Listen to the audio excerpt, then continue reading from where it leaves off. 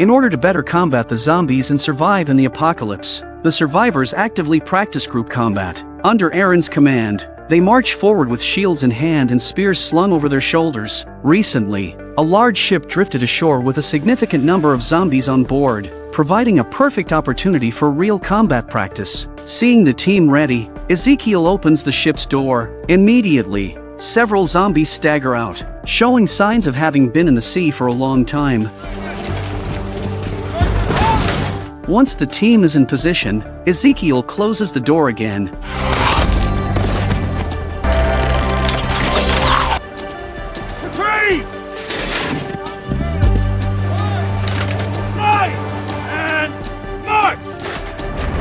This method of combat was left behind by Rick, and with seamless coordination, they can achieve 0 casualties. The second wave of zombies emerges, followed by the third.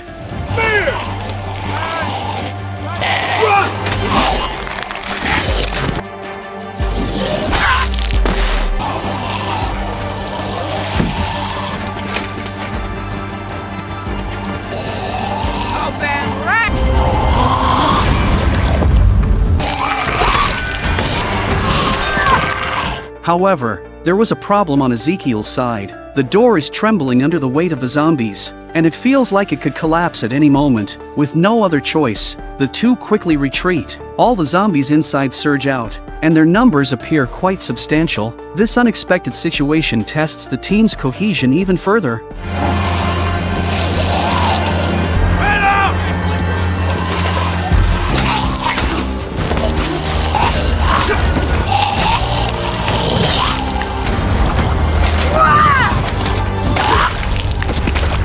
By now, 6 months have passed since winter. Eugene has utilized his skills to install radios in each community, strengthening the ties between the 3 major communities. To enhance their fighting capabilities, the groups gather periodically for training. Naturally, Oceanside becomes a prime location, and even Luke finds himself smitten with the place. Of course, it remains a favorite among the children too. It seems like kids from any country adore the beach. Judith, undoubtedly the child leader, puts adults at ease with her responsible demeanor. They pour the collected seashells onto the ground. However, when Judith opens what her brother poured out, she freezes. It's a piece of human skin. Unlike other kids who only play, Judith understands the gravity of the situation. The adults also grow tense upon learning about it. Aaron immediately contacts the Alexandria safe zone, urging them to secure the community just in case. Since winter's passing, there had been no sign of the Whisperers, and everyone assumed they had left the area. Michonne argues that maintaining vigilance among the guards should suffice for now, without creating panic among the populace. Currently, they've only found a mask. It doesn't necessarily mean the Whisperers have returned. After a discussion among the leaders, they decided to investigate first. The 6th then set off on horseback to explore the Whisperers' demarcation line to see if they could find something. Michonne and Aaron formed one group and took the path. Yumiko and Magna paired up. Alden and Luke stayed along the forest outskirts to investigate. However, after half an hour, they hadn't found anything. Perhaps that human skin mask was just a coincidence. While they were out, Daryl and Ezekiel stood on the dock, gazing out as the fishing boat was returning. On a side note, the relationship between Daryl and Connie was blossoming whenever one of them took the first step. Being together was just a matter of minutes. Yet, Daryl, the tough guy, was somewhat awkward when it came to emotions. At that moment, they turned their attention to the sea. The fishing boat was finally back. The person they were waiting for was Carol. It had been a while since they had seen Carol. Seeing Carol disembark, Ezekiel went up to assist her. They greeted each other with smiles and a quick hello. Sorry, excuse me. Yeah. Did you miss me? Not really. I'll take that. Every time they went fishing, Carol volunteered to go away for days at a time. Carol said she was going out for a break, but how could Daryl not guess what Carol was really thinking? Because the Whisperers had disappeared, Carol must have gone out to look for them. Carol won't let go of her son's murder. Daryl didn't hide it either. Daryl told her about finding the mask on the beach and Michonne and the others going out to look for it. He asked Carol if she wanted to join. They set out soon after. Regardless of Carol seeking revenge or not, Daryl was there to back her up with actions. They weren't husband and wife, but they were each other's last resort. After a while, they began to walk. On the way, Daryl managed to hit a deer with his arrow, but it managed to escape. They followed the blood trail until they reached the road. The deer was badly injured and couldn't run anymore. It stumbled a few steps and collapsed on the other side of the road, but a few zombies started heading towards the deer. Carol picked up her bow to shoot, but Daryl stopped her. Daryl stops her because the deer is already on the alpha side of the border. Carol then asks why they should follow rules they never agreed to when the Whisperers have disappeared into thin air. While the two debated, the zombies pounced on the deer. Much to Carol's displeasure, the dinner for 200 was gone just like that. Later, the two sat in the woods, eating and chatting. It had been a while since they had a chance to sit together like this. Meanwhile, Michonne's group hadn't found anything significant, but just as they were preparing to head back, Yumiko's voice came through the radio, saying they had a situation. They quickly rode to the specified location. It was within the territories of the three major communities. The scene indicated that someone had built a camp here and lived for some time. Several bodies lay on the ground, leaving it unclear whether they had encountered zombies or had conflicts with other people. Then they found a recently dead body on the ground, but it was stripped of all its clothes. Now they were sure it was man-made. Not far away, they found a skin on a tree trunk. It seemed that at least one of the Whisperers had infiltrated the territories of the three major communities, and no one had noticed. They returned to Oceanside and, while these findings didn't confirm the Whisperers' return, it was reason enough for the three major communities to remain vigilant. Meanwhile, within the Alexandria safe zone, Rosita was in postpartum recovery. Her child had been born a month ago. However, Rosita had plenty of leisure time because there were others helping with childcare. Eugene employed scientific methods to care for the child. No matter what he does, he has to keep a table and observe the data over a period of time, as if it's a scientific study. The baby's own father is also amazed at this. Even a fart has to be studied. He is really impressed. At that moment, Rosita's current husband, Gabriel, walked in, wearing a somewhat grim expression. News had arrived from Oceanside that the Whisperers might be making a comeback. Subsequently, the council members gathered in the meeting room. Naturally, Lydia was excluded. She still harbored a burning resentment, while people on the surface had accepted her. Deep down they all believed she was still connected to the Whisperers. Negan, who was working nearby, noticed this too. It seemed that life wasn't easy for this girl. He then climbed into conversation with Lydia. They were both alternatives in this community and soon had something in common. From Lydia, Negan learned about the council meeting's purpose. Just as they were beginning to talk, the council members emerged from the room. Negan greeted them warmly, but with the Whisperers on their minds, no one paid him any attention. Afterward, Siddiq returned home to soothe his child. He hadn't been feeling well lately. Scenes of the Whisperers killing his companions kept replaying in his mind.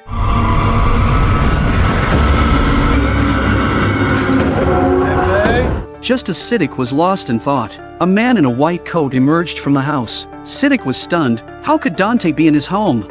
Dante explained that he had come in after hearing the baby cry outside. Only then did Siddiq realize that he hadn't heard the baby crying despite his trance-like state. Siddiq quickly picked up the baby and coaxed him. Dante was a recent addition to the community and had some medical knowledge, so he had become Siddiq's apprentice. After a brief chat, Dante left the house. Outside, Gabriel reminded the residents to lock their doors at night and refrain from going out if possible. They needed to stay vigilant. Suddenly, a fireball appeared in the sky, shooting towards a short distance. While everyone was wondering, Eugene ran towards the radio. Michonne's group also witnessed the event. Alexandria to Oceanside, come in Oceanside. Please speak up. Oceanside copy. This is Rachel. This is Eugene. I need to speak with Michonne and any of the community leadership at OS right away.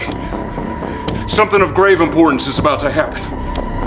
That night, people from the three major communities gathered at Oceanside. A mysterious object had fallen from the sky, igniting a forest fire. Unfortunately, the fire was in the Whisperers' territory. Forget about the Whisperers' boundary for now. Extinguishing the fire was the top priority. Otherwise, Oceanside wouldn't be spared. Equipped with firefighting tools, everyone set out. Upon arrival, they saw that it was an artificial satellite that had fallen, an incredible occurrence.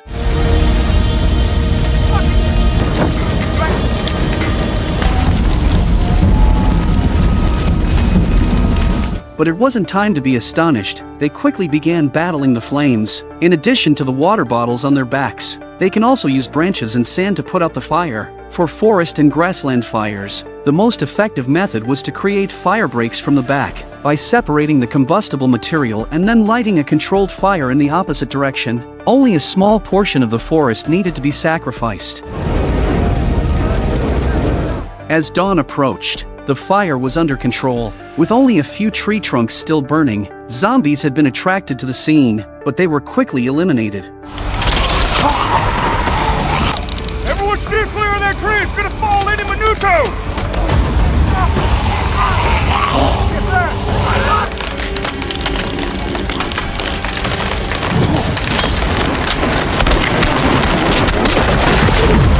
Half an hour later, the fire was completely extinguished with no casualties. A few individuals had inhaled smoke but were unharmed. Michonne instructed everyone to pack up and leave. After all, this was the Whisperer's territory. Eugene, however, was intrigued by the satellite and wanted to take something back for study. Michonne reluctantly asked a few people to assist him in salvaging parts, but they only had 5 minutes. As they were preparing to leave, Michonne realized she hadn't seen Daryl and Carol throughout this time. Unbeknownst to Michonne, Daryl and Carol had arrived at the pit once filled with zombies. Since they were now in the Whisperer's territory, they decided to check if they were still around. However, to Daryl's surprise, the pit that had once been filled with so many zombies was now completely empty. Could it be that the Whisperers had actually left? Carol's face displayed a tinge of disappointment. She didn't know where to turn for revenge against Alpha. Since they hadn't found anything, they decided to head back. However, at that moment, Carol seemed to see something. Movement in the distant bushes caught her attention, and out stepped Alpha. The Whisperers hadn't departed. Alpha walked to a nearby rock and leisurely surveyed her surroundings, but when Alpha looked up, she was taken aback. She saw a woman, the same woman from the sketch at the fair. Carol had a murderous look in her eyes. Remember this, mother? When the zombies approached, she put her child on the ground, because joining the Whisperers meant staying silent. Even if the child was making noise, she had to abandon it. Fortunately, the people from the Hilltop took the child despite the danger. Many people wonder what happened to the mother who abandoned her child. Can people really be so heartless? Previously in the storyline, with the arrival of winter, the Whisperers disappeared without a trace in this area. In fact, they did leave. On one hand, they went out for winter. On the other hand, they went to gather zombies in a more distant area. Now it was time for them to return. After a while, they split into two groups. Alpha led the main force along a smaller path, while Beta and a few followers collected zombies along the way. The woman with a mask on her right hand is Frances, the mother who abandoned her child. The one on the left, talking incessantly, is her sister Mary. Both sisters are members of the Whisperers. There's no mother in the world who doesn't love her child. And Frances is no exception. Despite Alpha's ideologies being deeply ingrained, Frances has been mentally absent and unfocused since her child's departure. As they walked, Frances slowly lifted her head. The sunlight filtered through her mask, oddly comforting. He's watching you. The sun feels different today. Can you feel that, sister? Like it's burning right into our skin. Stop it. Your head's in the clouds again. He'll see that you're not committed to the cause. To her. Thanks to Mary's reminder, Frances regained her focus. 2 hours later, they reached a plain, and the number of zombies grew. Frances started to become absent-minded again, lifting her head to bask in the sun's warmth. She momentarily forgot she was surrounded by zombies. Sister, focus. Frances' mind heard her son's cries and remembered the peace of the Hilltop. She saw Alpha's cold gaze. Lost in her thoughts, Frances began to quietly sob. The nearby zombies were drawn to her crying and lunged at her. Beta had noticed something was off with this woman earlier, and now the situation had unfolded as he suspected. Mary's words brought Frances back to reality once again. Upon returning to the camp, Frances was left on the ground, in the Whisperers group. Not abiding by rules and causing unrest basically meant no survival. He's gone. I love him and he's with us in a better place! Stop! Surprisingly, Alpha spoke up to stop it, which puzzled Beta. Beta then approached Alpha alone and said that this woman was completely broken without her child and that her behavior was a threat to all of them. You will never understand how it feels to abandon your child. Alpha's reason for speaking up was because she shared the same sentiment. In reality, Alpha wasn't the heartless monster who killed without hesitation. Many of her actions were intended to establish a ruthless and powerful image within the group. Alpha thought about it and asked Beta to bring Francis to her. She decided to take care of it herself just to make a statement. 5 minutes later, Francis entered the cave, trembling, and even started sobbing. In the eyes of the Whisperers, Alpha was synonymous with relentless greatness.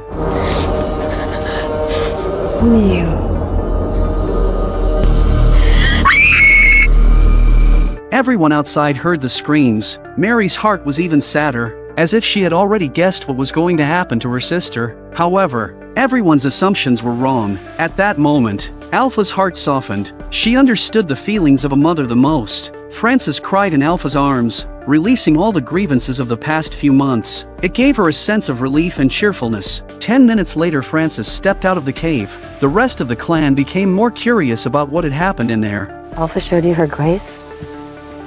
I'll never stray again, sister. I keep thinking about that place too. It looked so safe. There was livestock.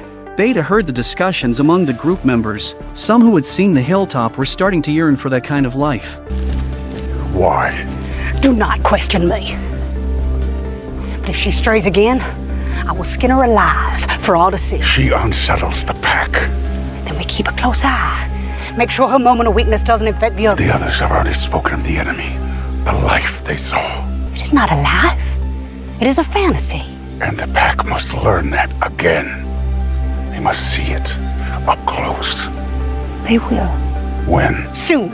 Beta is even more upset that the Alpha didn't kill Francis to make a point. At night, the two Francis sisters lay face to face in bed. Mary can't help but ask Francis how she feels about being alone with the Alpha. In fact, Alpha had been to the kingdom's marketplace and met Lydia. Alpha went back to her people and told them that her daughter had broken the rules and she had personally killed her. Upon hearing this, the Whisperers revered and admired Alpha even more. The following day, all the Whisperers set out once again, with the zombies collected. They were almost ready to return to their territory. Other group members were preparing to join the main force with their own smaller zombie groups. Suddenly, there was a loud noise in the sky, precisely at the moment when the artificial satellite was falling. This accident immediately attracted the attention of the zombies, and the zombie horde began to be confused. But just then, the otherwise normal Francis broke down again. She saw a zombie that had likely been a mother in its previous life. In that instant, the cries of her own son echoed in Francis' mind. Bring him. You brought a baby out here. Prompting her to remove her mask. At that moment, she was no longer brainwashed by the Whisperers. She was a mother who had abandoned her child. The woman was the main culprit behind everything. This unexpected action caught everyone off guard. The zombies began to approach, surrounding them. Beta couldn't care less about hiding and immediately attempted to carve a path to the rescue. Mary, in a state of panic, was also concerned not for her own sister but for Alpha's safety. Subsequently, disregarding all caution, Mary charged into the horde of zombies, pushing them aside one by one. She then grabbed her sister and tossed her aside, pulling Alpha out from the midst of the zombies. Francis was eaten alive by the zombies. After a while, the Whisperers returned to their territory, but they had shifted their camp to a different location. Alpha removed Mary's mask and was amazed at the woman who had gone out of her way to save her. In an effort to please Alpha, Mary claimed that her sister was disloyal and unworthy of being a Whisperer. Alpha was pleased with Mary's words and praised her while further indoctrinating her. That night, Alpha gathered the group for a solemn ritual and named Mary as Gamma. While unsure of the significance, it was clearly a fabricated title of high importance created by Alpha. The next day, Beta goes out scouting and finds something and tries to report it to Alpha but doesn't see anyone. Mary explained that she had seen Alpha heading toward the former campsite. Before Mary finished speaking, Beta also went in that direction. He seemed to know what Alpha was doing. Beta arrived at the destination and found Alpha there, holding a cloth doll. It was evident that she was thinking of her daughter. You said she was dead. That you killed her. At this point, Beta couldn't help but realize that Lydia might not be dead, and that Alpha had been lying. Why? Why did you lie to me? She's my baby. I could not give up. They cannot know that Lydia is alive. She was not black. After venting her emotions, Alpha regained her composure. Beta talked about what he found out. He had observed smoke rising from the border, precisely the time when the three major communities had put out their fires. Alpha didn't care about the reason. Anyone who dared to cross their boundary would have to face consequences. So, they set out again, moving towards the border. As they passed a deep pit, Alpha thought of taking a detour to reminisce. To her surprise, she saw Carol standing on the other side. At 6 o'clock in the morning, the sun had just risen, and a horde of zombies was approaching the community from a distance. Eugene, on guard duty, furrowed his brow and promptly sent Laura and a young man out to deal with it. The two of them were chatting and joking. These few zombies were hardly a concern to them. However, soon after, more zombies appeared behind them. This was not a good sign. 6 hours later, the community received news and dispatched more people to deal with the situation. By the 11th hour, these abruptly appearing zombies had all been killed. 13 hours later, Aaron returned to the community gate, dragging his exhausted body along. Before they could catch their breath, Eugene's expression turned grim again. He handed the binoculars to Aaron, gesturing for him to take a look. Another large wave of zombies was approaching the community. It was then that everyone realized something was seriously wrong. This was likely no coincidence. It was probably the work of the Whisperers. Now, the immediate priority was to deal with the zombies outside. Michonne then gathered all the fighting forces at the gate. She, too, picked up binoculars and gazed into the distance. The zombie horde was already dangerously close. It's going to be a bloodbath. 19 hours later, everyone was exerting themselves to kill the zombies. 22 hours later, the battle was still ongoing. 24 hours later, dawn arrived.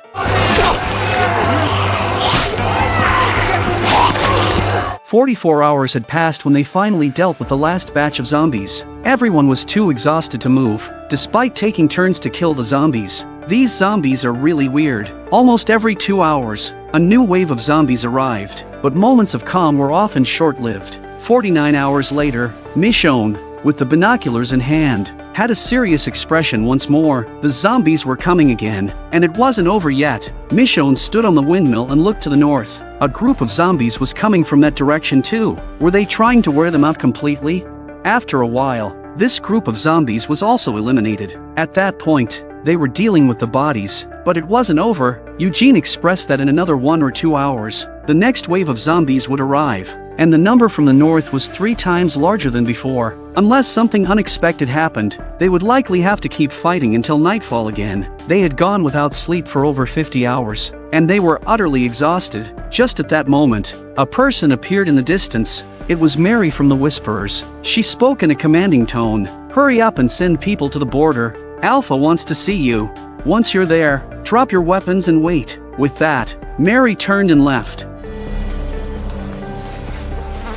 Faced with such a life and death matter concerning the community, Michonne called a town meeting. Everyone was discussing fervently, and for a while, the entire gathering was in an uproar. The noise only stopped when Michonne began speaking. Subsequently, the council members took turns to voice their opinions. Aaron said they shouldn't go at all. He didn't believe the Whisperers could do anything to them. Lydia, who knew her mother well, stated that Alpha was likely doing this because the 3 major communities had crossed the boundaries, and there would be consequences. Eugene suggested they could go and talk. After all, the fire incident was unexpected, and extinguishing the fire would benefit both sides. Before Eugene could finish his sentence, he was interrupted by a woman in a very rude manner. My friends died trying to save yours and ended up with their heads on spikes. The Highwaymen want justice! The woman was a member of the Highwaymen who had joined the Alexandria safe zone, so she was in favor of rallying people to the border. Take that lead bitch's head off! Cut it off! And then we'll put their heads on spikes! Siddiq's body started to feel sick again as he listened to them talk about heads and pillars and whatnot. He desperately needed to get out and get some air. That incident earlier had cast too deep a shadow over him. With the Highwaymen's cacophony of voices, the room started to get rowdy again. Michonne stands up helplessly and then turns to Daryl. Tens of thousands. Continuing, she inquired of the Highwayman, "How do you intend to take them down? How are we going to defend ourselves against Alpha if he comes with that zombie horde of tens of thousands of zombies?" Now Alpha just wants to talk. We don't have the means to fight back. so we have no choice but to negotiate with them obediently. I want you all to keep an eye on the approaching zombies from the south and the north. Everyone is tired and anxious, but if we don't stand together, we won't get through this. We need unity." After Michonne's words, those who had been shouting earlier hung their heads in shame. Following that, Michonne started assigning tasks, dividing the group into 3 teams. Gabriel would lead a team to guard against the zombies from the north. Aaron would lead another team to deal with the zombies from the south, making sure to eliminate them before they reached the walls. In the final group, Michonne would lead them to the border to meet Alpha. Everyone got ready. Really going in there unarmed? We got no choice. Before they departed, Carol secretly returned home. She retrieved a handgun from under the bed, along with 3 bullets. Tonight was the perfect opportunity to kill Alpha. Afterward, they set out. The mission was the most dangerous one. There was a high possibility they might not return. Can't say exactly when it started, but in this post-apocalyptic world, humans have become more dangerous than the zombies themselves. After they left, Aaron started to go to the south to kill the zombies. The number of zombies here is less. Aaron was planning to kill them alone, but Gabriel asked him to bring Negan along. After all, manpower was crucial now. Negan looked at a metal bar on the ground. It was much better than a wooden stick, significantly boosting combat capability. However, Aaron ordered Negan to put it down. He didn't trust Negan's intentions. Negan sighed helplessly. He didn't want to provoke a conflict and reluctantly dropped the metal bar. Continuing with the wooden stick he had, the battle against zombies continued until nightfall. Rosita, having recovered after childbirth, joined in as well. The infatuated Eugene guards Rosita next to Rosita. He still harbored a shred of fantasy. Meanwhile, Michonne's group reached the border. They see the stakes from afar, the symbol of grief, where once the heads of their loved ones hung. Daryl scanned the area but didn't see anyone. However, he was sure they were being watched. So, following Mary's daytime instructions, they placed their weapons on the ground.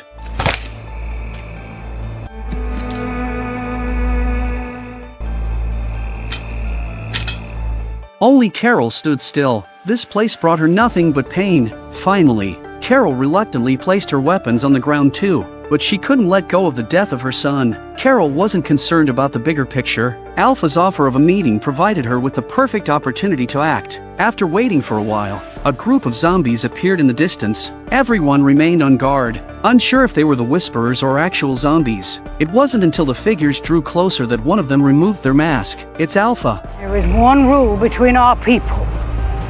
One law. Stay where you are. We crossed 1 time. 3 times. You and the man with the metal arm walked my land. And during the winter storm, you walked my land. During the fire, you walked my land. Michonne was shocked. They had been surveilled all along, even during the freezing winter. You have to be punished. As soon as Alpha finished speaking, the men behind her took out their weapons and stood ready to strike. Alexandria's safe zone is on alert. Carol's hand rested on the handgun holstered at her back, ready to kill Alpha at a moment's notice. But I consider context. There will be no bloodshed this time. So what do you want? Land. Alpha wants to expand the boundaries all the way to the creek. This would encroach on Alexandria's safe zone's hunting grounds. Carol was the first to disagree. Cut off our hunting grounds. We don't have to stand here and listen to this. Carol! To this bullshit. That's it. Come on, we're done. Let's go. We're not until this one lowers her eyes to my feet. Alpha wouldn't usually dare to speak to her like this if she understood Carol's past. If Carol wanted to kill someone, she would have tried to get rid of them any way she could. Alpha is still feeling good at this point, mouthing off about what Henry looked like before he died. We have not slept. I forgive you, mother to mother. This is my land now. You better run.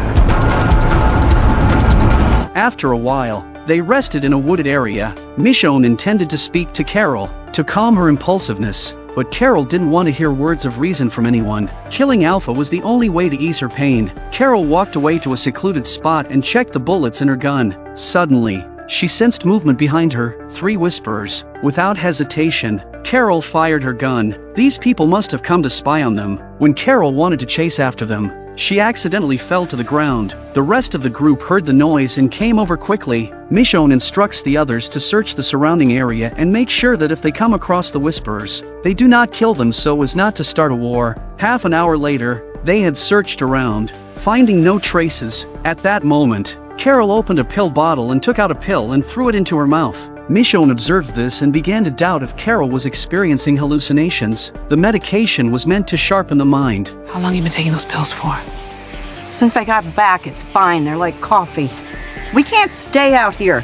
What? Daryl agreed. Now, they should find a place to sleep. They hadn't rested for 2 days and nights. Aaron was still battling zombies. Would Negan use this opportunity to take action? The man is pounced upon by the grass-covered zombie, and without a weapon, he's a little hard to fight. Negan grabbed a steel rod on the ground to fight back. After finishing the zombie, Negan suddenly felt an itch on his right arm. Rolling up his sleeve, he discovered a rash spreading across his arm. Something seemed to click in his mind. Negan was about to warn Aaron to be cautious, but Aaron shot him a menacing look. Aaron didn't care if the zombie was killed or not. He just wouldn't allow Negan to have a lethal weapon in his hands. Then Aaron threw the handcuffs over to Negan and ordered him to cuff himself. This was perhaps the most humiliating moment of Negan's life, where he found himself humbled and diminished, trying to change and adapt, only to face this outcome. So this time Negan refused. For the sake of his last bit of dignity, Aaron even took out his knife and showed a fierce look, like "I will do it if you don't do it." Now Negan got angry. He addressed Aaron. "What's your problem? I've been busting my ass for you guys all day." Aaron retorted with anger. "Do you really care about us? If you did, you'd leave Alexandria's safe zone." That's what everyone wants to see. Negan hurt a lot of people, but he won't admit he was wrong. It's all about keeping more people alive, just in different ways. He thought that Aaron's boyfriend's death wasn't his fault, but rather Aaron's failure to protect him. That hits Aaron even harder. He doesn't want to admit it, so he uses the same theory on Negan. "If I failed my boyfriend, then what about you? Your wife's death was your fault too. She hated you till the day she died." Negan's expression grew serious. No one could bring up his wife like that. You want to say something? Yeah. Behind you. Just as Aaron had finished off one zombie, another pounced on him. He barely managed to keep it at bay. When he finally pushed the zombie away, he felt an intense burning sensation in his eyes, as if they were on fire. Struggling to open his eyes, all he could see was blur and darkness. After 5 minutes, Aaron's eyes were close to blindness and he could only see a little bit of light. Aaron heard the sound of Negan escaping and followed it to this location. Luckily, there was a house here, otherwise it would have been very dangerous in the woods. Aaron was able to stumble into the house by the blurry light. Unable to see, Aaron gets anxious and tries to find a safe place to sit down. Unbeknownst to him, Negan was quietly watching Aaron from the couch. Aaron is moving around the house, making noises from time to time. Soon outside, the two zombies were attracted to the house as a little close to the house. Aaron heard the hissing of the zombies and hurriedly touched the wall to the door. He was ready to lock the door, but he was one step too late. The zombie crashed through the door and advanced toward Aaron. At that moment, Aaron felt a wave of panic, unable to see. He instinctively stepped back to avoid the zombies. His punches swung through empty air. As the zombie gets closer, Negan makes a move. Negan smiles a familiar smile. In that moment, it seemed as if the former tyrant had returned. You alright? Aaron nodded his head. He was worried that Negan would hit his head with a stick. Negan slowly approached, then crouched down without attacking Aaron. Many things had lost their meaning for the current Negan. Negan explained to Aaron that the plants growing on the zombies were called pigweed. Contact with them could cause eczema or even blindness. Resting may be able to recover. Negan then helped Aaron up and let him sleep on the couch. Where you going? I'm gonna keep watch. We'll leave first thing in the morning. I mean, if that's okay with you. Yeah, it's okay. Can you say me? Yeah. Good.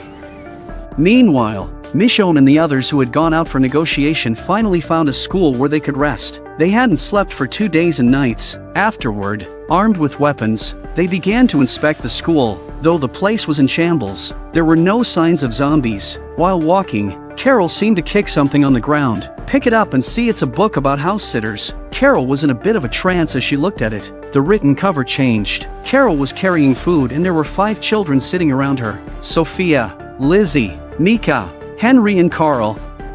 Everyone has a blood mark on their neck. It was incredibly eerie. Carol's emotions became unstable as she looked at the book.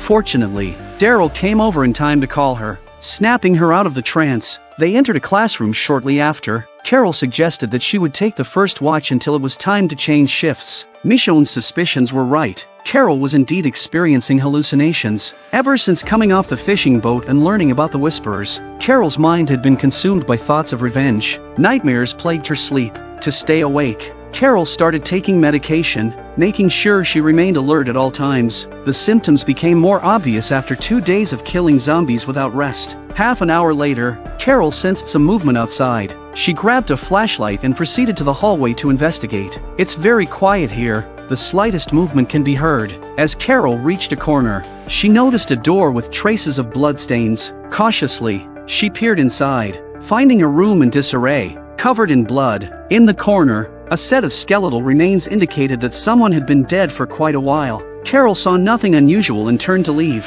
However, Mom? Mom?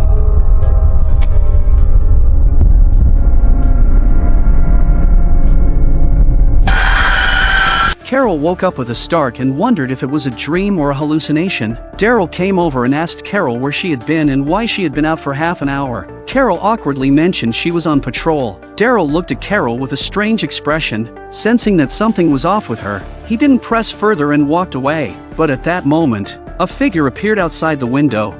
Carol hurriedly followed. Eventually, Carol had followed the figure all the way to the basement door. Chains were swinging on the door. Approaching cautiously, Carol saw a woman's figure with her back turned to her. It was a truly eerie and terrifying sight. Carol wanted to check if it was a zombie or the Whisperers, but within a few steps the figure disappeared. And then, the trap was triggered and Carol was hanging upside down in midair. The figure reappeared, staring at her intently, remaining composed. Carol retrieved a knife from her waist, attempting to cut the rope that held her, but after all, she was too old to do so. At that moment, the figure approached her. Carol swung the knife, but the figure evaded her attack. It was clearly a member of the Whisperers. The Whisperer doesn't rush to do anything, but turns away, because there are already zombies coming in. With zombies closing in, Carol grew anxious. She fired her last bullet. A gunshot sure to draw help, but before that, Carol had to save herself. Summoning her survival instinct, she finally managed to cut the rope. Carol fell to the ground, injuring her left arm in the process. Now that she's out of trouble, it's not a big deal to get rid of the zombies. 5 minutes later, Carol had dispatched all of them. Daryl and the others arrived shortly after. They proceeded to return to Alexandria's safe zone overnight. On the way back, Carol had already slipped into unconsciousness due to her injuries. Siddiq promptly examined her wound. Glass shards were embedded in her flesh. He instructed Dante to hold the glass fragments while he carefully used tweezers to extract them. Seeing the bloody wound, Siddiq's mind once again recalled the scene. Dante noticed Siddiq's worsening condition and offered to take over. After a while, Carol's wounds were treated and she was fine, but she passed out. Daryl thought it would be a good thing for Carol to get some sleep. As the day wore on, the sky began to lighten. Outside the north gate, zombies are piling up all over the place. Eugene and Rosita had battled all night, leaving them physically and mentally exhausted. They sat in chairs, taking a moment to rest. Gathering his courage, Eugene confessed, "I've been protecting you out there because I care about you, Rosita." Before he could finish, Rosita interrupted with a question. "Do I need your protection? After all, you learned your fighting skills from me. This is so heartbreaking." Eugene choked up. He had believed that by staying by Rosita's side and protecting her, he would eventually win her over. However, all his efforts had seemingly been in vain. He realized it was time to let go. In reality, Rosita had rejected Eugene before, but he hadn't listened. From this point on, Eugene resolved not to pester her any longer, preserving his last shred of dignity. The same message goes out to those of you watching. Let go when it's time, because it's not worth it. This experience shattered Eugene's heart. He decided to find a place to contemplate the path he should take in the future. Eugene was truly unfortunate. Rosita and Siddiq had a relationship and a child. Rosita and Siddiq split up, and now Rosita was with Gabriel, but Eugene had given everything for nothing. Carol woke up, feeling this was the best sleep she'd had lately. Then Carol came to the ground floor. Michonne was already here. Seeing Carol unharmed, Michonne felt relieved. Michonne believed that Carol's experience from last night had been a result of hallucinations. There were no actual whisperers trailing them, and Carol's arm injury was self-inflicted. Carol didn't bother to defend herself against these claims. After a while, Carol found Daryl. She wanted to ask if he didn't believe her too. Daryl, smoking a cigarette, replied perfunctorily that he did, but Carol understood that everyone thought it was just her hallucination. Carol had actually seen it last night. The whisperers were stabbed by her and fled, finally escaping into the distance and dying under a tree. In the past 2 episodes, the Alexandria safe zone was attacked by zombies. Michonne reluctantly agreed to the whisperers' demands for territory, thinking that life would finally settle down. However, trouble arose at the Hilltop. One night, Ezekiel heard commotion in the yard and rushed out to investigate. He discovered that a large tree had fallen outside the walls, causing the fence to collapse and damaging several residences. Connie had a feeling that this incident might be intentional. Other people, after she mentioned it, also found the situation suspicious. How could such a thick tree suddenly collapse when it wasn't dead? The prime suspects were the whisperers, who seemed to be sending a warning to each community. Amidst the outrage, Jerry emerged holding an injured woman and revealed that 9 people were trapped. The focus shifted to rescuing them, with Ezekiel being the only one looking somber. The next day, Michonne led a group to the Hilltop to assist. They learned about the previous night's events through the radio. Eugene sat on the horse carriage with a downcast mood. He went to help repair the walls at the Hilltop, also taking the opportunity to clear his mind. After all, yesterday had been a shock to Eugene. During their journey, Michonne spotted a figure ahead and had the convoy stop. Through binoculars, she identified Ezekiel, which puzzled her. He should have been at the Hilltop fixing the fence. She instructed the others to continue while she investigated. Michonne reached a clearing in the woods and found only a horse. Ezekiel nowhere in sight. Michonne dismounted and searched the neighborhood until she found Ezekiel on an observation deck. Ezekiel was standing on the platform and could have fallen off if he hadn't been careful. Calling out to him, Michonne approached cautiously, worried about his state. Ezekiel's condition looked bad. Michonne guessed that Ezekiel had been under too much pressure and could not think straight for a while. Michonne held Ezekiel's hand and tried to comfort him. It turns out that Ezekiel was heartbroken when he saw the kingdom disbanded. Now that he's in the Hilltop, there's still no peace. Many of the injured from the previous night were former residents of the kingdom, still looking to him with hopeful eyes. He felt he had let them down. Understanding his feelings as a leader herself in Alexandria's safe zone, Michonne empathized with Ezekiel's turmoil. Unexpectedly, Ezekiel kissed her in the heat of the moment, which lasted for almost 10 seconds. Realizing his impulsive action, he apologized. Considering his situation, Michonne simply nodded in acceptance. At that moment, within the Alexandria safe zone, Aaron was conducting a self-defense class for the residents. These techniques had been taught to Aaron by Jesus back in the day. Lydia happened to pass by and was intrigued by the content of the class. And yet... Hey, Lydia! You think Mommy will take me in? Now you're just a freak. Get the hell out of here. Oh, right. No, she kicked your ass out.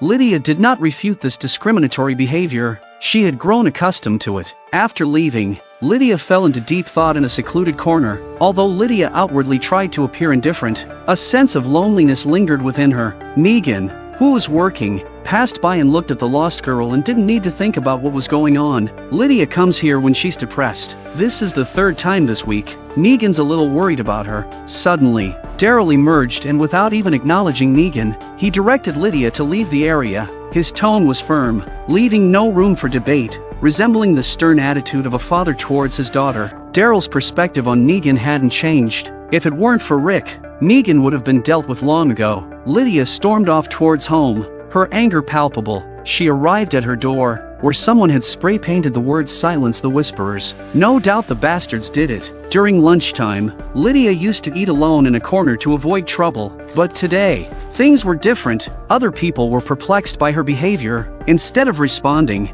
Lydia took out a knife and began dissecting a squirrel on the table, the sound of the blade against flesh sending shivers down the spines of those nearby. Blood even splattered on a boy's face. Lydia wanted to show through actions that she wasn't a fragile little girl and was capable of anything when pushed to the edge. The cafeteria fell silent, with everyone's attention on her. Gabriel didn't intervene. He didn't disapprove of Lydia's actions. Sensing that she had the others' attention, Lydia made a hushing gesture, the symbol of the Whisperers. Having accomplished her goal, Lydia didn't return home. Instead, she moved her belongings into the prison cell. I don't know why, but Lydia looked so much like Daryl when he was young. Shaking her head, Lydia acknowledged that she had tried evading the situation, but it only emboldened those people. She didn't want to hear Daryl's advice and didn't need him to fight her battles. She was determined to face everything on her own. Inside the hilltop, the fallen tree was massive, and only 3 people had been rescued so far. Just then, the sound of growling could be heard from outside, indicating the approach of a horde of zombies. Moreover, it seemed that the zombies were heading straight for the fence that was being pressed by the fallen tree. If things continued like this, the damaged fence would not hold for long. Eventually, the whole tree would come crashing down. In this urgent situation, Yumiko rallied her team to venture out and slay the zombies. Their purpose was to buy them time to fortify the fence. The battle continues into the night. The zombies are coming every once in a while. Just like in the Alexandria safe zone, Luke and the 4 of them have been holding out for hours. Fortunately, their coordinated teamwork and mutual cover prevented the zombies from getting close to the fence. However, their physical endurance was being heavily taxed, and gradually, they started to struggle. News has come from inside that all the wounded have been rescued. Yumiko hurriedly called out to her teammates to retreat. Without support, they'll die here. Magna, however, was stubborn. Knowing the damaged fence wouldn't withstand the zombies' advance, she was determined to fight on. This place was their hard-won home. Connie stepped in to persuade Magna, finally convincing her to withdraw. With no one to stop them, the zombies crowded against the fence. Just as Luke and his team had returned inside the community, they heard a resounding crash. The fence couldn't hold up any longer. The zombies poured into the community. Just then, Ezekiel, Michonne, and others arrived. Luke and the 4 of them, dragging their tired bodies, rushed up again. Eugene and the others got out of the car and got ready to fight. With the additional reinforcements, the zombies were no longer a formidable threat. Michonne, in particular, displayed exceptional speed in dispatching the zombies. Even Judith was capable of holding her own beside her mother. Judith's skillful fighting skills filled Michonne with pride. Mother and daughter fighting side by side increased their effectiveness twofold. Clearing the zombies became a matter of time, especially with the mother-daughter duo working in harmony. Lydia, who couldn't sleep inside the Alexandria safe zone, had intended to take a walk to clear her mind, but the wretched woman appeared in front of her again. Then 2 other men came out from behind Margot. Lydia was about to fight back with a long stick when Margot grabbed her from behind. The Whisperers nailed the heads of their friends to a post. They've always hated Lydia, and today they're provoking them in public. Margot wasted no time in telling Lydia that she'd better quietly leave the Alexandria safe zone now if she didn't want trouble. This way, no blame would fall on them. You're my people. This is my home. Hearing these words, Margot's anger flared, and she delivered a punch that sent Lydia sprawling to the ground. Another man rushed in to join, assaulting Lydia as well, before locking her down to immobilize her. The teenager kind of didn't want to get involved, but Margot kept egging him on. Just as Margot was about to do the dirty work, Negan hears the commotion and rushes out, tossing Margot aside. The other 2 men were too intimidated by Negan to make a move. Negan looks at Lydia on the floor. The child is bruised and battered. Lydia's cries of pain were heartbreaking. A man among them exclaimed, and everyone turned their attention. Unexpectedly, Margot, who had been thrown aside by Negan earlier, had collided with the wall. Now sporting a grievous head injury and a pool of blood, Negan himself was momentarily stunned. He realized the situation had taken a terrible turn, far from his intentions. After a while, the residents of Alexandria's safe zone gathered around. Siddiq examined Margot and confirmed her death. Eventually, Negan was taken away and imprisoned. Meanwhile, Lydia was escorted to the infirmary for treatment of her wounds. Daryl felt a pang of guilt seeing the suffering this young girl had endured. Daryl gently embraced Lydia, offering her comfort akin to that of a father figure. It's not fair to a child to have to go through something like this. A few minutes later, Daryl arrived in the dungeon. Negan was lying on the bed, fretting, and asked, "How's the kid doing?" She's banged up, but she'll be alright. Negan's frown eases a little at Daryl's words. Daryl continued, "People outside are discussing how to execute you. They're saying this time Rick won't be able to save you. Negan remained unperturbed, seemingly unafraid, and responded casually, whatever they want. Man, she's an arsehole who beat up a kid. She's better off dead. Daryl was truly conflicted, and his attitude towards Negan had softened considerably after this incident. Deep down, everyone understood that Negan wasn't to blame, but the prejudice magnified Negan's murder. After a while, Daryl went to the radio station and contacted Michonne at the Hilltop. He explained the situation regarding Negan. Michonne understood the details but struggled to make a decision since Negan wasn't at fault. However, many saw this as an opportunity to eliminate him. After contemplating, Michonne entrusted her voting power to Daryl, urging him to decide as he saw fit. She emphasized the importance of protecting Lydia and preventing any harm from befalling her. Their border negotiations are going so well with just land cession. The waves of zombies didn't destroy the Alexandria safe zone because Lydia was there, although Lydia wasn't directly beneficial to them. If she were to flee due to this incident, or if Alpha believed they couldn't safeguard her, the consequences would be dire. Daryl realized the gravity of the situation and headed to the meeting room, where the committee was in session. The two individuals shamelessly claimed that Lydia and Negan had attacked them. Half an hour later, they left. The committee members began voting. Despite Negan having previously saved Aaron, he was urging others to execute Negan during the meeting. Ultimately, except for Gabriel who remained undecided, Siddiq and Laura voted against the execution. The other three members were adamant about Negan's death. Daryl stepped in and mentioned, "Michonne asked me to vote on her behalf. Lydia says Negan did the right thing and saved her, so I'm against killing Negan." Now it was a tied vote of 3-3. Gabriel's decision would be crucial. Gabriel stood up, addressing the group. "I need to think this over tonight and give my decision in the morning." The next morning, Gabriel's face was clouded with worry. He had pondered all night and decided that, for the greater good, Negan should be executed. Shortly after, Gabriel went to the cell to talk to Negan, only to find it empty. Gabriel found Aaron and informed him. The keys were left in the door. Someone deliberately let Negan go. While they were conversing, Lydia happened to overhear. I did it.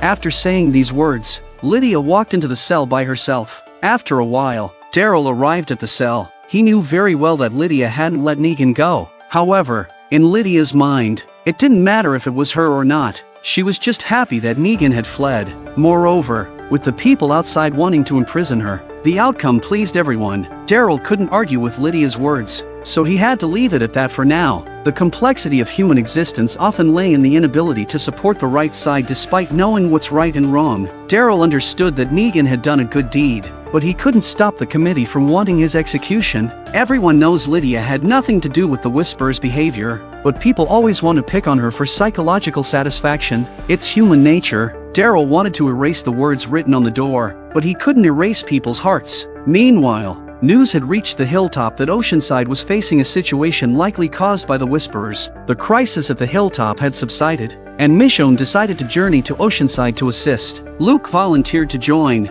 claiming that he felt the call of the ocean, but they both knew he was talking about the girl of his dreams. Luke smiled awkwardly. Michonne wanted Eugene to return to Alexandria's safe zone with the horse-drawn carriage. However, Eugene surprised everyone by expressing his desire to stay. He mentioned feeling a force calling him to help repair the walls there, using his professional knowledge. This departure from Eugene's usual behavior left everyone, including Michonne, stunned. This was not Eugene's style. Only Judith was sniggering. Eugene had been heartbroken by Rosita and wasn't ready to face her yet. Soon, they departed, carrying provisions of food and vegetables. The three major communities were genuinely supporting each other. The next day, repair work on the Hilltop's walls was in full swing. Eugene used his expertise to reinforce the walls further. Meanwhile, Ezekiel seemed lost in thought, his mind elsewhere. Just then, the sound of a motorcycle roared at the gate. Daryl arrived, accompanied by Siddiq. They were passing by the Hilltop,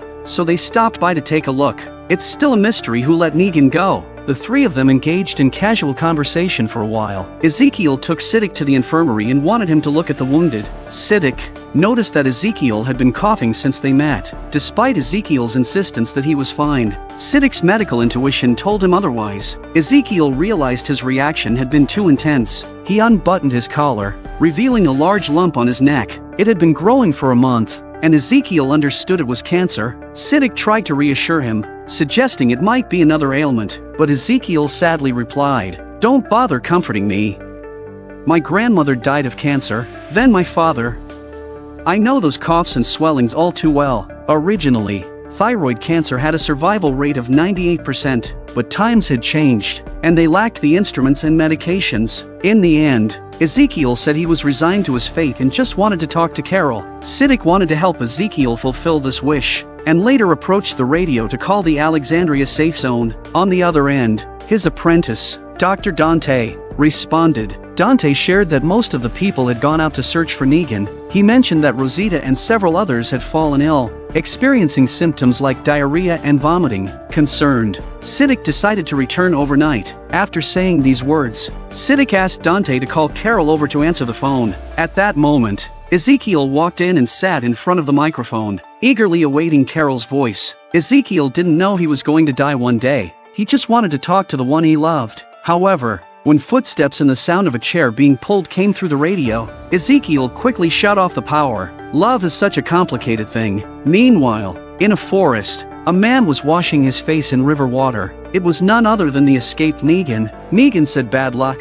They found him. The person who had arrived was a young man from Alexandria's safe zone. Surprisingly, the youth didn't bring up capturing Negan and even offered him a bottle of water. This left Negan somewhat baffled. After a while, Negan began to trim tree branches, preparing one as a makeshift weapon. Suddenly, a familiar yet somewhat unfamiliar whistling sound reached his ears. It turned out that the young man was named Brandon. Brandon had been a child when he and his parents joined the Saviors. His parents died in the war against Rick, but Brandon was adopted by Alexandria's safe zone. Brandon was fascinated by the Saviors as he grew up hearing about them from his father. Learning that Negan had escaped, Brandon immediately packed up and set out to follow him. He believed that Negan could rise again and subjugate the communities. Just like the old days, Brandon wanted to follow in his idol's footsteps. However, Negan had long abandoned his ambitions of being a leader. Over the years, he had become disillusioned and was now on the run just to stay alive. 10 minutes later, they reached a barbed wire fence, a clear boundary marked by the Whisperers. Brandon believed they should cross it, considering that the enemy of their enemy might be their friend, but Negan froze and rejected the idea. Suddenly a zombie lunges and Negan is tackled to the ground as he struggles to hold on. Brandon didn't come to help. Negan then pushed the zombie to the ground before getting up and strangling the zombie's head with a wire. After killing the zombie, Negan turned his head to look at Alex. Not only is the guy not helping, but he's making something that turns out to be a baseball bat. Brandon claimed it was a gift for Negan. Not only that, but Brandon had also stolen Negan's favorite leather jacket from the Alexandria safe zone storeroom. Brandon had heard his dad talk about Negan and knew that these two items were his favorites, to which Negan refused, telling Brandon to put it away. I must say she's a 7. I can't say that I remember rating walkers on hotness. Isn't this the kind of stuff you and the Saviors used to do to kill time? Besides, she's clearly a 3. These two were Negan and his little fanboy, just as they were making darkly humorous remarks about the zombies. A faint cry for help echoed from a distance. Negan wasted no time and swiftly ran toward the source of the sound. The source of the voice turned out to be an abandoned bus. By the time Negan reached it, the cries had ceased, and there was only one zombie outside the bus. Lunging towards him, Negan grabbed the zombie and, with a knife he had on him, pierced the creature's head. Unfortunately, the knife also split in two down the middle. While Negan was frozen, there was a scream from inside the car. Someone was still alive. Negan took a big step onto the bus and witnessed the situation inside. The other zombies, alerted by the commotion, turned their attention towards Negan. Negan kills the zombie with the hilt of his broken knife. The woman inside clearly lacked combat experience. Negan strode forward, lacking a weapon. He pressed the zombie's head directly against the window, smashing it through with the window pane. The scene was momentarily gruesome and bloody, and the woman by the side was visibly shocked. A head appeared from the seats behind, observing the person who had come to their aid. Damn! Classic Negan! Negan looked back as if to say, "You're an idiot, aren't you?" After a brief rest, the woman shared their ordeal. They were a mother and son. A few days ago, their camp was attacked by zombies, and everyone died, leaving only the two of them as survivors. The woman sighed in helplessness, commenting on how there was no refuge in the apocalypse. She had been wandering with her son, joining various groups, but the outcomes had always been the same. After that, the woman was ready to take her son out for some fresh air. Staying with strangers made her feel a bit stressed, especially in the post-apocalyptic world, where the heart is wicked. Brandon, excitedly sitting beside Negan, asked, "Do you have any ideas? How about we secretly follow them to see where they stash their supplies? Maybe they have weapons too." Brandon picked up a tool from the ground, ready to follow them, but Negan pulled him back. Negan then diplomatically said, "I appreciate you following me all the way from Alexandria's safe zone to here, but the road ahead is going to get even more dangerous. It's best if you head back." If I go back, everyone's gonna want to know where I've been. What am I supposed to say? I've never been a great liar. Negan laughed. The kid was obviously threatening him. Since polite advice fell on deaf ears, he was no longer polite. Negan's tone turned cold. You go wherever the hell you want. You see, I don't give a shit. Negan, once a formidable leader, always held to his principles, no matter the circumstances. Brandon was kicked out because of a difference of opinion. Brandon could only leave, angrily clutching his backpack. After a while, the young boy was playing outside by himself. Negan stepped outside and engaged with him in a very friendly and charitable manner. Negan is very friendly with the kids and always hits it off with them. He didn't condescend or lecture. Instead, he communicated with them on an equal level. He even used some vulgar language and shared examples and jokes to teach them various things. Slowly, the distance between them will be narrowed. For example, Negan is now teaching the boy how to deal with people with bad intentions. It might have been crude, but it had the boy chuckling. Listening to Negan's instructions, the boy mimicked the finger movements, and Negan praised his natural talent. Which child wouldn't enjoy such an adult's company? That's the charisma of Negan. Later, Negan said to the boy, "The feeling of wandering outside can be tough. I know of a place where they might take you in. They have high walls and farmlands, and I'll do my best to get you nearby. But remember, don't tell them who brought you there." After a while, Negan went out to gather firewood for a hearty meal he planned to prepare for the mother and son before sending them to Alexandria's safe zone. Suddenly, Negan halted in his tracks. Having heard a whistle, he quickened his pace to return. When Negan arrived near the bus, the sight before him filled him with rage. Negan's face remained calm, but his eyes were burning with anger. The child who had been conversing with him moments ago was now lying in a pool of blood. Brandon, that bastard, wore a smug grin, believing Negan's earlier dismissal was just a test. After years of captivity, whatever Negan faces, he takes it in stride. But at this moment, Negan was truly furious. Not even during his clashes with Rick had he felt this level of anger. Negan picked up a stone from the ground. After dealing with the matter involving Brandon, he opens his backpack, slings the baseball bat over his shoulder, grabs his leather jacket, and starts making his way towards the territory of the Whisperers. Meanwhile, on a bridge, Aaron was swinging his sword to pass the time. He is coming out to search for Negan. As he continued walking, he unknowingly approached the boundaries set by the Whisperers. Suddenly, Aaron sensed some movement in the nearby woods. With fleeting shadows catching his attention, Aaron carefully ran up to check it out, then hid behind the leaves and watched. What came out were two zombies. But suddenly, the one who killed the zombies is Mary from the Whisperers. By now, several zombie bodies had accumulated in the stream. Mary used her knife to slash open the abdomen of one of the zombies, allowing its innards and blood to flow into the water. After completing this task, Mary made her way back to the Whisperers' camp. Alpha, who was teaching a newcomer how to skin a hide, immediately inquired about the task. Mary whispered, "I constructed a dam in the creek as you instructed. Can I have another zombie?" Alpha's purpose behind this action was to contaminate the water source of Alexandria's safe zone, making them vulnerable to disease and employing nature's means to eliminate them. However, the newcomer spoke up, questioning why they were taking such a roundabout approach and suggesting releasing thousands of zombies to kill them all directly. All eyes in the group turned towards him, though their expressions held a hint of pity because questioning Alpha's orders within the Whisperers meant only one outcome. Mary was trembling with fear. It might be her turn one day. Beta stepped up to finish the last cut. Now Mary has the zombie she wanted. She still brings it to the stream and prepares to bleed it out. But in that moment, her mind conjured up the image of her sister in that face, which was both approachable and ruthlessly determined. At that moment, Mary began to question her worth in their eyes. Would she meet the same fate if she said the wrong thing one day? Thinking about this, Mary feels guilty towards her sister. Just as Mary was lost in thought, the knife cut through her palm and fell into the stream. Suddenly, Mary became aware of movement across the creek. A man threw a bandage her way and assured her that he meant no harm. Mary's hand was bleeding profusely, so she bent down and picked it up. Aaron had initially intended to introduce himself and establish a rapport to gather information about the Whisperer's activities. But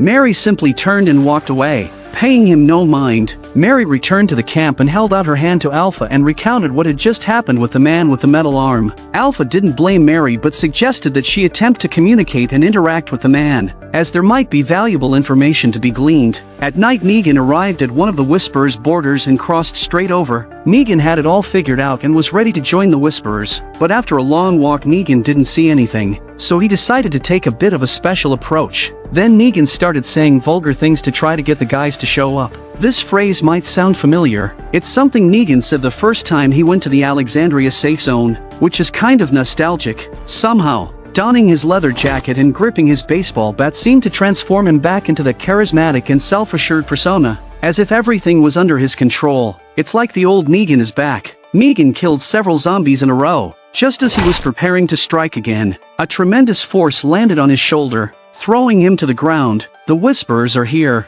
and if they don't come, these guardians of theirs are going to be killed off by Negan. The Whisperers are preparing to take Negan to meet Alpha. Along the way, Negan's mouth didn't stop talking and kept asking them ridiculous questions like whether the Whisperers were not afraid of zombies and whether they were wearing underwear. The escort party all kept their heads down, ignoring the babbling idiot. Beta, who led the way, couldn't take it anymore. He directly held his dual blades against Negan's throat. Seeing that the big guy was really pissed off, Negan whispered, "I'm sorry, big guy. My name is Negan. I've been locked up by your enemies for a whole 8 years. Now, I want to join you. So, take me to meet your leader, and I'll tell you everything I know." Beta slightly eased his stance and retracted his blades. Nevertheless, he used a blindfold to gag Negan. After a while, Negan was brought to the Whisperer's camp. Beta and Alpha briefly explained the situation and suggested that this smooth-talking man should not be allowed to stay. Alpha glanced at Negan and then told Beta to test whether he had the potential to become a Whisperer. If he passed the test, he could stay.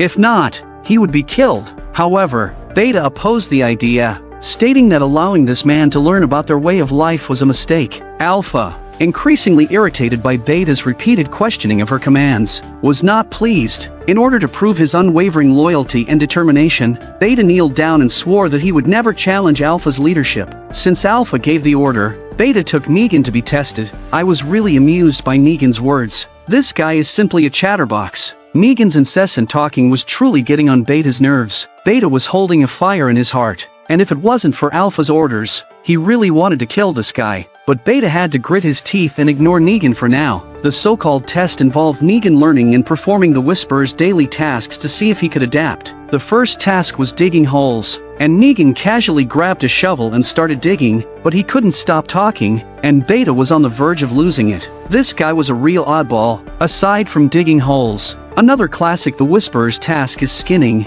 and Negan mimics Beta's actions and manages to skin a small piece. Negan had just spread the skin out when Beta picked up a chunk of it and placed it on the trunk with a provocative look in his eyes. Beta had a growing feeling that this smooth-talking guy might pose a threat to his position. Even when they moved zombies, Negan was exhausted from dragging one, while Beta effortlessly carried two and provocatively dumped them in front of Negan. Negan was beginning to realize that the Whisperer's tasks were no walk in the park. It's almost dinner time and Negan's next job is to kill the pig and cook it. Reluctantly, he followed the instructions. Negan rushed at the pig, wrestled it to the ground, and then stabbed it haphazardly. Approaching the dinner allotment time, Negan, not tired from the day's work, continued to chatter away. Just as it was about to be Negan's turn to receive his meal, Beta walked over and informed him that only true Whisperers were allowed to eat, and someone like him didn't deserve it. Negan, caught off guard, retorted, and this angered Beta. The smile on Negan's face disappeared. This guy has been picking on him. He really thinks he's a bully. Negan was about to go for it, but suddenly he realized that Alpha was looking at him from a distance. Negan calmed down, dusted off the dirt from his clothes, and his smile returned to his face. With that said, Negan quietly stepped aside. Since he couldn't eat with everyone else, he decided to find a place to sit, but Negan was a bit depressed. At this moment, the Whisperers with the bow and arrows, the one who asked Negan to kill the pig during the day, handed Negan the food in his hand. Negan, not one to refuse when he was starving after a long day's work, accepted the food, but Beta saw this one too. In the dead of night, Beta led Negan in the final test, guiding the zombies forward. Negan, this guy, he couldn't stop talking, even in the midst of the zombie horde. Negan was talking to the big guy about his Salvation Hall days, bragging about being the boss and all that. Since Beta is being rude, Negan responds equally without hesitation, saying, "You've got quite the personality, but I'm not here for you. I'm looking for Alpha. So, come on, test me however you like, and then take me to Alpha. What are you? I don't care." Suddenly the henchman with the bow and arrow on his back was killed by Beta, doomed to death from the moment he handed out food to Negan. With that, Beta turned and left, as if he had done something insignificant, leading Negan amidst the zombie horde. Negan had no choice but to pull out a pocket knife to kill the zombies. Unfortunately, the blade broke once again. The next morning, Beta appeared before Alpha and reported that Negan, being too fragile, had perished without passing the test. But then a voice sounded behind them and Negan came back. Negan had returned, and he had proven himself through his actions. Negan walked up to Alpha. Negan officially joined the Whisperers. Negan would eventually become a prominent figure by Alpha's side. Early in the morning, Carol had just woken up, washed up and started to organize her gear. Carol had recovered from her injuries after several days of rest, and she was no longer experiencing hallucinations. So, Carol decided it was time to venture out and accomplish something she had been wanting to do. Daryl had seen Carol heading out, and he couldn't help but be concerned, so he decided to follow her. But before she could take more than a few steps, a familiar voice called out to her. It was Daryl. Cool. You want company? Where are you going? I'm gonna do another sweep for Negan. Carol simply smiled and didn't respond. She actually preferred to go alone, but she couldn't resist Daryl's enthusiasm. So, the two of them set off together. They arrived near the border of the Whisperers' territory, and the plains ahead were their domain. Carol took out her binoculars to observe. She was planning to stay here today and see if she could find any clues. Daryl, not being foolish, wondered why Negan would come here. He asked Carol what she was looking for. Carol didn't hide her intentions anymore. She didn't care whether Negan escaped or not. Her only obsession now was to kill Alpha. Today, Carol wanted to find the location of the zombie horde first, and then find a way to destroy it, so that the damn woman has no support. They observed for a while, and there was no immediate activity. So, they decided to sit down, chat, and pass the time. A few minutes later, Carol noticed some movement in the distance. She used her binoculars and saw several zombies appearing on the plains. It seemed like the Whisperers were collecting zombie. Carol's face lit up with excitement as she finally had a lead. An hour later, the Whisperers continued to bring zombie to this location, and the herd gradually grew larger, circling in the area. Carol guessed that after nightfall they would bring the zombie horde to where they were hiding. Her plan was to quietly follow them. However, Daryl looked concerned. If they follow the zombie horde, it means crossing the border. Daryl wasn't afraid of trouble, but if the Whisperers caught them, the entire community would pay the price. He also had another concern. He knew Carol too well, and he thought she might have ulterior motives for crossing the border, like trying to assassinate Alpha. So, when Carol went to the restroom, Daryl quickly checked her backpack to see if she had a gun. Luckily, there was nothing but some dry food, so Daryl was a little relieved. Then, Daryl prepared to cross the border with Carol. Half an hour later, they reached the border. All the way, Daryl emphasized 3 rules to Carol. The first, stay as hidden as possible. Don't let them see us. Number 2, don't kill any zombie and leave no traces. And third,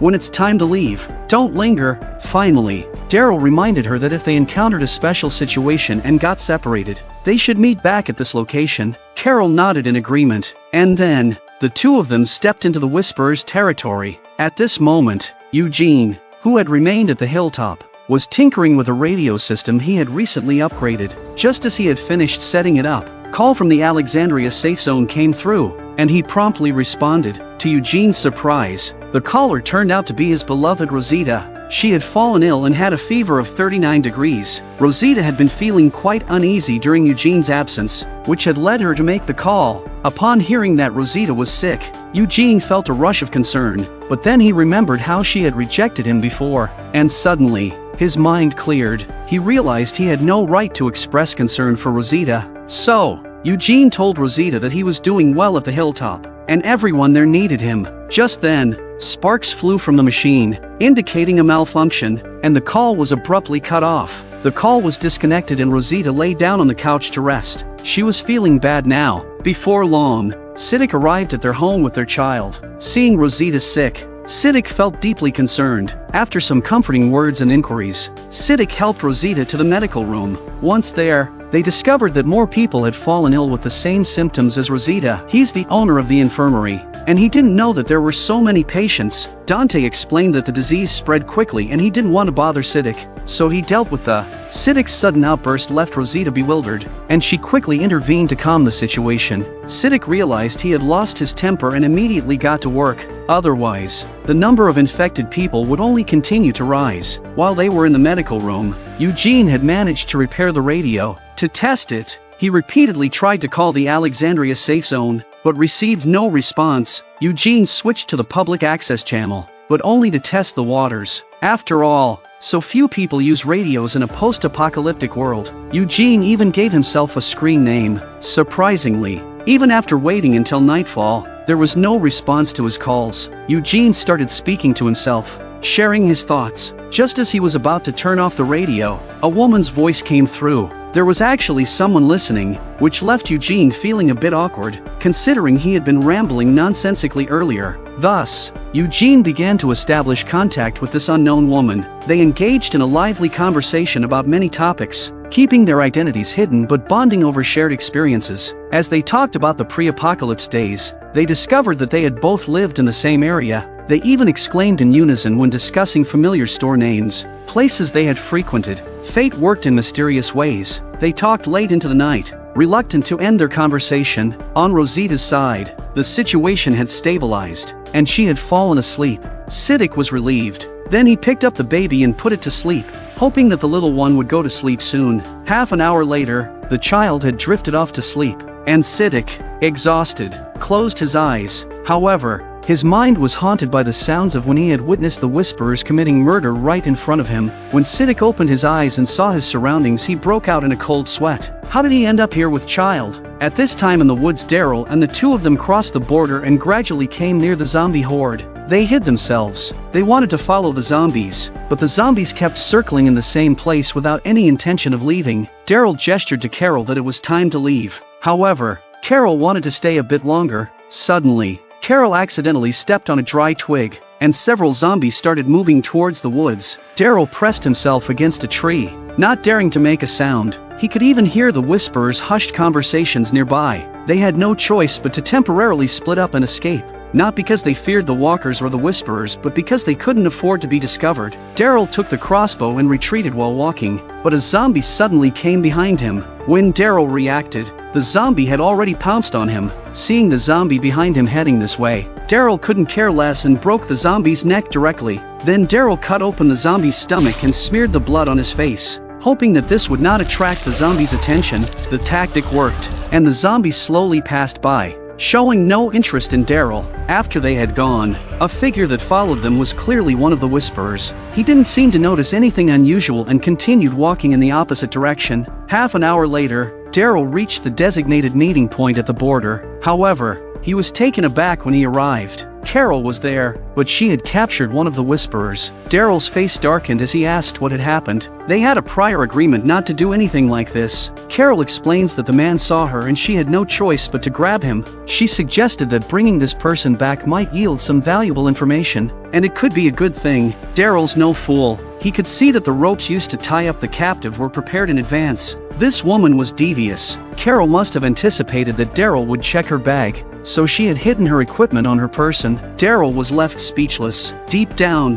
Daryl felt a pang of sadness for being deceived by his good friend. The next morning, Eugene was still in conversation with the mysterious woman on the radio. They had talked all through the night, and their connection seemed to grow stronger with each passing moment. Eugene felt as if he were falling in love, and he boldly proposed the idea of meeting and pursuing a relationship in the future. The woman didn't immediately agree but suggested they continue chatting like this and perhaps meet when the time was right, with the condition that they keep it a secret from anyone else. Eugene's love life had unexpectedly taken a turn. The best way to move on from one relationship is to enter into another. I wonder how Rosita will look when she finds out. A strange illness had broken out within the Alexandria safe zone, with infected individuals experiencing high fevers, shivering, nausea, and vomiting. Siddiq was greatly troubled, as he still didn't know the cause of the outbreak. leaving him with no option but to recommend increased fluid intake and hope that time would lead to recovery. Meanwhile, Carol had returned. The previous night, she had captured a whisperer, and she was in the process of locking them up. Lydia reluctantly left her cell, where she found peace without anyone to disturb her. She came outside to sit and contemplate, with Carol following her. Lydia nodded and said that this person was in charge of the zombies. While the two were talking, Gabriel hears about the incident and comes over to confront Carol. "Why are you putting everyone in danger again? Who are you to make decisions for everyone?" But then Daryl came over and said, "The Whisperers won't know about this, and that we really need to find out where the zombie horde is. It's a huge danger." Gabriel managed to calm down somewhat, and he stated firmly, "I want to be present during the interrogation. Before that, let Siddiq tend to his injuries. No more acting on your own." Carol moved her mouth, but finally held back her retort. Gabriel quickly enlisted Siddiq and Dante to attend to the Whisperer's injuries, as it could provide a glimmer of hope if Alpha learned of the situation. Siddiq examined the wounds and found them to be simple superficial injuries, requiring stitches and medication. Siddiq, already in shadow, is in a trance again. Dante knew he hadn't been feeling well lately, so he suggested that Siddiq go out for some air and leave the place to him. Siddiq didn't resist. He did need to clear his head. After a while, Lydia was on the rooftop lost in thought, and Carol approached her. This maneuver made Lydia feel that Carol was approachable, but in reality, Carol only wanted to extract information about the Whisperers from Lydia. Carol's scheming ran deep. Lydia didn't overthink it and answered honestly, "The people guarding the zombie herd are very loyal. They won't betray my mom. If you want to get anything out of them, using torture simply won't work. My mom can twist people's minds into believing the outside world is false. Those people obey her because they think they have no other choice. But if you can make them see the beauty inside the community, show them that this is where real life exists, it might be more effective." Carol thought it made sense. So, she entered the cell with a tray containing 2 slices of bread and vegetable jam. The man inside glanced at it, somewhat puzzled. How can there be such a thing in the last days? The man's surprised expression gave everyone hope that this approach might indeed work. Carol skillfully began spreading the jam on the bread, deftly crafting a thick sandwich. The man accepted it and stared at it quietly, tears seemingly welling up in his eyes. For years, the Whisperers had lived a life of brutality. He took the first bite, savored it, and it tasted exactly like it did before the end of the world. He devoured it, as if trying to finish it in a single bite. However, suddenly, he remembered Alpha's words, "Don't be tempted by the enemy. Everything outside is false." Since temptation wouldn't work, Carol stopped pretending and pressed down on his wound. The man endured the pain, not confessing anything and even making some frivolous remarks. Carol let go of him, then took out the ring from her pocket and put it on her hand, and punched him without expression. 2 punches, 3 punches. Carol only stopped when her own hand hurt from the repeated blows. As Lydia had predicted, the man showed no signs of betraying Alpha. Daryl stepped forward, drew his knife, and said, "Then let's start by cutting off your fingers, and eventually, your tongue." After saying that, Daryl was ready to take action. However, the man remained fearless, muttering Alpha's teachings. "I would never betray Alpha. She sacrificed her own daughter." This statement left Carol deeply shaken. "She killed Lydia? And I am willing to give my life for her." Carol was overjoyed. All she needed was for the Whisperers to see Lydia alive, and Alpha's lies would crumble. Who would follow her then? But Carol was stopped by Daryl, who said that the boy was already hurting and you can't use her like that. Carol replied, "We're out of options. I'll let Lydia make the choice herself. You don't need to worry." Before Carol could locate Lydia, an incident occurred inside the cell. The man started trembling uncontrollably, running a high fever. Gabriel once again summoned Dr. Dante, who found himself overwhelmed and unsure of how to proceed. Siddiq arrived in time. Dante was still insisting he could handle it. Siddiq ignored him and went straight to work. The man's labored breathing, dilated pupils, and muscle spasms weren't typical signs of infection, which was baffling. The man grew increasingly agitated, and a mouthful of blood sprayed out, staining Dante's white coat red. A heavy silence filled the cell. Carol walks in with Lydia, but it's no use. The man is dead. It seems that the only way to find out where the zombie horde is to figure it out again. Siddiq felt perplexed. The man's death was suspicious. His attention shifted to the bag of medication. You killed him. Oh, that's Jarl. It's Hemlock. Because what, Dante? thought what? Because you packed it. The words made Siddiq heart-shocked. He never remembered he had prepared this medicine, but he didn't dare to deny it because he knew he was mentally ill. Disheartened, Siddiq returned home, blaming himself for killing the man, which had escalated the situation. He also berated himself for his inability to control his thoughts, which continuously drifted back to past events. Finally, unable to cope, Siddiq jumped into the lake in an attempt to cool his nerves. However, the memories continued to replay in his mind. Just as Siddiq was sinking, another figure jumped in. It was Rosita. She couldn't bear to see her son lose his father. Once ashore, Rosita tried to comfort Siddiq by telling him not to think too much. Siddiq opened up, saying, "That memory has tormented me for a month now. Every time I close my eyes, I see Enid and Tara's helpless faces, and I can't do anything. Even now, as people in the community are falling ill, I feel powerless. I can't even find the cause." Rosita did her best to uplift Siddiq,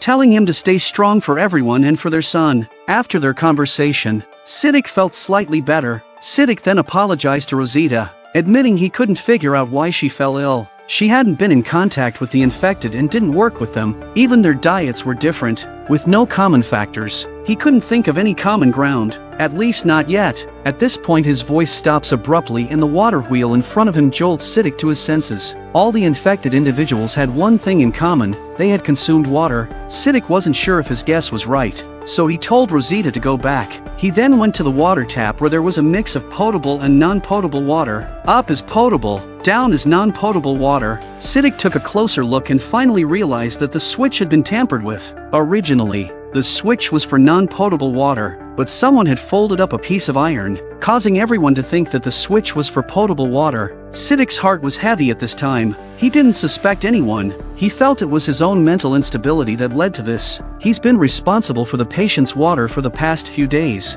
Now all the mysteries are solved. No wonder they couldn't find the cause. No wonder the patients weren't improving. It's the same post-apocalyptic world, but there are two very different lives beyond the dividing line. The Whisperers haven't seen bread for almost 10 years. Mary shook her head in refusal, but her eyes never left her backpack. In recent days, Aaron has been coming to meet Mary. They both come to gather information from each other. Most of the time, it's Aaron who initiates the conversation. He even showed Mary a drawing made by his daughter. The drawing depicted two children riding bicycles. In that moment, Mary suddenly thought of her own sister. Weren't they playing like this when they were kids? And what about her abandoned nephew? She wondered if he was still alive. Aaron noticed Mary's gloomy expression and asked if she had also lost loved ones. He suggested that talking about it might help. Before Aaron could finish, Mary turned and left because she realized her heart was in turmoil. This went against the teachings of Alpha, who had instructed them not to be bound by emotions. However, Mary couldn't help herself. As she walked into a nearby wooded area, she couldn't resist taking out the drawing again, and her eyes welled up with tears. Mary missed her sister terribly. At that moment, Mary noticed zombies approaching in the distance. She quickly put away the drawing and put on her mask to mimic the appearance of a zombie. Unexpectedly, one of the zombies lunged at Mary, and she had to fight it off desperately. She finally managed to smash it against a tree and kill it. Unbeknownst to Mary, Alpha was watching her closely. Mary was panicking that she wasn't acting like one of the Whisperers. Alpha is very dissatisfied that Mary discovered this information just 2 days after going out. Alpha is able to sense Mary's emotional changes. It seems that Alpha is once again engaging in manipulation, claiming that these individuals will massacre our people and that their lives are all false. Their friendliness was just a ploy to take advantage of her. Alpha then ordered Mary to remove her mask. In the Whisperers group, whenever someone develops emotions, they use branches to whip their arms, allowing their chaotic inner turmoil to return to a state of rational detachment. Finally, Alpha emphasized, "I believe in you,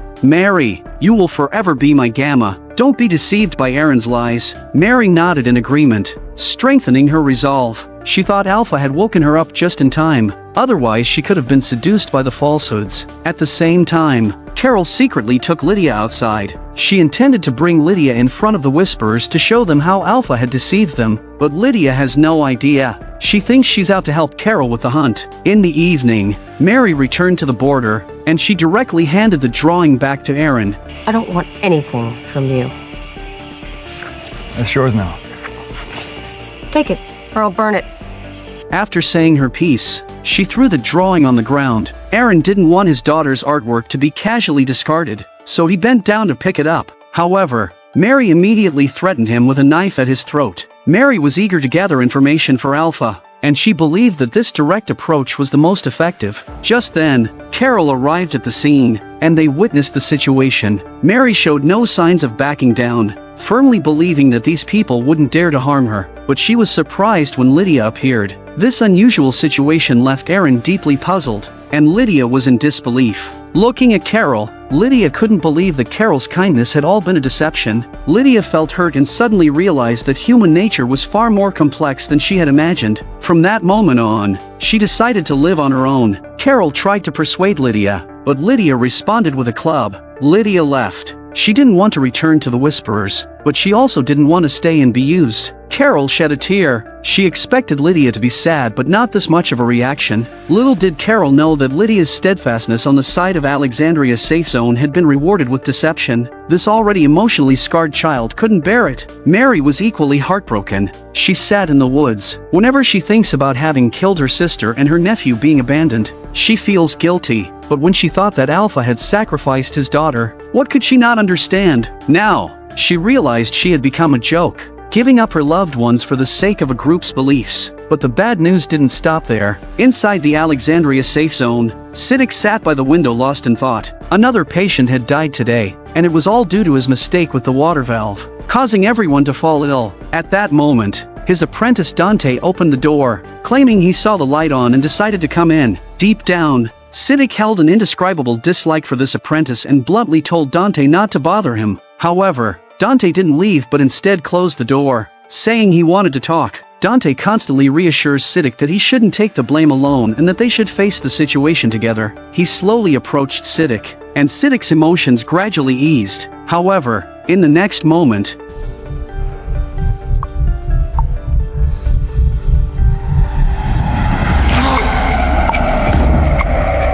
Siddiq suddenly had a hallucination, as if he was back in that stable. He saw the Whisperers killing his comrades, with one of them tightly holding him and whispering in his ear. In that instant, Siddiq was terrified and turned to look at Dante. The two stared at each other in silence, without saying a word. Siddiq had already started planning his strategy in his mind and glanced at the weapon on the chair. However, since Dante had chosen to reveal himself, it was undoubtedly for the purpose of killing Siddiq. The two engaged in a fierce struggle. In the end, Dante used his arm to strangle Siddiq's neck, making it impossible for him to breathe, and Siddiq died in his own home. Actually, Dante is an undercover. He joined the Whisperers a year ago and was involved in the killing of Tara and others. Dante has been performing exceptionally well, and since Lydia had never met him, Alpha sent him to infiltrate the Alexandria safe zone, promising him a high-ranking position once the mission was successful. The plan began to unfold. Dante pretended to be chased by zombies and found a group of strangers. Then together they reached the doorstep of the Alexandria safe zone. This way, he wouldn't raise suspicion. Dante successfully entered the Alexandria safe zone and began working as Siddiq's apprentice. Every time he went out, Dante would pass on information at specific locations. He even wrote messages within the community, making Lydia's life increasingly uneasy. And of course the water valve was his doing. All of this was meant to deepen people's fear of the Whisperers. Alpha instructed Mary to place zombies in the creek, contaminating the water with decaying flesh, causing illness among the community members. One patient died due to Dante's deliberate actions, and even the captive was intentionally killed by him. Initially, his actions would have raised suspicions, but Siddiq's mental breakdown caused him to take responsibility for everything. Dante feared that Siddiq would eventually sober up and start suspecting him, so he decided to eliminate Siddiq quietly. Suddenly, a knocking sound came from outside. Rosita arrived with her child. Rosita wondered what Dante was doing here. Dante playfully suggests that he's romantically involved with Siddiq. The neighbor's child threw up, so Siddiq was called to tend to the sick. Rosita nods. She's sensing something's wrong. Siddiq's orientation is normal, and he told Rosita he hates Dante. How can the two be together? Rosita pretended not to know and slowly backed away, holding her child. Seeing Rosita leaving, Dante pulled out a knife, and Siddiq, now turned into a zombie, approached them. Rosita had just placed her child down when Dante charged at her. Fortunately, Rosita's fighting experience knocked the knife out of Dante's hand, but the force was still too small. The child's cries attract Siddiq, who has turned into a zombie, and Siddiq is slowly approaching the bathtub. Rosita was in a tight spot, as she struggled against Dante, who was strangling her. Siddiq was getting closer and closer to the baby. Rosita fought back with all her strength and managed to push Dante aside. She picked up the fallen knife and stabbed Dante in the shoulder, then thrust it into Siddiq's head, saving the child. Rosita returned to the door, realizing that this scoundrel had killed Siddiq and nearly harmed her child. She didn't know how many punches she threw. Dante had completely lost consciousness. Rosita ran into the bathroom again to comfort her baby. She had been genuinely frightened just moments ago, fearing that her child would be left an orphan if something happened to her. As the day gradually dawned, Aaron was still waiting at the border. Mary arrived after a sleepless night, having come to a complete realization and learned about Alpha's true nature. Is the baby still alive? You alright? He's my nephew. The baby that was rescued at Hilltop? Yes. Hearing that the child was still alive, Mary breathed a sigh of relief, and her voice trembled as she spoke. She learned the child's name from Aaron, and he informed her that the child was now living safely at the Hilltop. With tears in her eyes, Mary asked if she could see the child. As an exchange, she offered to provide information about the Whisperers, even the locations of zombie groups. Aaron didn't immediately agree. He proposed that they needed to first receive the information, go back, and discuss it with everyone to confirm its reliability. As long as it's true, there's no problem with meeting the kid. In Alexandria's safe zone, Dante received a harsh punch from Daryl. Everyone was furious upon learning that Dante had killed Siddiq and wished to tear him apart. However, Dante chuckled and said, "It doesn't matter, it's just a shell." When you've seen the unpredictability of life and death in this post-apocalyptic world, you'll understand how laughable our own bodies are. Once you can see through it, you can find liberation. This is a typical case of too much brainwashing. Rosita, infuriated, gave Dante another kick. Aaron had just returned and was unaware of what had happened. When the others told Aaron, his heart went cold. Dante had been in Alexandria's safe zone for 4 months, attended training, and even provided medical care to his daughter. No one had suspected he was an undercover. Thinking about it was scary. After taking a moment to compose himself, Aaron solemnly stated, "I've been in contact with the Whisperers these past 2 days. That woman told me the location of a zombie herd, in a depression near the national forest, and Mary wouldn't deceive me. Do you all remember the child that Connie saved? That's Mary's nephew." Daryl no longer doubted the information. The next step in their plan was to contact the Hilltop and send a group to investigate. This way, they could provide mutual support. In the afternoon, everyone gathered at the cemetery for Siddiq's funeral. Even people from the Hilltop attended, and the atmosphere was filled with sorrow. Siddiq, a kind-hearted doctor who had saved many lives, had been killed by the Whisperers. Of course, the saddest person was Rosita, although she was now in a relationship with Gabriel. Siddiq was her ex-partner and the father of her child. Rosita suddenly felt the walls vibrating, and when she stepped outside, she discovered 3 zombies. Rosita took out a weapon and put it on her hand just to let off some steam. The first 2 zombies Rosita easily solved. However, the third zombie had a safety helmet on its head and was now right in front of Rosita. Rosita's thoughts immediately went to her son. She couldn't afford to die here. Rosita couldn't believe her fighting skills had deteriorated to this extent. Fortunately, Eugene arrived just in time and pushed the zombie away. Together, they managed to kill it. Meeting again, Eugene couldn't help but feel a bit awkward, as Rosita had rejected him before. Eugene had come to attend Siddiq's funeral and was planning to return to the Hilltop immediately. Rosita was frozen in place and didn't know what to think. When Rosita gets home, she tells Gabriel that she almost died twice today, but Gabriel was thinking about what to do about Dante and worrying about the future of Alexandria's safe zone,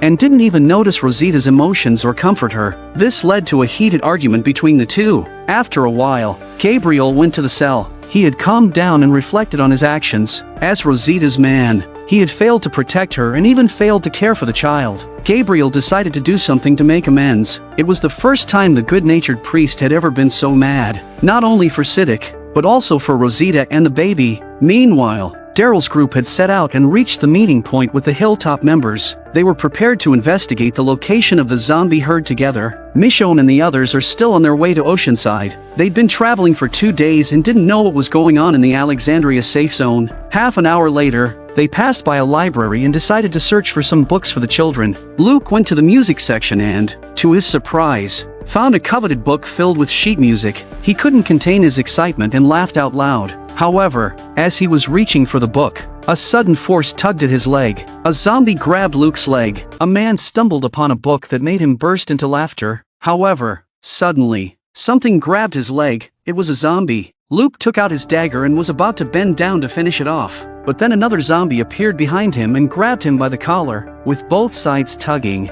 Luke found himself immobilized. Just then, a stranger appeared, swiftly pulling the zombie off and dispatching it with a single swipe of his knife. Luke felt immensely grateful and wanted to ask for the stranger's name, but the man bolted, clearly avoiding any interaction with Luke. Luke simply said, "Thank you," and bent down to eliminate the remaining zombie below him. Michonne and the others heard the commotion and rushed over. Upon learning what had occurred, they became instantly wary. There were others here, too. They quickly began to search the area and, after a thorough sweep, found only a backpack hidden behind a bookshelf. It contained a few books and a small amount of food, likely abandoned by the fleeing man. Michonne decided to grab the backpack and leave promptly because, while Luke had been searching for books, she received a radio transmission from the Alexandria safe zone. This message silenced Luke as well. Oh my god, how could this happen? What a kind person just died like this. Soon, the group reached Oceanside. Michonne told them about the Whisperers undercover and also asked them to rescreen the new people who joined in the last year. There was a possibility that a spy had infiltrated the major settlements. At that moment, they heard a commotion in the distance and rushed to investigate. A man was being held tightly by the residents of Oceanside, seemingly for some wrongdoing. The patrol members claimed he had been acting suspiciously nearby, possibly attempting to steal their sailboat. In the face of the crowd's inquiries, the man did not answer, but just struggled on and on. Michonne's powerful aura immediately shook the man. Luke recognized him as the person who had saved him at the library. However, he couldn't intercede because the man had surreptitiously made his way here, damaging the alarm system. It was entirely possible that he was a spy for the Whisperers. Before the man could respond, distant roars echoed through the area. A horde of zombies was approaching. Everyone sprang into action. Michonne took the lead, channeling her pent-up anger into her fierce battle against the zombies. The undercover thing and Siddiq's death have made her very angry now. Seizing the opportunity, the man made his escape, stumbling and running for his life. Fortunately, Judith had spotted him and swiftly injured his leg with a well-placed strike. Although Judith was kind-hearted, Michonne had taught her not to trust strangers too easily. When zombies approached, Judith fearlessly charged in, dispatching them with precision. Michonne, hearing the commotion, rushed over. The man sighed in his heart. This pair of mother and daughter are not a good person to mess with. At night, the man woke up. He found his hands were tied up and the wound on his leg was also treated. Then Michonne came over. She was ready to have a talk with the man. Had it not been for the man saving Luke, Michonne wouldn't have been so courteous. The man sensed that these people weren't necessarily bad, but they were not soft-hearted either, or they wouldn't have survived this long. So, he admitted, "I live on an island with my family, and I came out to look for necessities, not the Whisperers. It's true that I intended to steal a boat, but I never intended to harm anyone." Michonne sensed he was telling the truth. However, regardless of his motives, the man had caused damage to Oceanside, and he couldn't simply walk away. You have enemies to fight. What do you mean? Maybe we can help each other out. That got Michonne interested. After their conversation, her brow furrowed even deeper. The man revealed that his island was a naval base, approximately 2 days' journey from here, and there might be heavy weaponry there capable of wiping out the zombie hordes. Obtaining these weapons could potentially put an end to the Whisperers. The following day, Michonne instructed the others to take good care of Judith. She didn't want to risk the lives of the others, so she was going to go to the island alone with this man to get the weapons. It was a glimmer of hope, and if it turned out to be a trap, at least the loss wouldn't be catastrophic. However, Michonne's journey would also lead to a discovery about Rick's whereabouts. Meanwhile, on Daryl's side, after a night of traveling, they finally reached the edge of the national forest. There was indeed a deep pit, but it was empty, devoid of any zombie horde. Daryl cursed, suspecting that the woman had deceived them. Aaron stopped him, saying, "This doesn't necessarily mean Mary misled us. Someone set traps along the way, and they're clearly protecting this place.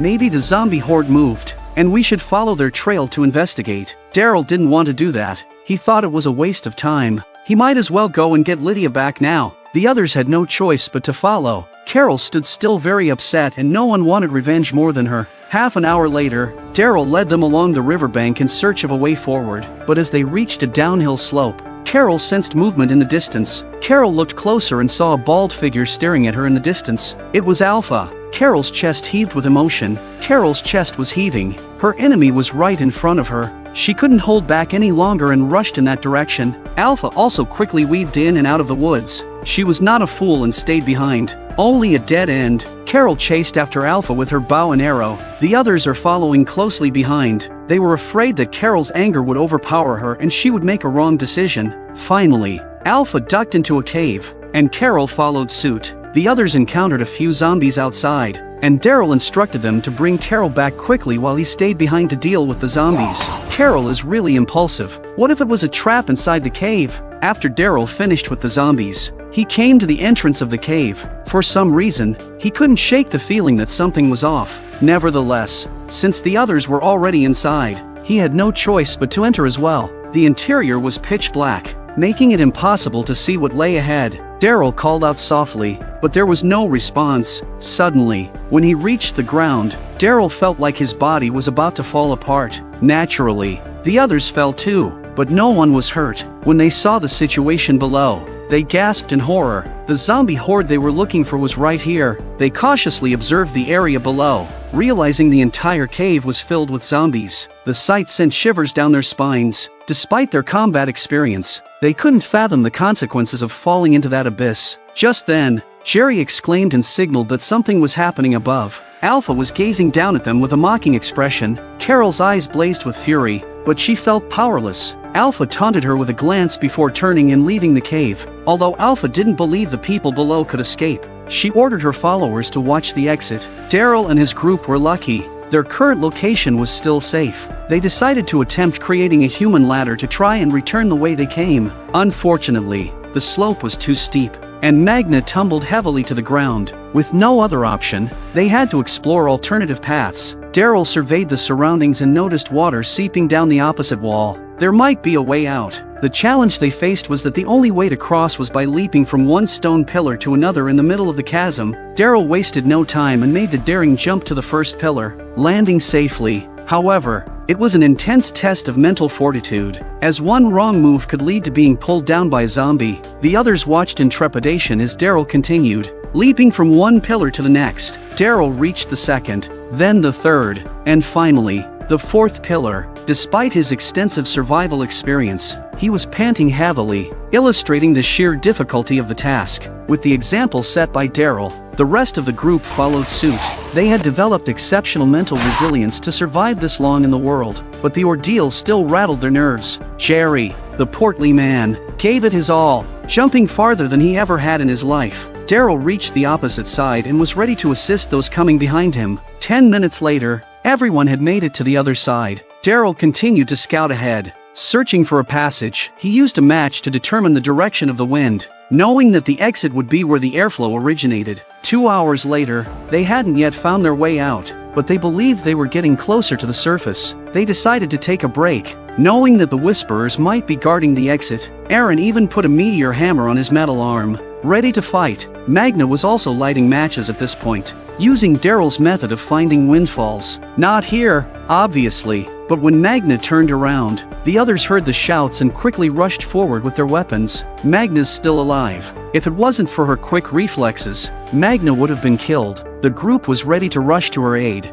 but several Whisperers appeared in the tunnel. However, they underestimated the fighting prowess of Daryl and his team. In less than 3 rounds, the attackers were defeated. These people are so strong that the Whisperers, who are still alive, are so scared that they just run away. They quickly followed the Whisperers. It was a good chance to get out of here. After a short distance, the Whisperers disappeared. However, they left an arrow marked on the wall, indicating a possible escape route. Following this arrow, they soon discovered a passageway not too far away. By this time, it was already evening. Alpha returned to the camp and immediately called a meeting of the leadership. She began by saying, "Our enemies are definitely watching us. A small group of people has entered our territory and even managed to locate the previous location of the zombie horde." Mary felt a wave of nervousness, fearing that Alpha might see through her as a traitor. Fortunately, Alpha didn't suspect the presence of a spy. She simply believed that there were enemy scouts. Alpha then instructed Mary to relay orders to the border patrols to increase their vigilance. Mary left, her mind racing with thoughts of their next moves.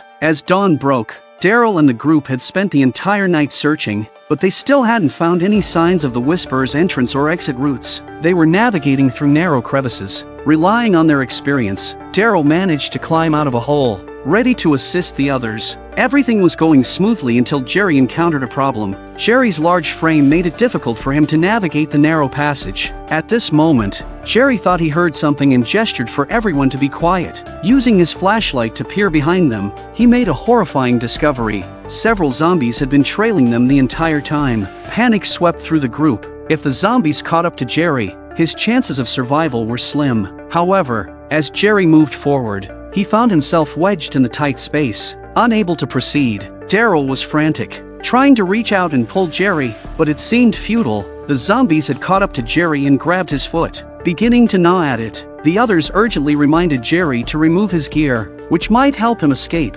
Jerry shed his equipment and, driven by a will to survive, managed to crawl free. The group breathed a collective sigh of relief. Connie and Kelly examined Jerry's injuries and found that, luckily, only his boot had been bitten through. Jerry was unharmed. Jerry heaved a sigh of relief. He had a wife and children waiting for him back home. The zombies that followed them were quickly killed by Aaron. With this immediate crisis resolved, the group took stock of their surroundings. Magna noticed a distant source of light and approached to alert the others. Luckily, Daryl pulled Magna back or she would have fallen. He then ignited a zombie's arm and threw it down below. The brief burst of light illuminated their surroundings, revealing that they had climbed quite high. Magna was terrified. If she had fallen, she would have died a horrible death. Inside the Whisperer's camp, Alpha is a bit pissed off. She sent Mary to the border last night, but the scouts came back and reported that they didn't see anyone at all. Combined with the fact that their enemies could accurately locate zombie herds, it wasn't hard to suspect that Mary had likely betrayed them.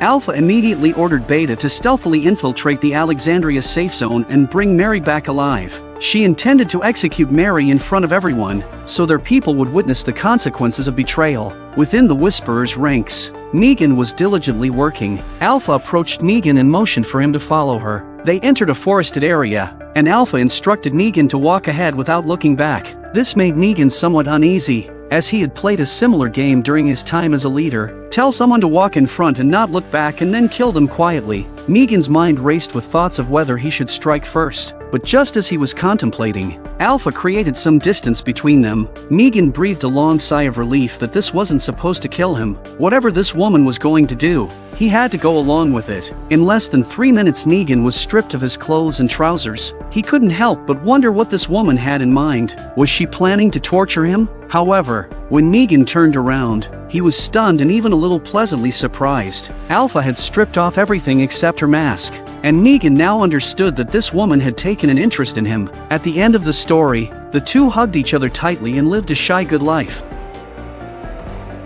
Man lights zombie arm on fire just to detect height of cliff. The dim flame illuminated the surroundings below. They had been climbing for a day to escape this place. At this moment, the bright light ahead represented that the exit was getting closer. They continued along the stone wall. Here, there was an artificially excavated passage. It seemed like this place might have been a mine in the past. Daryl walked to the end and checked. There was indeed an exit up there, but it was blocked by something. They had to clear it first. Just as they began, Kelly found a box in the corner. Upon opening it, he discovered it was a box of explosives. Kelly picked up one of them and wanted to show everyone this valuable find. Carol also stared at the explosives, her mind racing with other ideas. But Jerry interjected. These explosives have probably been here for a long time and are highly unstable now. Any impact or pressure could cause them to explode. You should handle them with extreme care. Kelly didn't want to take any risks and carefully placed them back in the box. After a while, the blocked exit was finally cleared. Since Kelly was petite, they decided to let him try first, but the hole was too small. Only a head could barely peek out. It had to be enlarged. But then Daryl looked behind him and saw that Carol had disappeared, and he had a bad feeling in his heart. Daryl checked the explosives box and noticed that several sticks were missing. Carol had by this time returned to the spot where she had just been, and even climbed the crags in spite of the danger. Below, there was a horde of zombies. This woman seemed possessed, showing no concern for whether she might harm her teammates. She placed the explosives in the crevice, knowing that detonating them would cause a collapse in the mine, potentially wiping out a significant portion of the zombies. Trembling, Carol lit a match. It's so dangerous. just when she can't hold on any longer, Take my hand. Come on. What the hell are you doing? We can take out half the horde from here. You're gonna get yourself killed. She killed my boy. You gotta come back with me. Please. At Daryl's persuasion, Carol also prepared to return. She was about to take the dynamite down with her, but it fell straight down. The consequences were predictable. The whole mine began to tremble, and the hole they were about to go out collapsed. Jerry and Aaron quickly picked up supporting beams, urging the others to get out as fast as possible. But Connie, being the kind-hearted person she is, worries that Daryl is in trouble and goes back to look for him. Magna had no choice but to follow suit. Kelly leaped out of the cave entrance, but before he could steady himself, a whisperer charged at him. As soon as he dealt with that one, several more whisperers emerged from the distance. The rest of the group hadn't made it out yet, so Aaron had to rush out to assist Kelly. Jerry remained behind, struggling to support and wait for Daryl and the others to return. 3 minutes later, they finally came back. Carol had sustained minor injuries, so Daryl had to go out first and then attempt to rescue her. At this moment, some more whisperers appeared from behind, and Magna stepped forward to confront them. Jerry had just made it out of the cave entrance when the box of explosives was crushed, causing an explosion. Connie and Magna were left inside, their fates uncertain. Daryl quickly ran back to check.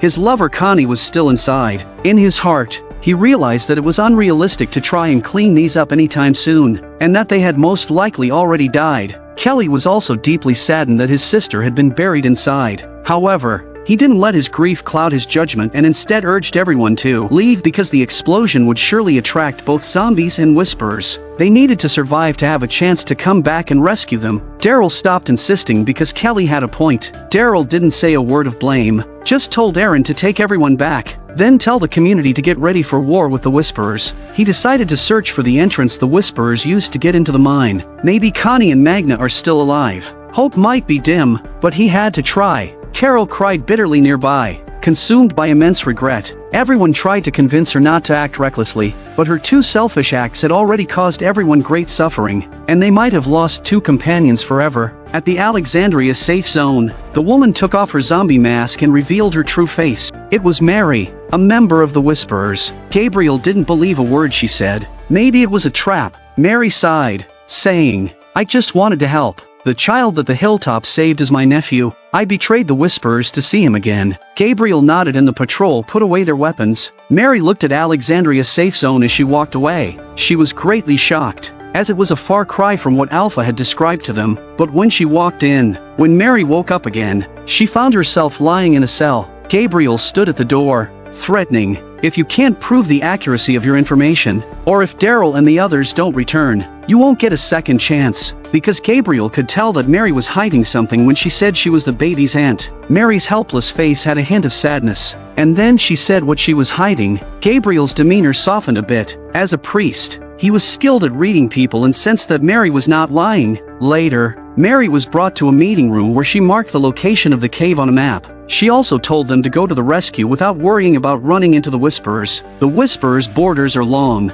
Alpha doesn't have enough people to keep an eye on them, and most of them are near the caves. With these detailed pieces of information, the rescue operation was set into motion. Mary was once again confined while they had to wait for their return. Originally, Gabriel had planned for him and Rosita to lead separate teams to the rescue, but just as they were about to depart, a message came over the radio from a lookout station 5 kilometers away. It reported that nearly 100 zombies, mixed with some Whisperers, were approaching the community. Gabriel speculated that the Whisperers were sending zombies at this critical moment to thwart their rescue mission. They had no choice but to reshuffle their personnel. Gabriel prepared to lead most of the fighting force to the lookout station, intending to disperse the zombies there before heading to the cave for the rescue mission. Rosita, Laura, and a few others stayed behind at the main gate to guard against any zombies that might approach from other directions. Then they set off. What they didn't know was that Aaron and the others had already escaped, but hadn't returned home yet. As night fell, a hand emerged from one of the graves in the cemetery.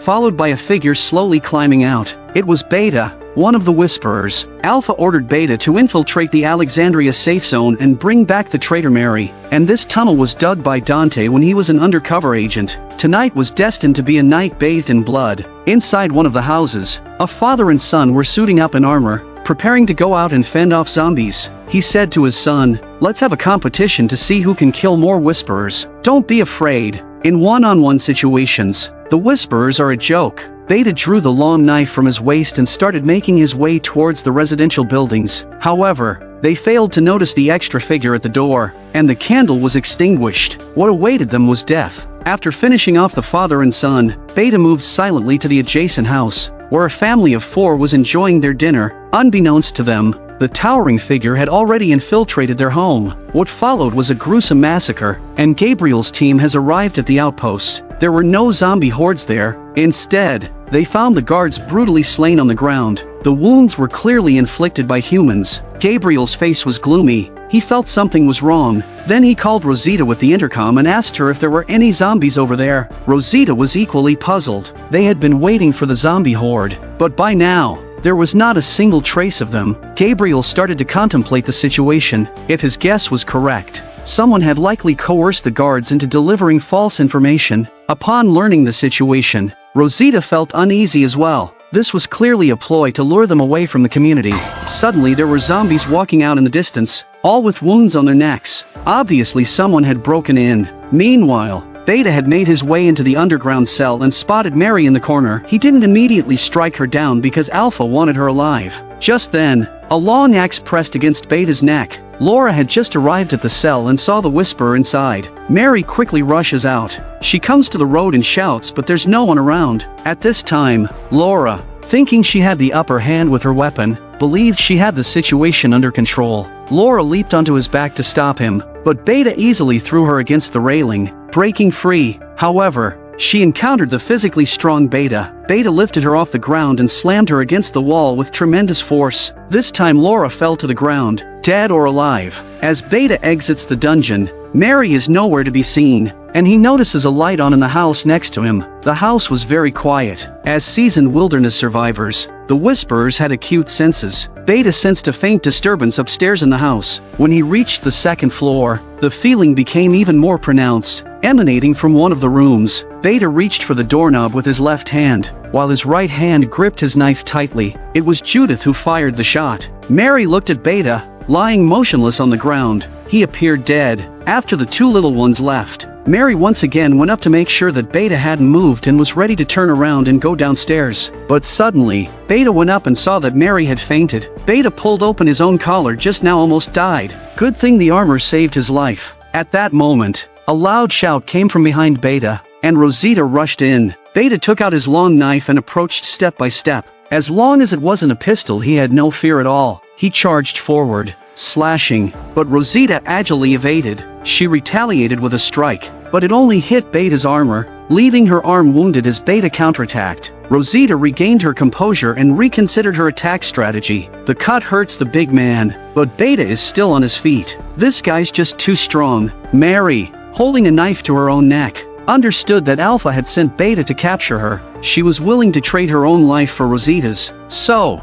Mary willingly followed Beta back to the Whisperers. Mary knew that the only reason Alpha wanted to take her alive was to kill her in front of the clan so that she could gain more prestige. However, they hadn't gone far when a group of people emerged from the woods, and Beta quickly retreated. It was Gabriel and the others who were heading back. Seeing Mary walking with Beta, they immediately suspected that she had deceived them to lure them outside. Mary did her best to explain that she had followed Beta out in order to save someone. Her voice carried a hint of tears as she spoke. Gabriel lowered his weapon, sensing that the woman wasn't lying. The next morning, the group returned to the community and discovered the tunnel beneath the cemetery. That's when they saw that Aaron was back, which was a blessing in disguise. While out looking for the zombie group, Magna and Connie are buried in the cave. Kelly and Jerry have gone back to the hilltop. Daryl remained near the cave, and Carol, feeling guilty for her actions, roamed alone outside the community. So Aaron's the only one back. After a while, 3 carriages were prepared. Rosita intended to go to the hilltop to seek medical treatment. In addition, there was a promise to take Mary to see her nephew. What Mary did last night won Rosita's favor.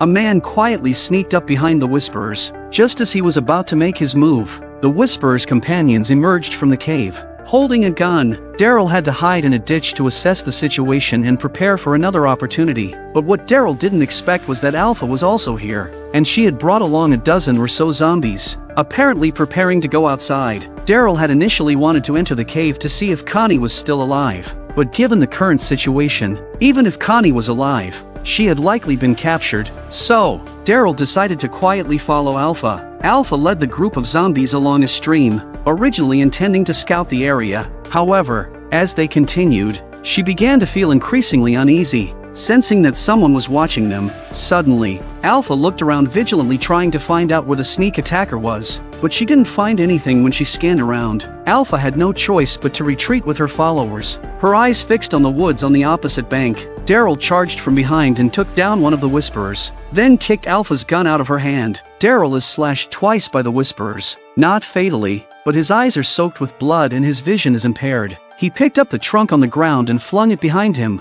just in time to hit the Alpha who was about to come sneaking up on him. However, at this moment, the horde of zombies arrived, forcing Daryl to deal with them first. This gave Alpha an opportunity to strike. As Daryl fought off the zombies with all his strength, Alpha rushed in and stabbed a knife into Daryl's thigh. Daryl, in excruciating pain, dropped to his knees. He looked into the distance and saw Alpha picking up the dropped gun. Daryl decides to get out of here. He's going to die if he stays. 5 minutes later, Alpha followed the blood trail and reached a gas station. Despite her severe injuries, the man was in no better condition, and Alpha still had the gun. Indeed, Daryl was hiding inside, and now even standing up was a challenge. Hearing someone outside, he quickly grabbed a tool from the table to use as a weapon. Alpha entered the room, surveying it, initially planning to find the person and end them with a gunshot. However, at that moment, a dizzy spell overcame her, likely due to excessive blood loss. Alpha then used the gun barrel to knock against the door frame,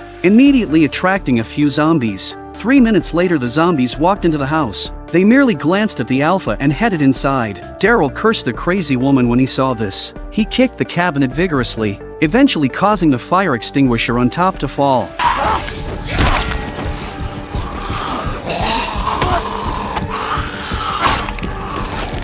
Only one zombie remained, and Daryl had no weapons left in his hands. As the zombie pounced, he could only defend himself with his legs. In a moment of desperation, Daryl saw the dagger on his left leg, while he managed to dispatch the zombie. Removing the knife caused a gush of blood from his leg. If he doesn't stop the bleeding, today will be the day of his death. Now, Daryl and Alpha were both seriously injured, and it was a matter of who could hold out the longest. By nightfall, Alpha was completely drained of strength. She could barely manage to remove her mask, realizing that she might not make it through the night. Daryl, driven solely by sheer willpower, was hanging on. The last time he suffered such severe injuries was when he was on the road searching for Sophia. Alpha was nearing her end, and she even began to hallucinate, seeing her former enemies standing in front of her, forming a line. In a feeble voice, she muttered, "Thank you." The pain she had endured had made her stronger, and it had also made Lydia stronger. Alpha fights off his injuries and tries to get up, but immediately spits out a mouthful of blood as she does so. The last thing she could accept was being told she didn't love her daughter. She struggled to get up and tried to deal with the man who had spoken out of turn. Daryl, at this point, was too weak to intervene, but as Alpha took a few shaky steps, she collapsed to the ground, even the weight of a gun becoming too much to bear. Both of them could now see each other but were powerless to do anything. At that moment, Alpha's vision blurred, and she saw a figure before her. Unmistakably Lydia, her beloved daughter, had come. Alpha spoke with desperation, pulling a knife from her waist, wanting her daughter to end her suffering. The Whisperers have a rule that whoever kills an Alpha is the new Alpha. Lydia believes that her mother never thought of her as a daughter, just a tool to be used. The next morning, Alpha woke up, still alive. Although her wounds throbbed with pain, she managed to rise to her feet. However, the greater pain was now in her heart, as her daughter's actions from the previous night had left her feeling cold and betrayed. The handgun had been taken,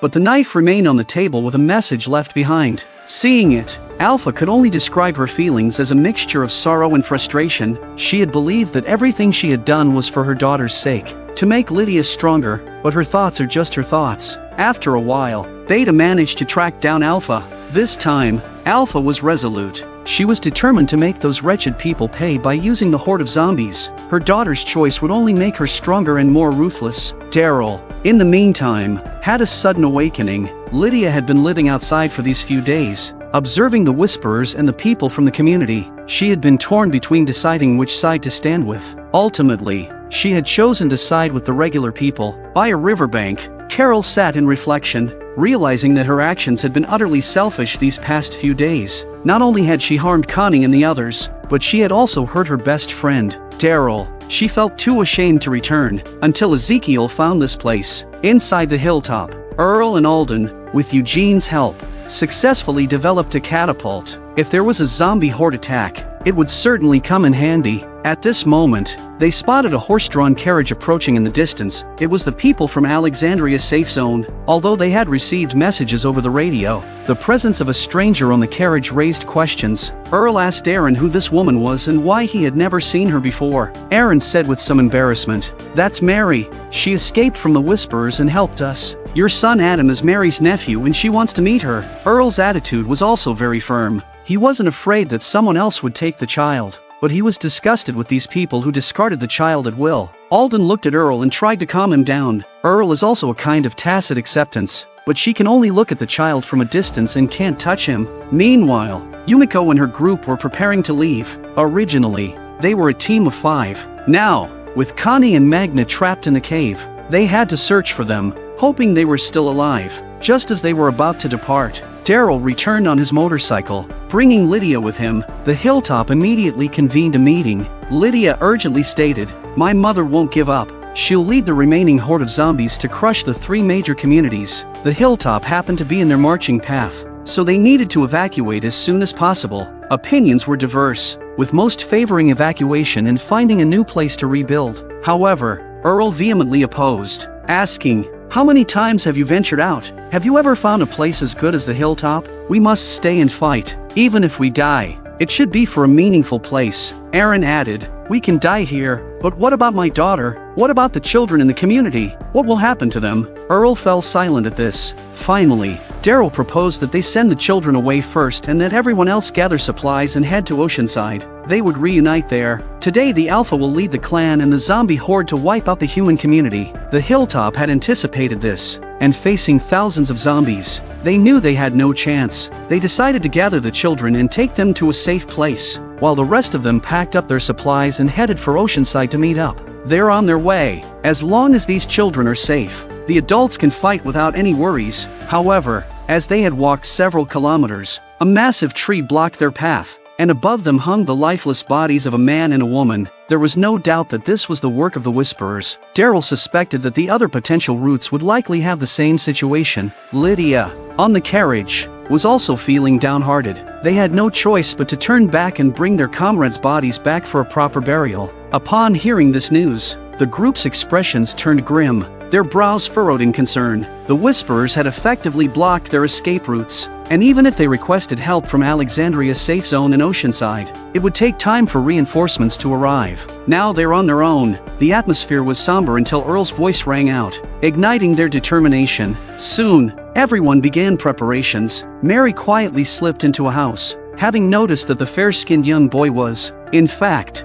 her sister's child. Tearfully, Mary tried to approach the child, but Alden stopped her. Aaron, torn between his desire to help Mary and understanding Alden's concerns, could only watch. Meanwhile, Rosita arrived at the radio room and she was missing Eugene a little. However, to her surprise, the room was empty. Then, a woman's voice came through the radio. Rosita's casual response infuriated Eugene, who had just come downstairs. She didn't realize the seriousness of the situation and even joked if he had an affair. Rosita couldn't believe it. It was the first time Eugene had spoken to her in such a tone. After she left, a flustered Eugene realized the gravity of the situation. He and Juanita had agreed that their communication should be strictly between them. Now, no matter how he apologized, there was no response from the other end. Frustrated, Eugene had to go out to organize the power source. The zombie horde is coming. It's his first line of defense. Rosita, feeling guilty for ruining things for Eugene, came to comfort him. Her life hadn't been going well lately. Eugene had distanced himself from her.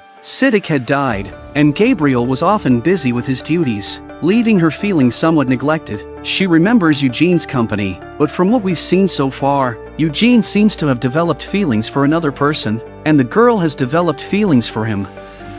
Do you want to kiss me? Eugene's mind suddenly went blank. Had he misheard that? He couldn't believe it. He turned to look at Rosita. Hurry before I change my damn mind. Come on, kiss me. The once unattainable goddess, the woman he had pined for without hope of ever touching, was now offering him a chance to kiss her. Eugene took slow, hesitant steps toward her, carefully closing the distance between them. Instead of joy, he felt a sense of unease. Rosita watched him with a faint smile, and Eugene stopped just a centimeter away from her. This was a chapter of his life that had passed. In the past, he might have gone crazy with happiness, but now, all he could think about was Juanita. Rosita smiled to ease the awkwardness of the situation, and in that moment, she saw Eugene in a new light. Is this a reflection of reality? Eugene used to be so childish and weak in Rosita's eyes that she wouldn't even think about him, and now Eugene seems mature and charming. It was just that he no longer loved her. Of course, they are still good friends. In the open space at the entrance of the hilltop, everyone was busy setting up obstacles to slow down the approaching zombie horde. Yumiko reassured Kelly not to worry, believing that his sister will survive. Just then they noticed some rats coming out of the woods. The zombie swarm is coming soon. Everyone's heart is heavy. Eugene, fully suited in armor, sat despondently by the radio, but Juanita remained unresponsive. He prepared to sing one last song for Juanita before heading into battle, and so were the others. Jerry looked at his two children with reluctance in his eyes. Earl even left the baby in Alden's care, afraid that he wouldn't survive. Rosita brandished her weapon, trying to recapture the feeling of fighting in the past. Ezekiel let go of his preconceived notions and came to Lydia with a suit of armor. Judith was well aware of the gravity of the situation and continuously called out for her mother on the walkie-talkie. Unfortunately, for all these days, there had been no response from Michonne. Soon, everyone was prepared for battle and began to step outside. Eugene's song was over and the radio was still silent. Just when he thought he was going to have to fight with regret, a beautiful song came from inside. Juanita responded in the same manner, singing her reply. Eugene smiled with relief, feeling that even if he died on the battlefield, he would have no regrets. He first apologized for what had happened before and then talked about the situation the community was about to face. There was a possibility that they wouldn't be able to contact each other anymore. Juanita fell silent briefly and then swiftly provided a series of addresses, setting a rendezvous for a week later. Eugene froze. Eugene, you there? Yes, I will be there. Not square. The Staterbug, over and out. You ready your way? I got a date. Daryl walked down the stairs, sorry to see the tumor on Ezekiel's neck. They'd had a bit of a falling out over Carol, but that didn't matter now, and they make a pact with each other to get the baby out of there if anyone is still alive. Daryl then sought out Judith. Finally, he cautioned her that if Ezekiel came looking for her and RJ during the battle, she should go with him, regardless of whether she knew his whereabouts. He asked her to promise him. Lastly, Daryl visited the graveyard to pay his respects to the fallen comrades, including his dear friend Glenn. That's when Carol arrived. She owed Daryl an apology. Daryl remained silent for a few moments before turning to face her. Daryl had always been Carol's protector, no matter the circumstances. Their friendship had spanned a decade and had evolved beyond mere friendship. As the sky darkened, Daryl picked up a weapon from the table and headed towards the front gate. By now everyone was in formation waiting for the zombie to arrive. This will be a fight to the death. How many will survive?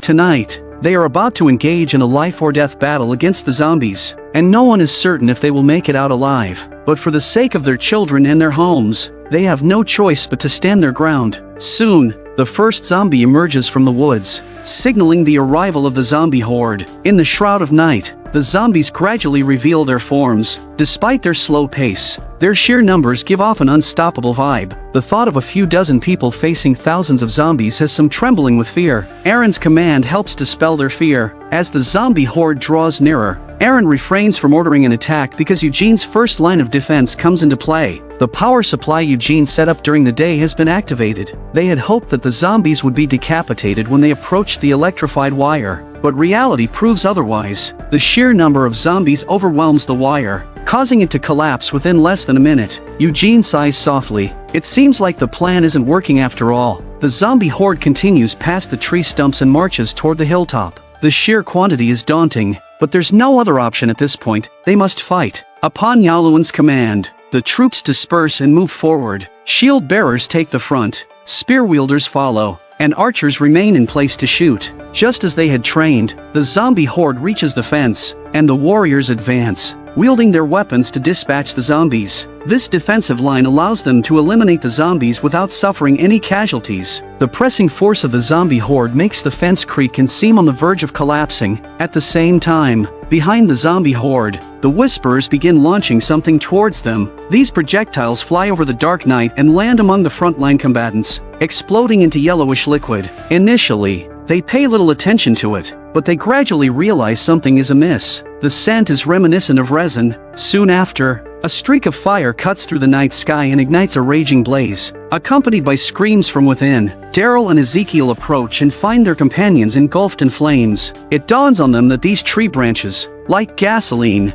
ignite fiercely when exposed to fire, a truly devious tactic. Aaron immediately orders a retreat. Continuing in this manner would result in either being eaten by zombies or burned to death by the raging fire. They retreat back to the community, where the sturdy walls can hold for a while longer. Without a blockade, there were gaps in some places. However, just as they retreat, the Whisperers launch a second assault. This time, their projectiles hit the walls directly, causing the walls to burst into flames. The battle today is turning out to be even worse than expected. 10 minutes later, the entire hilltop structure was engulfed in flames, and the mansion was lost in the inferno. Carol stood on the wall, using his bow and arrows to kill zombies, but it was like a drop in the bucket. As the fire raged, the wall had already developed a breach. Daryl and the others had no choice but to have the shield bearers take the front while the others used spears to kill the zombies. Their goal was to create a wall of corpses to block the zombies' horde. Earl and the others don't panic. They still use stone throwers to kill the zombies. Not a single person gave up. The others did the same thing, cleaning up the scattered zombies that had broken in. But amongst the zombies are the Whisperers, and these freaks will strike when they get the chance. The gap is working. The speed of the incoming zombies had slowed down. Following the prearranged plan, Ezekiel searched for all the children to prepare to lead them to safety. However, at this moment, he realized that Judith was nowhere to be found. At this very moment, Judith was facing a group of 3 zombies, and she managed to stab the last one with a quick, decisive motion. To her surprise, this person turned out to be a Whisperer. Judith hesitated for a moment, but the Whisperer, fatally wounded, would not survive. Back at the breach, they continued to fight, giving it their all. 10 minutes later, a wall of bodies has formed, and the zombies have been stopped. This strategy was working. Just as everyone breathed a sigh of relief, the adjacent wall suddenly collapsed with a loud crash, allowing another large group of zombies to pour in. They were preparing to repeat the tactic. However, this time, they had lost the geographical advantage, and there was no way to eliminate all the incoming zombies in a short time. Yumiko was about to shoot an arrow when she noticed a figure in the midst of the zombie horde. It was Magna. Yumiko couldn't believe her eyes. Her good friend was still alive. Carol stood on the wall, looking at the zombies and flames everywhere. She knew that the hilltop was lost, but she hoped that everyone could escape and survive. The long night passed, and the Whisperers began to clean up the battlefield. Although the hilltop was completely destroyed, Alpha did not achieve her goal. Most of the people inside had escaped. More importantly, she hadn't seen her daughter Lydia. Negan had thought about saying something but was quickly scolded by Beta, who told him not to meddle. Beta had always found Negan annoying. Beta then ordered Negan to gather nearby zombies and not be a nuisance here. Negan reluctantly complied. After all, Beta was the second in command. So, Negan strolled into the nearby woods. He had no intention of actually gathering any zombies. He was just going through the motions. At that moment, Negan saw a limping figure in the distance. Wasn't that Lydia? Negan quickly followed after her. At the same time, Luke was severely injured and unconscious, and Aaron was dragging him away from the area. But then he sees Negan, who was tracking Lydia. Aaron was furious. This treacherous dog. Negan, was here of all places. Just as the two were about to erupt into conflict, zombies approached from both sides. Negan stood still and watched. The zombies couldn't do anything to Aaron, and he wasn't going to help. Instead, he's going to calm Aaron down. Lydia was limping along. Everyone was separated and she was ready to go to the rendezvous point. Suddenly, Negan emerged from the sidelines. Lydia was kind of glad to see him, but the mask in Negan's hand made Lydia realize that he had joined the Whisperers, heading towards the rendezvous point where Alden and two others, walking along a road. However, the child in Alden's arms kept crying inconsolably. No matter how hard they tried to soothe the baby, Alden couldn't allow Mary to have her way. So he unleashed a barrage of angry words. He despised these heartless creatures who abandoned their children and even told Mary to stay away. This time,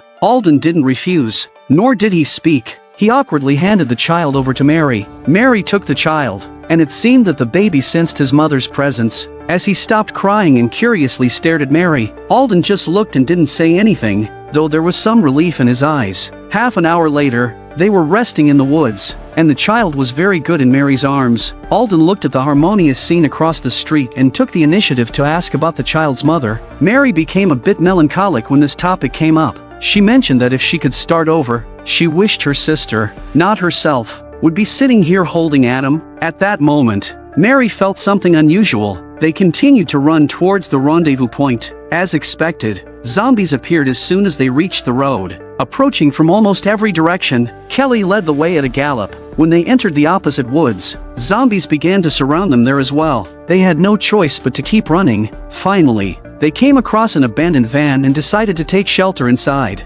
Zombies were closing in, and the van's door quickly opened. They hurriedly got inside. Mary handed the child to Alden, then closed the van door. Her mission was to lead the zombies away. Mary, while making noise to attract the zombies, led them to the edge of a small river and proceeded to eliminate them one by one. In less than 5 minutes, she had dealt with all the zombies in the area. She smiled, unsure whether it was because she was relieved to have killed so many zombies or because she felt she had finally done something for her nephew. At that moment, Mary felt that the sunlight in the sky was somehow different. Just as her sister had said, she hoped that after this incident, everyone would accept her, and she could finally lead a peaceful life with Adam. However, as Mary turned around, a knife plunged directly into her abdomen. The person who came was the tall Beta. Mary waxed Beta helplessly. Beta was furious that his mask had been torn off and that no one but Alpha had ever seen his true form. Mary was left under a tree, her new life ending before it even began. 10 minutes later, Beta was still waiting in the same spot. He intended to take Mary back to show all the members what happened to those who betrayed. Just then, Alden found the place and saw the scene. Although he didn't spend much time together, he changed his mind about Mary at this moment. On the other side, Magna and Yumiko had managed to escape. Magna recounted the events that occurred in the cave. When the cave entrance collapsed, she and Connie were unharmed and tried to find another way out. However, they inadvertently ended up amidst a horde of zombies. Due to the crushing pressure from the zombies, Connie had been separated and was now missing, her fate unknown. Carol, listening nearby, felt uncomfortable and prepared to leave. Yumiko, unable to bear it any longer, approached her with anger. It's because of this woman that they have suffered so much. Connie's whereabouts are still unknown, and Carol doesn't even apologize and wants to leave. Yumiko, filled with anger, approached Carol and delivered a punch. Carol did not resist. She knew she was at fault. Afterward, she turned and walked away. As she had other matters to attend to, Carol walked to an open area and unexpectedly found Lydia's weapon. Could it be that the girl had been captured? In a different location, Daryl, Rosita, and others were heading towards the rendezvous point, believing that Ezekiel had already arrived there with the children. Soon, they reached their destination, a small house. But as they arrived, zombies emerged. Daryl was anxious and rushed forward, worried that the children might be in danger. The room was empty, and Daryl sighed in relief. But he also started to worry that something might have happened to Ezekiel. Seeing no sign of anyone at the meeting point and not spotting the children, Jerry's wife began to cry. With no choice, Daryl told the others to stay put and they headed back to the hilltop to check out. By this time, the Whisperers had already retreated, leaving behind a scene of devastation and bodies scattered everywhere. At that moment, the iron plate on the ground moved, and they didn't know whether it was a zombie or a human being underneath. Jerry rushed up to check it out, but he didn't realize that it was the one they were looking for. Ezekiel. Ezekiel entrusted his child to Earl. The old man managed to get the kids out and find a house to hide them in. It's not that Earl doesn't want to go to the rendezvous point. It's just that he's been bitten by a zombie and can't hold out much longer.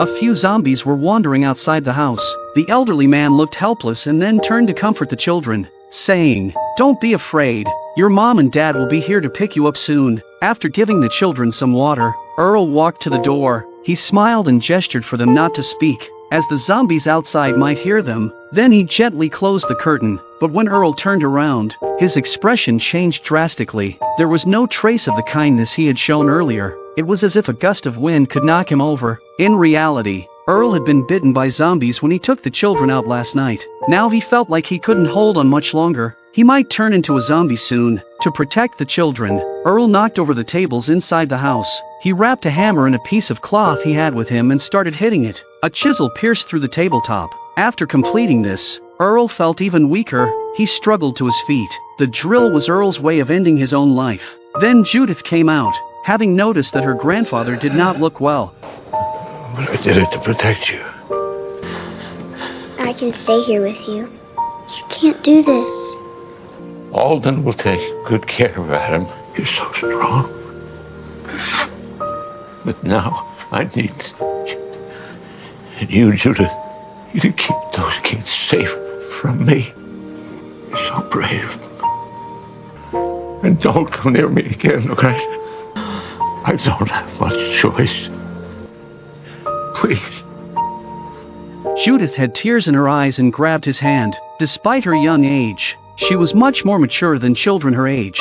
Earl looked at this little one, and her actions warmed his heart. At least he wouldn't be so alone before he died. Judith turned and walked toward the room, respecting her grandfather's decision and vowing to protect her younger siblings. After Judith left, Earl gasped for breath. His condition was now quite dire. His throat seemed to be blocked, and his vision blurred. He knew he couldn't hold on much longer. The children inside had already fallen asleep, exhausted from the night's ordeal. Only Judith stood guard at the door with a long knife. Despite her tender age, she had already learned the meaning of responsibility. When she heard a noise outside, she cautiously stepped out. She found Earl lying on the table, covered in blood. There was a hole in his forehead, and he wouldn't turn into a zombie. But suddenly, Earl grabbed Judith. Half an hour later, Daryl and the others tracked them all the way from the hilltop to here. The kids' footprints disappeared here, so they're probably inside the house. Daryl told the two of them to wait outside. Then he went up to check it out. Then Daryl pulls out his knife and prepares for the possibility that there are zombies inside. The children had seen them through the window earlier and had run out. Jerry and the King's frowning faces finally smiled. The children were all right. Daryl entered cautiously, calling out Judith's name softly. There was no response inside. When he lifted the curtain, he fell silent. Judith sat quietly in the corner, and Earl lay on the ground. Daryl could guess what had happened, but he didn't ask. Instead, he took the weapon from Judith's hand and sat beside her against the wall. Negan had captured Lydia and locked her in a small house. He then returned to the community to claim his reward and share the news with Alpha. Alpha appeared calm on the surface, but her thoughts were in turmoil. Soon, Negan took her to see Lydia. It was clear that Alpha was in a good mood. She appreciated Negan's efficiency and even rewarded him with a kiss. They quickly arrived at the door of the small house. Alpha hurriedly stepped forward, eager to see her daughter. Negan followed behind her, not wanting to disrupt the mother-daughter reunion. Alpha took a deep breath and opened the door, but to her surprise, there was nothing inside except for some scattered belongings. She turned to Negan with confusion, preparing to ask him, but then, Negan slashed Alpha's throat with a knife. Just like Rick had done before, Alpha didn't think Negan would kill her. With her throat cut, she couldn't make a sound. The leader of the Whisperers fell, killed by the hands of this handsome man. An hour later, Negan arrived at a particular location, carrying Alpha's severed head. He swung his hand and the head rolled to a man's feet. Carol was the one needing Negan. Go back a month. Do you remember when Negan killed someone to help Lydia, and the Alexandria Safe Zone Committee decided to execute him? The next day, someone set him free, and that someone was Carol. Took you long enough. On that night, Carol secretly obtained the keys and went to the cell where Negan was being held. Negan thought Carol had come to see him beg for his life, so he bluntly stated that no matter what he did, he would not beg for forgiveness. But Carol said, What if you don't have to die? If you can kill Alpha and bring me her head, not only can you stay alive, but the people here will see you as a hero. They won't hold your past against you anymore. I can guarantee that. Negan was shocked. He had heard people say that Carol was the real tough one, and now he finally believed it. In the end, Negan agreed. He saw it as an opportunity to start fresh within the community. So that night, Carol let Negan go. Carol does look horrible, and I wonder how much of this was planned by her. Carol hung Alpha's severed head at the border as a tribute to her late son's memory. Negan, following Carol, urged her, "Let's get back to Alexandria's safe zone. You promised to help me spread this message." What took you so damn long? All right, I held up my end. Now I am asking you to hold up yours. Just walk me through those gates so I can open up a new chapter in the book of Negan. Doing your dirty work? I told you to do it fast. It's done. What took me so long? I'm not going back. You're free now, Negan. Do whatever the hell you want. Wait, don't wait, it's up to you. Negan was dumbfounded. The woman had no sense of morality whatsoever, but there was nothing he could do about it in this situation. At the rendezvous point, Ezekiel and Jerry brought the kids here. Daryl had gone out to search for Lydia. Yumiko and the others also arrived. Jerry looked at Magna with a joyful expression. After all, they had no choice but to leave her in the cave initially, so seeing her alive was truly a great relief. Eugene was naturally getting ready for his date, and then he told them about the radio contact with the outsiders. This raised immediate concerns among the group. Contacting an unknown person outside secretly could be risky. What if that person was a spy? This behavior is likely to bring about the demise of the Hilltop's demise. A barrage of questions left Eugene at a loss for words. However, Ezekiel stood up and said that nobody was smarter than Eugene. If Eugene's instincts told him that this person, Juanita, was trustworthy, then they should trust him. Maybe they could gain new allies. Encouraged by Ezekiel's words, Eugene shared the details of his interactions with Juanita.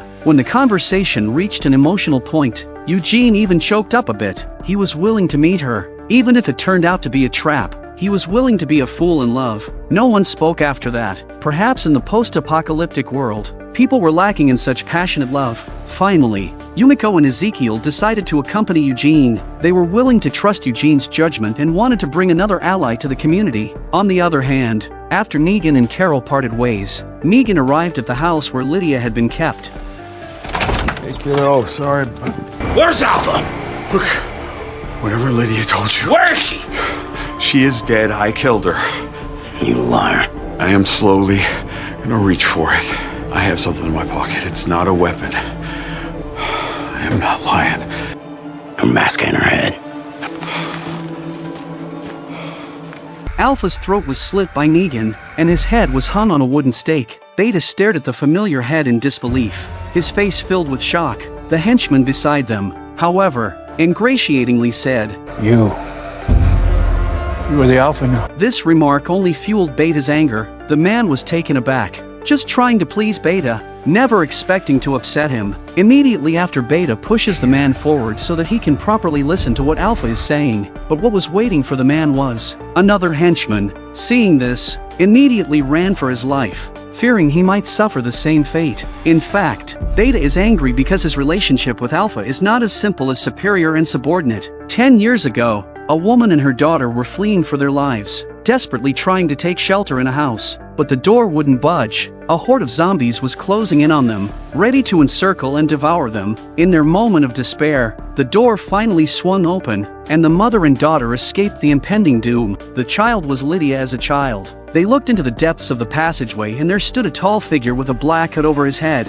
It was Beta. They met at that moment. Beta was tormented by guilt and grief over the loss of his loved ones at the time. Alpha was the one who helped him find solace, inviting him to leave that place of sorrow. Together, they would eventually form the Whisperers. They even adopted the names Alpha and Beta, symbolizing the letters A and B. This is why Beta followed Alpha so devotedly and showed such care for Lydia. But now, with Alpha dead, Beta walked the streets in a daze. The man who had been bitten still followed Beta, not daring to leave his side. Suddenly, a distant zombie was drawn by the man's coughing. Beta stood still with outstretched arms, while the man panicked and rushed forward once again, taking matters into his own hands. But before the man could act, he was impaled through the chest. Beta looked down at the bag in his hand, as if he could hear Alpha guiding him. telling him to enter the building before him. In the pre-apocalyptic world, this must have been a music bar. Now in a state of chaos, several bodies lay desiccated on the floor. Beta made his way to the far end of the room,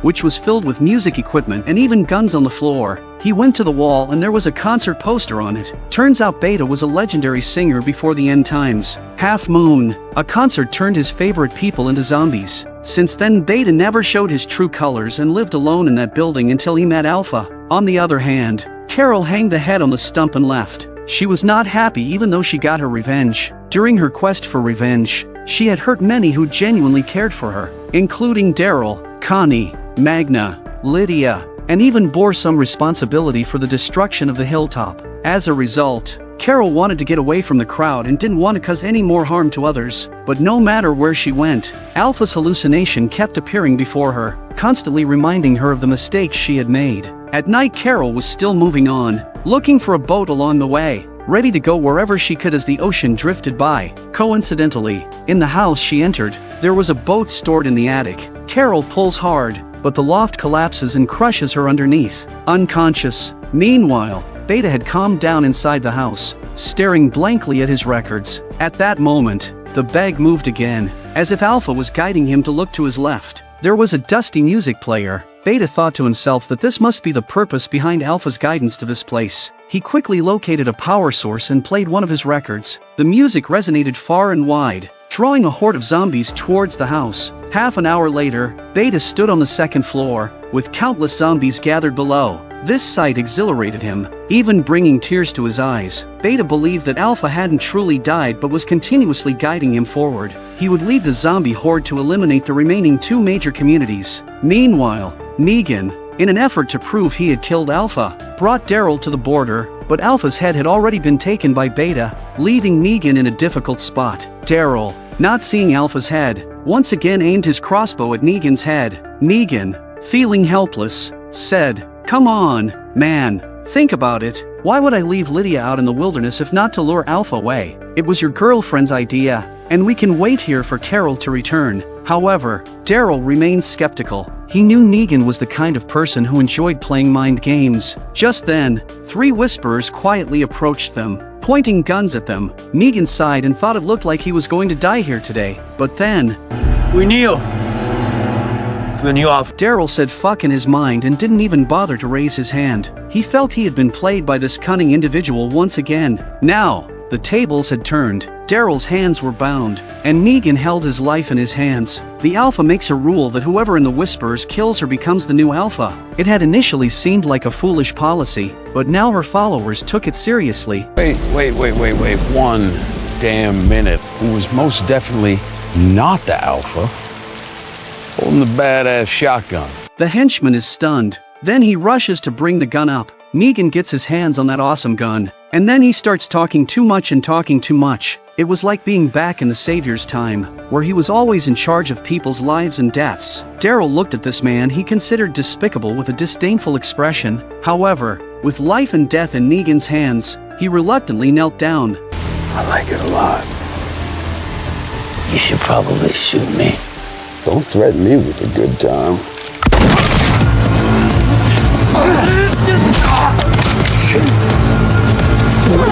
With their combined efforts, they quickly dealt with the three Whisperers. Tiny asshole. As the day slowly broke, they now waited for Carol, uncertain when she would return. Negan then spoke from his heart. He said, "From the moment you guys locked me up, I lost everything. I'd been staring out that little window for 7 years, and during that time I've had a breakdown, so much so that I still have a big shadow over me. So when Alpha accepted me, I admit I was drawn to it. The feeling of being valued and respected felt good, but she went too far. I advised her when they attacked the Hilltop that talent is a resource in the end times, but what the Alpha wants is to kill everyone, and it's a rule of mine to never kill a child." After a while, Daryl decided it was time to head back to Alexandria's safe zone. Carol was unlikely to return. Negan naturally followed him, now having someone to vouch for him. Meanwhile, Carol had just awakened, but she was immobilized. Coincidentally, a zombie appears at the door, and as soon as the zombie enters, Carol will be eaten. Alpha kept urging Carol to give up and stop harming others. Listening to Alpha's words, it seemed Carol had resigned herself to her fate. she realized she had been causing harm to those around her. Just then, zombies squeezed through a gap and started entering. Carol suddenly snapped out of it. She couldn't die now. Not like this. She had to do something to make amends. With this in mind, Carol exerted all her strength to move the wooden boards off her body, kicking away the zombies in the process. Immediately after, Carol quickly got up and pulled out the knife on her waist, and ruthlessly stabbed it into the zombie's head. After dispatching the zombies, Carol lay on the ground and then addressed Alpha. It's never too late. Instead of leaving on her own, Carol returned to the Alexandria safe zone. Carol wants to atone for her sins through her actions later. It was Daryl who opened the door, and in a rare moment neither of them said anything. Now the Hilltop is destroyed. The Alpha is dead. But where is Michonne now? Go back 4 days. Michonne is on a boat, escorting a man back home. The man has promised to exchange heavy weapons from the island in return. With the weapons, Alpha zombies would no longer be a threat. After 2 days at sea, they finally arrive at their destination. As soon as they set foot on the shore, Michonne is eager to find the weaponry. She fears that Alpha might launch an attack while she's away. However, this man named Virgil seems nonchalant, taking Michonne on a sightseeing tour. He even leisurely picks flowers, claiming they are for his wife as a gift. Next, they arrive at a residential area. It's quiet, with books and a barbecue grill, but not a soul in sight. Michonne's suspicion grows. This man is definitely hiding something. I remember one time Stop the bullshit. Now where the hell is your family? Virgil leads Michonne to a place with 3 empty graves. With a shocked look on Michonne's face, Virgil knelt down and placed flowers on the graves. How could Michonne not understand? This man kept talking about his wife and child waiting for him at home. But it's clear now that Virgil's family is dead, and he lied to her. I promised I would help you check, and I will. I'm gonna find it myself. As Michonne prepares to leave, Virgil becomes anxious. With a mournful look, Virgil explains that this island used to attract some bad people who brought violence and disease. They killed his family, and their bodies are still inside the house, surrounded by zombies. That's why the 3 graves are empty. Virgil admits that he lacks the ability to get them out, but he knows Michonne is skilled with a blade. Virgil hadn't even finished speaking when Michonne realized that there were no weapons here. This man lured her here for her combat skills. Michonne's heart softens, and she decides to help Virgil retrieve his family. They arrive at the house Virgil mentioned, and indeed, there are zombies inside. They proceed deeper into the house, and a narrow corridor is blocked by cabinets. Michonne approaches and peeks through a gap, confirming a substantial number of zombies inside. Michonne plans not to disturb the zombies and quietly kills the ones in front of her. Gently laying their bodies down, Virgil drags the bodies away. Next, Michonne stealthily moves through the gap, with Virgil following closely. However, his foot gets caught in something, and no matter how hard he tries, he can't free himself. He unknowingly applies more force, causing something outside to collapse, not only blocking their retreat but also making noise. Now, all the zombies inside start rushing towards the corridor. In such a small space, fighting would simply not do. Michonne didn't have time to complain about this pig of a mate. She quickly thought of a way out, immediately after she saw the stretcher beside her. Follow me, stay close. Michonne rushed straight to it and pushed the zombies all the way forward. All she had to do was to rush straight to the hall inside. Inside, there weren't too many zombies, maybe a dozen or so. There are no constraints when fighting here. Virgil quickly scanned the surrounding area for any sign of his family. Michonne is a really good fighter and these zombies can destroy them as long as they don't surround her. Virgil, on the other hand, struggled to handle the situation. He stayed behind the stretcher, narrowly avoiding being bitten, but the slowly advancing zombies were becoming overwhelming. Just when Virgil was about to reach his limit, Michonne took care of all the zombies. Thank you. Virgil searched around but couldn't find his family. Finally, when they opened one of the rooms, they were shocked. The zombies inside were all hanging from the ceiling, and there were overturned chairs beneath them. It didn't take much to figure out what had happened. The survivors had no way to escape. They could only wait here to die. Virgil knew they wouldn't survive, but his heart was bleeding as he watched the scene. The despair they must have felt could only be imagined. An hour later, Michonne helped Virgil move and bury the bodies of his family. Michonne only wanted to find the weapons and quickly return home to be with her family. However, every time she brought up the topic of finding the weapons, Virgil would divert the conversation. I need you to hold up your end of the bargain. It's getting dark and some of the buildings aren't safe. Could we do this in the morning? We can do it first thing. Finally, Michonne had no choice but to take a break for the night. She lay on the couch, but sleep eluded her. She picked up the walkie-talkie on the bedside table, hoping to contact Judith. However, upon opening it, she heard nothing but static. It seemed the distance was still too great. Just then, there was a commotion outside. Michonne grabbed her weapon and quietly went to investigate. It sounded like people were talking. Following the noise, Michonne entered a nearby house. Upon entering one of the rooms, she found various ammunition boxes, but they were all empty. Suddenly, she heard voices again, and this time, it wasn't just one person talking. The sounds were coming from the adjacent room. As Michonne moved closer to investigate, she finally confirmed that the voices were coming from the room next door. Just as she was about to listen closely to what was being said, Virgil appeared at the doorway. This man was indeed up to no good. Virgil! Why couldn't you just wait until morning? I told you it wasn't safe! Virgil, open the damn door! I trusted you, and you've ruined it! Open the damn door, Virgil! Virgil! Michonne, infuriated, attempted to open the door, but no matter how hard she tried, it wouldn't budge. She resigned herself to sitting against the wall, conserving her energy. However, no more sounds came from the other side of the wall. The next morning, Michonne woke up to find food on the ground. Someone had obviously delivered it while she was asleep, and they had also taken her weapons. Michonne didn't want to be trapped like this, so she attempted to knock on the window once again. We've been trying to talk to you. How long have I been in here? Day, maybe? Upon Michonne's questioning, the three people in the adjacent room explained, "Don't think about escaping. This place is filled with traps. We used to be research scientists together with Virgil, and we were friends before. Sometimes, wanderers would come to the island, and we would offer them shelter, but as more people arrived, arguments over food escalated, leading to violence and even death. Virgil had just returned from the outside, and he was suffering from panic attacks and mental instability. He locked the doors to this building without realizing that his wife and child were inside. After coming to his senses, he had a complete meltdown and imprisoned us all." After learning about Virgil's situation, Michonne calmed down. She then proceeded to eat the food to regain her strength, but something went wrong. I'm glad you ate. Open the damn door! I can't do that. Why the hell not? Because you'll kill me. I know you will.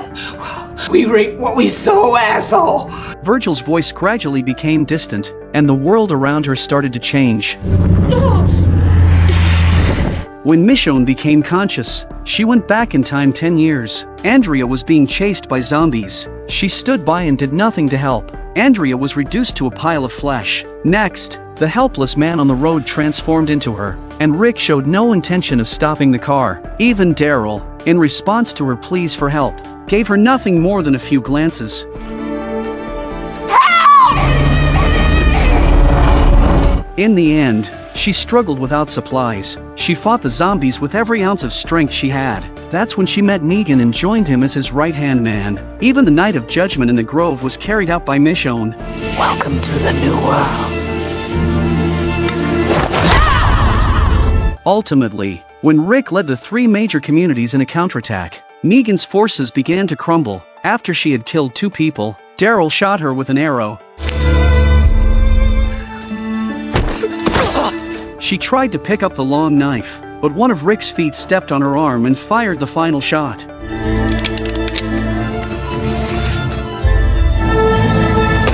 Michonne saw an ending that was different from reality. Something in the food must have made her hallucinate. Virgil stood beside her, and it was clear that he was also feeling some guilt. He handed Michonne a glass of water. Michonne didn't refuse. She took it and started to drink it, but this was just a tactic.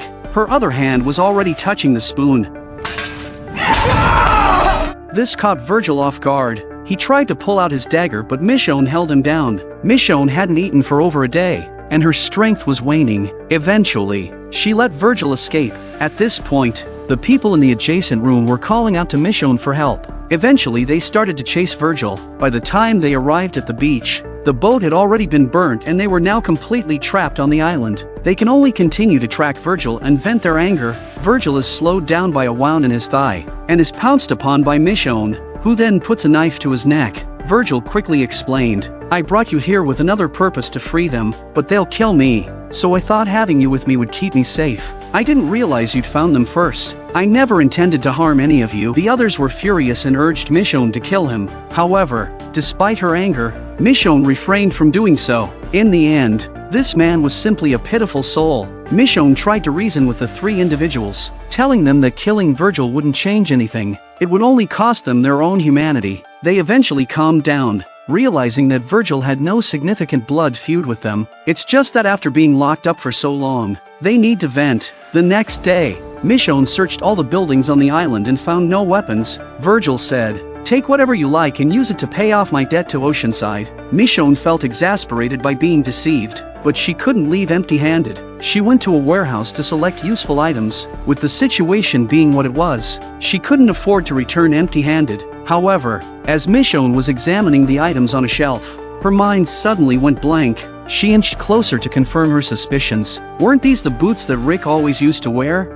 How could they be here? It was absolutely incredible. Rick had been missing for 7 or 8 years, and even Michonne had assumed he was dead. She never expected to come across something that belonged to him in this place. Virgil didn't expect Michonne to be so emotional, so he rushed Michonne to the sea. There was a big boat that was blown here by the wind a long time ago, and the boots were found in it. Excited, Michonne pulled Virgil towards the ship's cabin, eager to see if there were more clues. To prevent any trickery from Virgil, she handcuffed him. Michonne began searching, and a thick notebook caught her attention. It contained an address, New Jersey, Bridges Shipyard.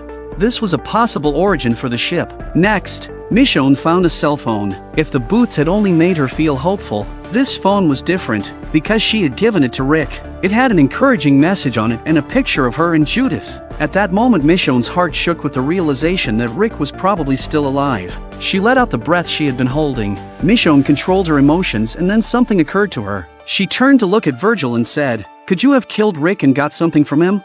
And through this mobile phone also recognized her and Judith. Deliberately tricked her to come here. Wash up! What do you want me to say?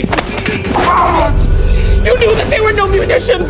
Were you setting up a trap for us? Did you lay a trap for him? What did you do? What did you do to him? Who are you talking about?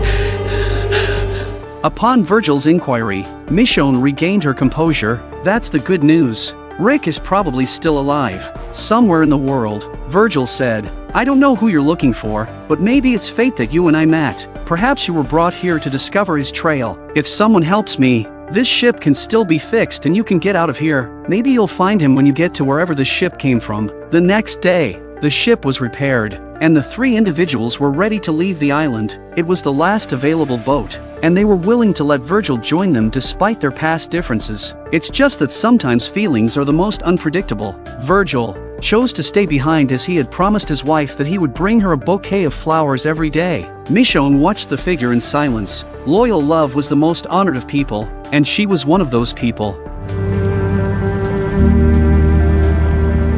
That night, while sitting in the ship's cabin, Michonne occasionally took out the phone to look at it. Tears flowed freely from her eyes. She also kept the notebook with the shipyard's location, hoping it would lead her closer to Rick.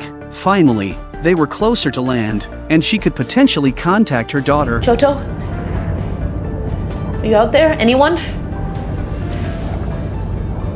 Judith's voice on the other end of the line reassured Michonne. She hoped the Whisperers hadn't done anything yet. Are you still with Virgil? No, but I found 3 people on the island and I'm helping them get back home. Mama. No. Call signs for safety. Anything with the Whispers? We got him, Mom. We got most of the wood. Alpha can't hurt us anymore. Michonne then talked about what she'd found, and how it was possible that Dad was still alive. Maybe in a place in New Jersey. Is he alive? I don't know. Baby, that's what I'm saying. I don't know. But if you think he's alive, then you have to go find him. No, not now. You and your brother need me, and everything going on in Alexandria. Mom. Judith knew that Mom really wanted to go, but she must be worried about them. So Judith told Michonne, Mom, we'll be fine. Uncle Daryl will protect us. It's our wish to find Dad. What if he's out there somewhere and needs you too? With her daughter's encouragement, Michonne was determined to try. I love you and your brother so much. Love you too, Mom. Go get him. An hour later, Michonne was back on land, like she had 10 years ago. She walked, dragging 2 zombies. Becoming a lone traveler once more, she would continue her journey northward, heading towards New Jersey in search of Rick. However, as she walked, she stumbled upon 2 figures limping and helping each other. When they saw Michonne, they were frightened, fearing that they had encountered someone dangerous. The injured man nervously said, "I'm injured. Can you help us?" They left us behind. They looked to their left. Michonne walked up to check it out and was shocked by the sight. Below them was not a horde of zombies, but a large group of survivors humans. Please. It was the largest group she had seen since the apocalypse began. Michonne recalled the distrustful look she had received when she first arrived at the prison, but Rick had eventually accepted her. So, she decided to help these strangers. Michonne first kills the zombies that came with her and then looks at them, but that scared them. They thought the woman had gone on a killing spree. Come on.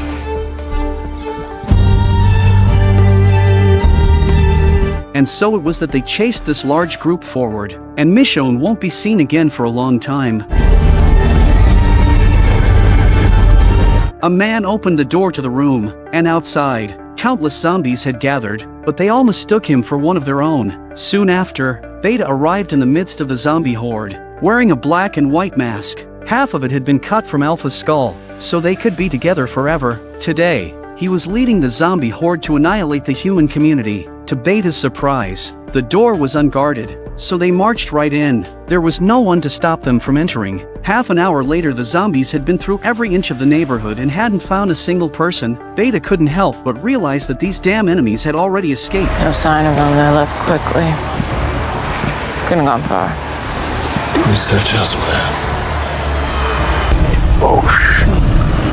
What Beta didn't expect was that there were still people hiding above their heads. It was Alden and his partner, Aaron. They deliberately hid here to monitor the movements of the zombie horde and alert the larger group at the first sign of trouble. Alden poked his head out to eavesdrop, but Beta seemed to sense something and turned to look directly at him, startling Alden into holding his breath. Aaron used sign language to inquire if they had been discovered. If that happened, I don't need to think about what would happen to both of them. Alden cautiously peeked out again, and it seemed that Beta had not discovered them, so he breathed a sigh of relief. In fact, the residents of Alexandria's safe zone had already left yesterday. They had all relocated to a factory in the outskirts. Not only them, but the people from Oceanside and the Hilltop were also there. Everyone had come up with a plan to completely deal with the zombie horde. If the Whisperers couldn't find anyone in Alexandria's safe zone, their next target would likely be Oceanside. As soon as the zombie horde arrived, they would use a carriage with speakers to lure the zombies away. There was a cliff about 100 meters from the sea, so this would permanently eliminate the threat without being chased by these lunatics anymore.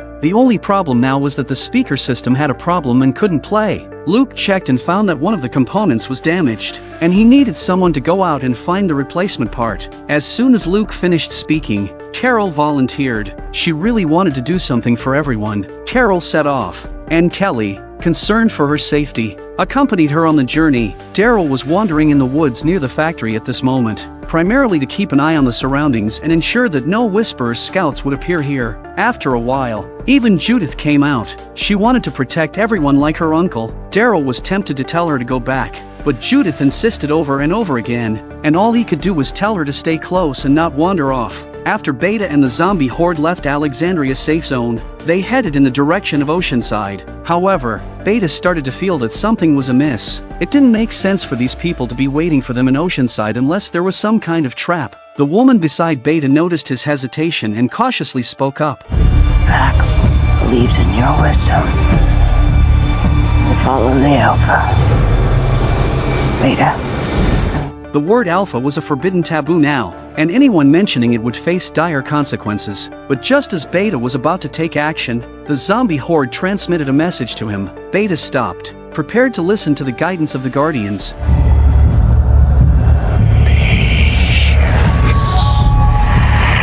Faith in your strength.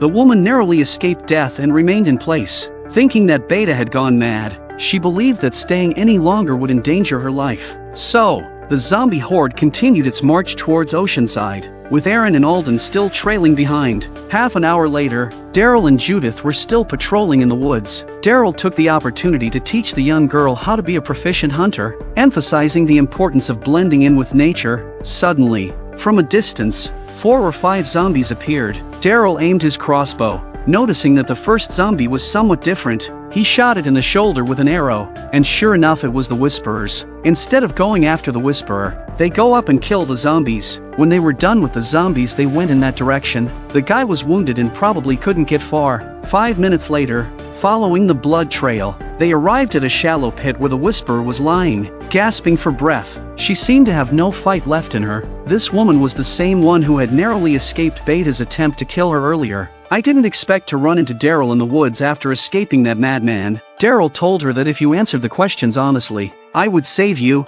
and the woman agreed. You a scout? I was. Going off on my own. Why? I had no choice. Lost it. After what you did to her. So you know where we are?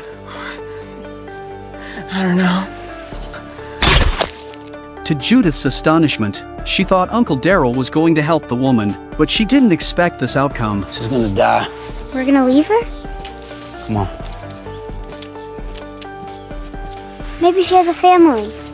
Children are naturally kind-hearted, perhaps. After experiencing many difficulties in the years to come, Judith would understand Daryl's actions. Beta's zombie horde was still advancing. This guy's been off his rocker since Alpha died. He keeps hearing the zombies talking to him. Although he knew those people were not in Oceanside, he followed the guidance of the zombies. At this moment, a cat appeared in front of them, running to their left. Beta realized that this might be a sign from the zombies. In fact, Beta was right. That cat was brought along by Alexandria's safe zone, but it liked to run around.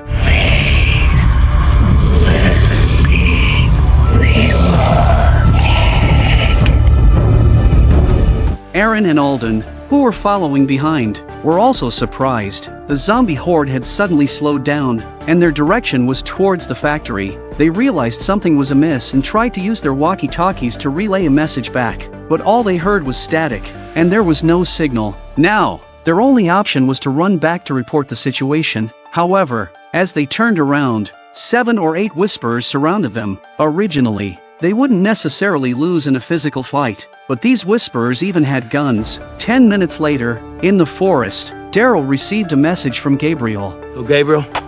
Go. Sorry. You're breaking up, I can't hear you. Come back. They've surrounded the... Gabriel! The wagon. Gabriel! Beta stared at the house in front of him, convinced that these people were here. He had growing faith in the power emanating from the zombie horde.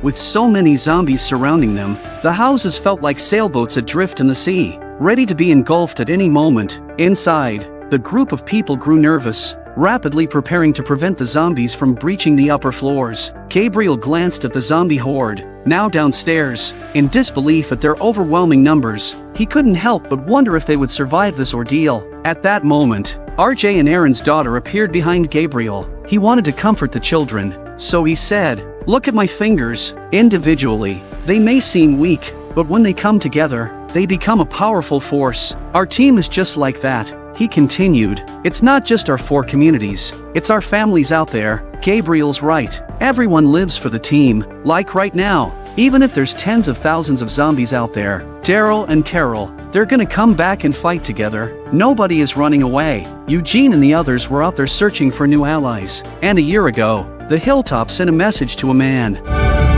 Together. Meanwhile, in Oceanside, a man had arrived, and it was Virgil, who had previously been left on the island. Although it was unclear how Virgil had managed to escape, Michonne's sincerity had ultimately touched him. However, at this moment, Oceanside was empty, not a soul in sight. Of course, Aaron and Alden, who were surrounded, were not giving up. They were determined to find a way to break through the encirclement of the Whisperers and make it back to deliver their message. Everyone was putting in their utmost effort, and Gabriel wanted to convey this spirit to the children. Even in the face of thousands of zombies, Beta was currently directing the zombie horde forward, and within just half an hour, the survivors' camp was completely surrounded. Inside the house, tension ran high, but these survivors, who had experienced numerous hardships, didn't panic. After some discussion, they devised a plan. Gabriel promptly began organizing their actions. The first step was to set up traps in the hallways. Daryl had crafted homemade bombs, tying their fuses to the railings so that they would trigger if the Whisperers attempted to come up.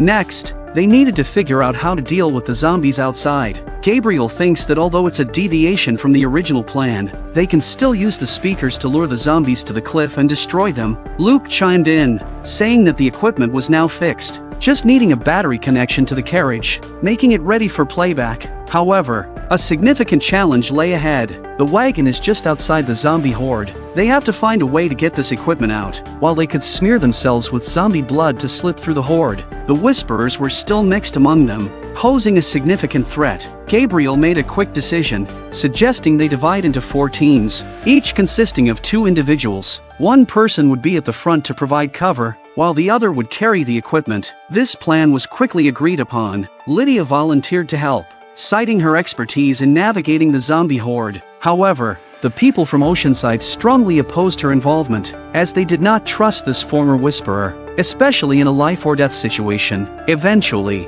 Lydia was reluctantly excluded. The 8 individuals began their preparations, donning overcoats and smearing zombie blood on themselves. Daryl handed Kelly the masks he had acquired, finding them more effective than anything else. He then looks over at Negan and asks him to come along. He's good at this sort of thing. However, Negan declined, stating, "I'm not going. The Whisperers would love to flay me alive, especially that big bastard. If I walk through the zombies and they see me, everyone I'm with will be in danger." Daryl turned around cursing, thinking Negan was full of shit. There was no time for a fight now. Gabriel opened the door, and it was time to set out. Even though they were all good at post-apocalyptic survival, they were still a little apprehensive at the moment. After all, they had to get through so many zombies. Daryl closed the door behind them. This mission was extremely high risk. The 8 of them stood at the door, feeling the low, guttural growls of the zombies outside. They tried their best to calm their emotions. Daryl unsheathed his dual knives and nodded,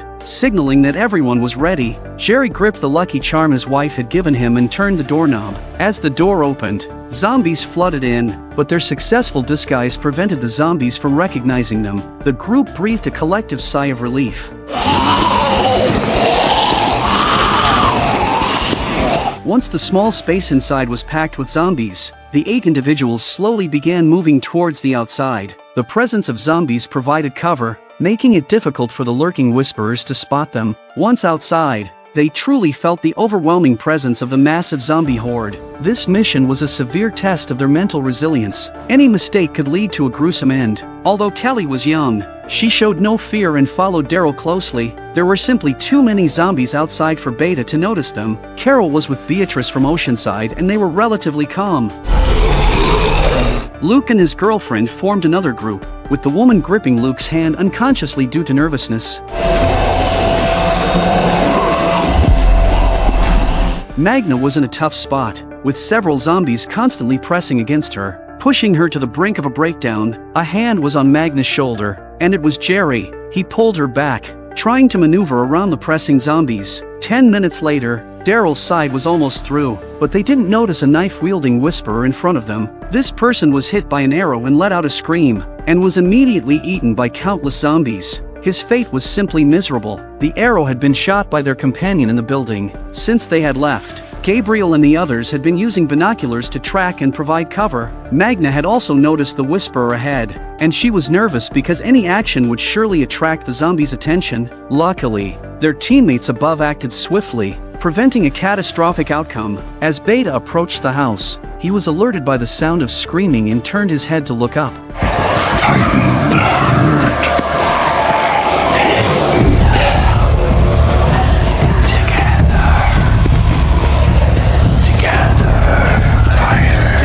At Beta's command, the Whisperers began to operate, and the zombies gradually gathered in that direction. Slowly the gap in the group of zombies is getting smaller and smaller. Trying to pass through them is very difficult, almost sticking to the zombies in the advance. Gabriel and his team, who were providing cover above, lost their target. They could no longer find the Whisperer, and the 8 companions below were out of sight. It was as if they had been swallowed by the sea of zombies. Just at that moment, a massive explosion echoed from the stairwell, accompanied by a scream. The Whisperers had definitely made their way up. Daryl's traps had done their job. 3 individuals lay on the ground, with the lead person suffering a particularly gruesome fate. More Whisperers were coming up behind them. Judith immediately sprinted back and closed the door.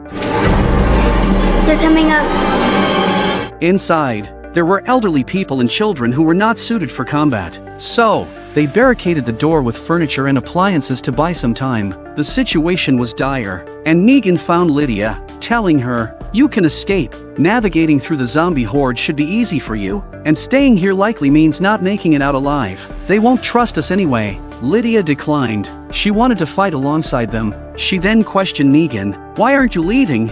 Negan chuckled and replied, "I'm not exactly a hero, but I've got something I need to do now." Negan then handed Lydia the Alpha's mask, something she should keep. Negan then prepared to go down the lift shaft to help a team that was not very accepting of him. Outside, 4 individuals had already made it through the zombie horde and were crouched by a tree trunk, waiting. After 10 minutes of waiting and no one coming, they wondered if the remaining 2 teams had been killed. If they don't have all the equipment, their plan will be ruined. Just as they began to fear the worst, 2 figures appeared ahead. Daryl and Kelly had arrived. Now, only the last team, Carol and Beatrice, remained. Their route was longer, so they hadn't reached the group yet. Suddenly, a Whisperer with a knife appeared in front of them. The Whisperer noticed Carol and attempted to hide behind the zombies to avoid detection. Carol and Beatrice, unaware of the danger, continued on their path. The Whisperer struck, slicing Beatrice's knife from her hand. Carol quickly stabbed the woman in the abdomen, and the scream immediately attracted the zombies around her.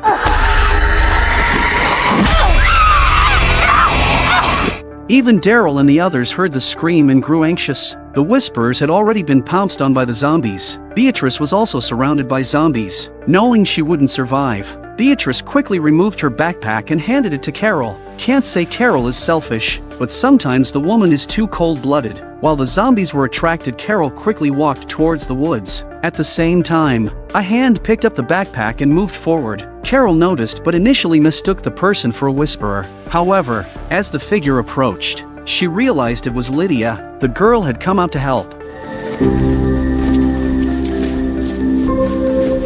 When the 6 of them saw the 2 of them, they didn't need to think that the screams were Beatrice's. Half an hour later, Beta suddenly heard something. It seems like there is a loud music coming from the woods. The sound almost covers the square. The zombies also turned and moved toward the forest. The commotion was too significant for the Whisperers to control the zombies effectively. The sound was, of course, the result of the plan set in motion by the 8-person team. It was working. When the vehicle leads the zombie horde off the cliff, the Whisperer no longer poses a threat. In order to rescue their trapped teammates from the horde of zombies, a small group of individuals drove a carriage while playing music to lead the zombies away. Now, all they needed to do was lead the zombies to the edge of a cliff to completely eliminate them. As the night slowly descended, the zombie horde was successfully lured away. Most of the people in the factory had also evacuated, leaving only a handful behind. Gabriel instructed them to leave while he stayed behind to provide cover. Tell her, eres mi media naranja. Half orange?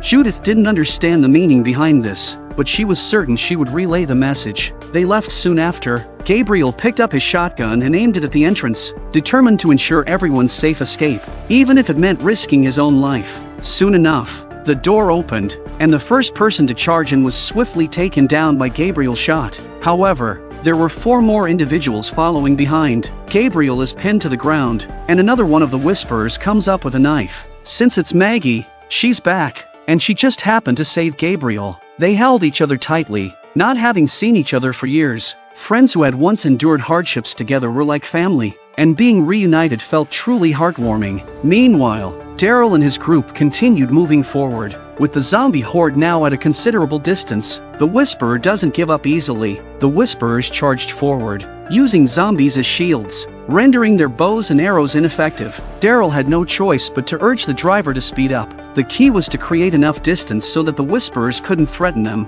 When this tactic proved ineffective, the Whisperers decided to emerge from the side of the woods, determined to destroy the carriage. Despite successfully thwarting several attacks, they missed one Whisperer who threw an iron cable, accurately disabling one of the carriage wheels. The vehicle was now immobile. With no other option, Daryl had to shout for them to retreat. Staying with the broken vehicle was futile, and they risked becoming zombie fodder. Not to mention the Whisperers were still a looming threat. As soon as they left, the Whisperers jumped on the wagon and stabbed at the speakers, and the music stopped. And so the Whisperers guided the zombies back again. The plan failed, but the zombies had been lured out for so long that the camp had already been evacuated. To prevent any future trouble, Daryl came up with a plan. Since the Whisperers like to manipulate zombies from within the zombie horde, they decided to use the same tactics against the Whisperers. They would stealthily infiltrate their ranks and eliminate them one by one. With these lunatics out of the way, they could then slowly figure out how to lead the zombie horde to the cliff's edge. Ready to take action,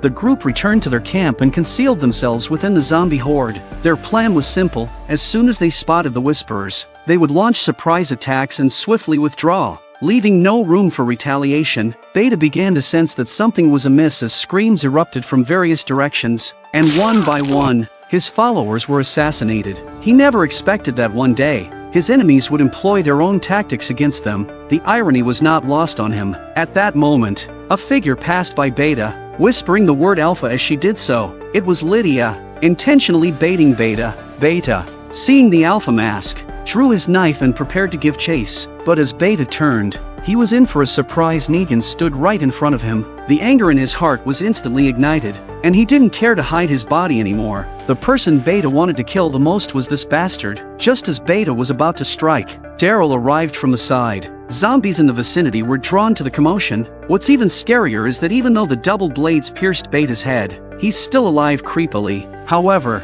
his consciousness was fading as he saw Alpha's image in his mind. Recalling their first encounter and their journey together, countless zombies pounced on Beta's body. He didn't suffer. Instead, he opened his arms and embraced, and a smile appeared at the corner of his mouth. He's always believed in the Alpha saying, "Step into the darkness and you'll be free." In this moment he was free. Negan got a good look at the massive man's face and was shaken to discover that he was a pre-apocalypse superstar. Early in the morning, the zombies head towards the cliffs. This happened because Lydia was guiding the zombies in the way her mom taught her. Lydia most likely wouldn't survive this, as the zombies would eventually push her off the cliff. But she had no regrets. Surviving in this world had been exhausting. As they neared the cliff, Carol approached from behind Lydia. The woman had a conscience. In fact, it's partly her fault that it's come to this. Even Daryl doesn't really talk to her anymore. The cliff was now in sight. Carol stepped onto it, awaiting the approaching zombie horde. She thought a lot about this moment. Maybe if she left them they'd be hurt less. The one who lived with a mask was always herself.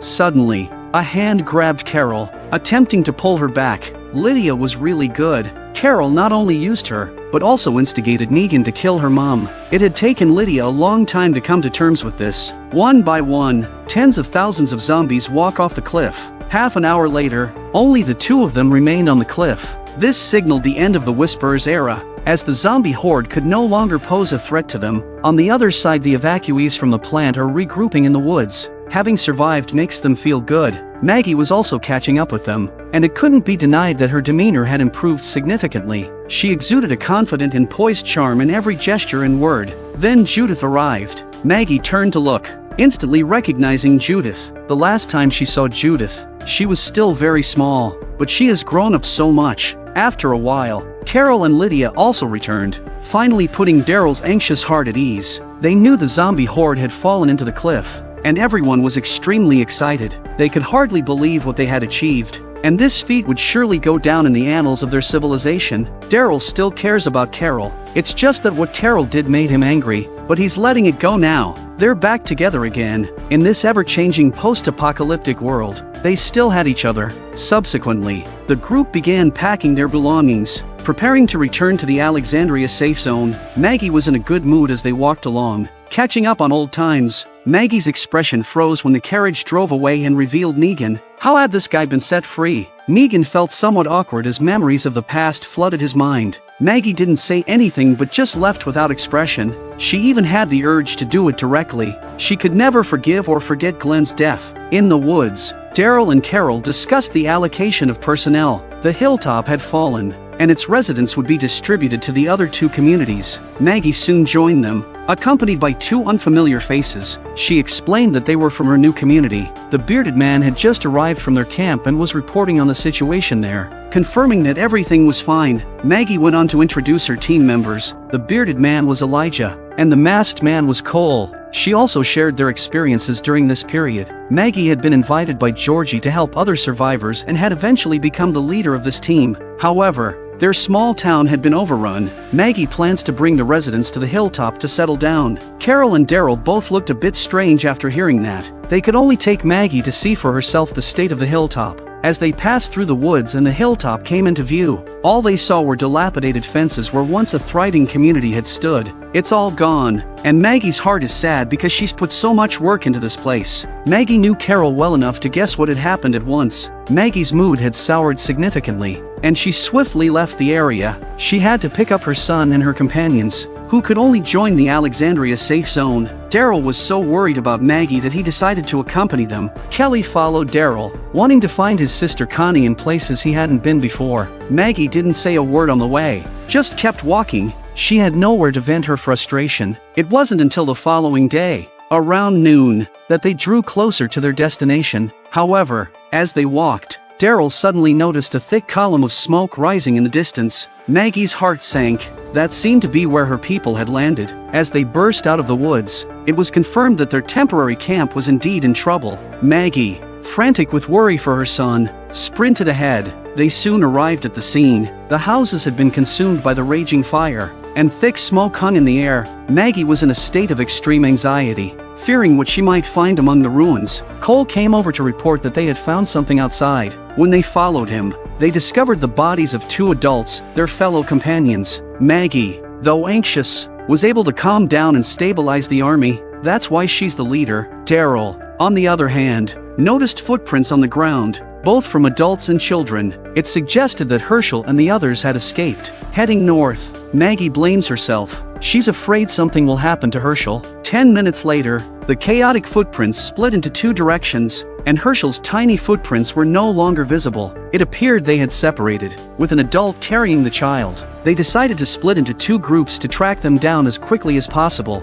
If they encountered the Reapers, their primary goal was to survive. Daryl and Maggie formed one group, while Kelly joined Cole and Elijah in the other. They agreed to rendezvous at this location if they found the missing people. For now, their only hope was that the escaped individuals were still alive. After they had walked a distance, Daryl seemed to notice something unusual and signaled for Maggie to wait in place. The forest was Daryl's domain, and he was attuned to every rustle and movement. Daryl approached cautiously to investigate, unaware that a pair of eyes were watching him from a distance. There were others concealed in the woods as well, unbeknownst to him. As it turned out, these were their own people. The woman looked at Daryl with a sense of grievance. She had narrowly escaped death moments ago. Maggie hurriedly asked them what had happened. The woman, her voice trembling, explained that everything had started normally, but suddenly a fire broke out, claiming the lives of two people. They had fled into the woods, and during their escape, someone had been captured. However, they hadn't seen who was responsible. A man standing nearby expressed righteous anger, asserting that it was undoubtedly the damned work of the Reapers, who intended to hunt them down one by one.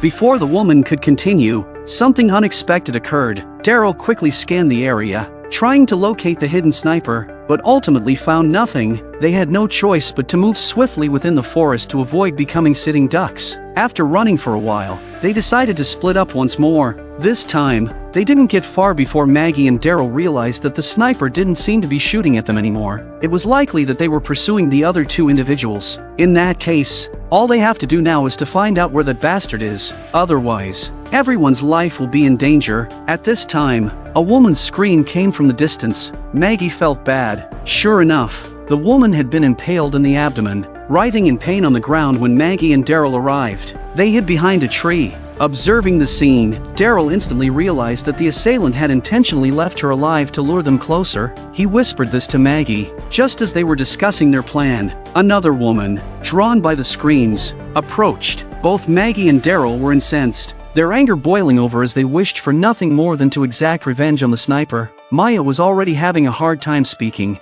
She was gesturing towards Maggie with her hands. It was clear she was trying to convey that she had seen Herschel in the vicinity. After making her gestures, Maya breathed her last. Maggie decided not to wait any longer. She planned to approach from the side while Daryl would be ready to pinpoint the attacker's location and counterattack if they were detected. With a bow and arrow in hand, Maggie cautiously closed the distance. However, this time, the sniper didn't fire a shot. Soon, Maggie spotted the barrel of a rifle, but the sniper was nowhere to be found. Maggie would never have thought that if the sniper hadn't run out of bullets, she would never have been able to feel her way here. The sniper was hiding in a position she couldn't imagine. Maggie just came here. Luckily, she reacted fast enough to dodge the attack in time, and backhanded the knife into the man's chest. However, this man was extraordinarily strong. He effortlessly threw Maggie aside and nonchalantly removed the knife. Just as Maggie was retreating, she inadvertently stepped into a trap set on the forest floor. The man, holding a knife,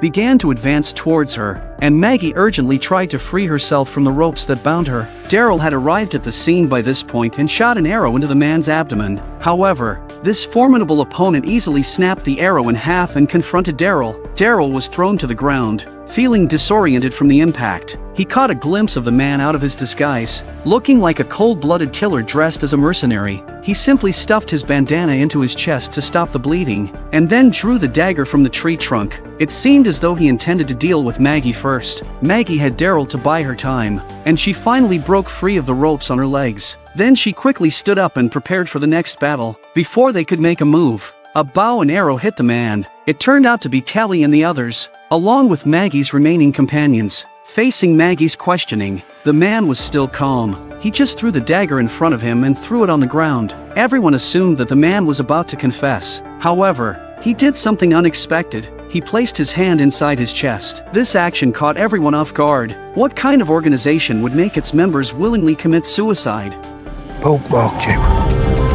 Get down! After a while, Maggie reached the location her companions had mentioned and whistled lightly. Her face finally broke into a smile when she saw that her son was unharmed. Daryl, too, wore an expression of mixed emotions. Years had passed since he last saw his best friend's child, and the boy had grown so much. This clever youngster, like Judith, was destined to become a formidable individual. Everyone was exhausted, so Maggie decided they should rest in the vicinity for the night. The next morning, they set off for Alexandria's safe zone and arrived in the afternoon. The Alexandria safe zone was still being rebuilt because it was ravaged by zombies. Negan, who was working, looked out the door, at Maggie to be exact. He knew the feud between them could not be resolved. As for Maggie, she doesn't want her son to carry the same hatred as her, so Herschel only knows that the bad guys killed his father. Not who exactly. 3 days passed, and Maggie and her group settled in. In the community, it was inevitable for Maggie to come across Negan. However, she chose to ignore him for now, as she hadn't decided whether she wanted to kill him. Negan, too, consciously avoided confrontation every time. Carol observed this situation and realized that Negan's presence was causing tension. She made a decision and called Negan outside, ostensibly to go hunting together. Negan naively believed Carol just wanted to ease the awkwardness between him and Maggie, so he was thankful and willing to compromise, saying, "I don't mind keeping a low profile. Carol, you can put in a good word for me. I'll do whatever it takes." However, as they continued walking, they arrived at a house. When Carol opened the door, it was filled with supplies. Negan couldn't help but understand Carol's intentions. Carol explained straightforwardly, "This was decided by the council. You've been exiled from the community." Negan was no fool, and he couldn't possibly believe that this decision was made solely by the council. It was evident that Carol had taken matters into her own hands. Carol smiled brightly, even when her intentions had been seen through, as if to say, "So what?" Negan, a character who evokes both love and hate. He struck a deal with Carol. If he could kill Alpha, he would be allowed to live a peaceful life in the Alexandria safe zone. But in the end, Carol lied to him and sent him out into the wilderness to live alone. One night, Negan sat by the fireplace, his expression filled with sadness. his lonely figure appearing particularly desolate. He had tried his best to fit into the Alexandria safe zone, but Carol had ultimately abandoned him. He contemplated his tragic life, wondering how he had fallen so far. It was at this point that the inimitable Negan sat down behind him, reminiscing about their past glories. He reminded Negan that there was nothing more convincing than Lucille. The next day, Negan arrived at that unfamiliar yet strangely familiar place. It was here that his life had taken a significant turn. The man cut his throat with glass. Those 7 years had passed. It felt like yesterday. If Michonne hadn't lied to him, then his beloved Lucille could only have been left here. Without hesitation, he began to dig. The area was vast, and he could only rely on luck to find it. Soon,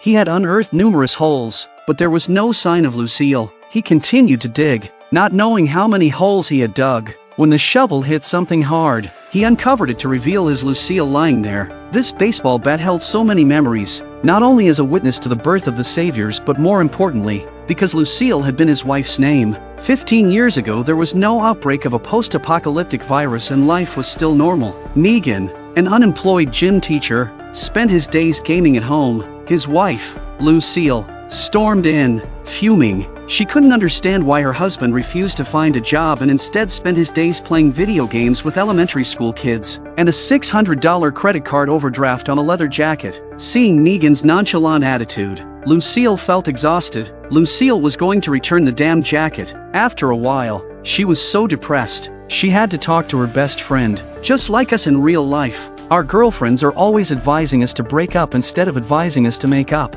But Lucille just wanted to talk. She thought Negan was good at the beginning and didn't want to give up. Over dinner, she mentioned not feeling well recently and needing a medical checkup the next day. She hoped Negan could pick her up at 2 o'clock. Negan flatly refuses, citing the need to see his parole officer and complaining about the level of medical care and not caring about his wife in the slightest. Lucille was once again deeply disappointed. The following day, she went for the checkup alone, but the results were devastating cancer. Lucille didn't know what to do and forced herself to remain composed. She called Negan, but he was unreachable. As always, in her time of need, frustrated, she dialed her best friend's number, only to receive no answer. Lucille felt helpless. After calming down, Lucille decided to call Negan's parole officer to check if he was still there. To her surprise, the officer informed her that there hadn't been any appointments in the past 2 weeks. Lucille was stunned. Negan had been lying to her. She connected the dots and realized that both her best friend and her husband were avoiding her calls. The pieces fell into place,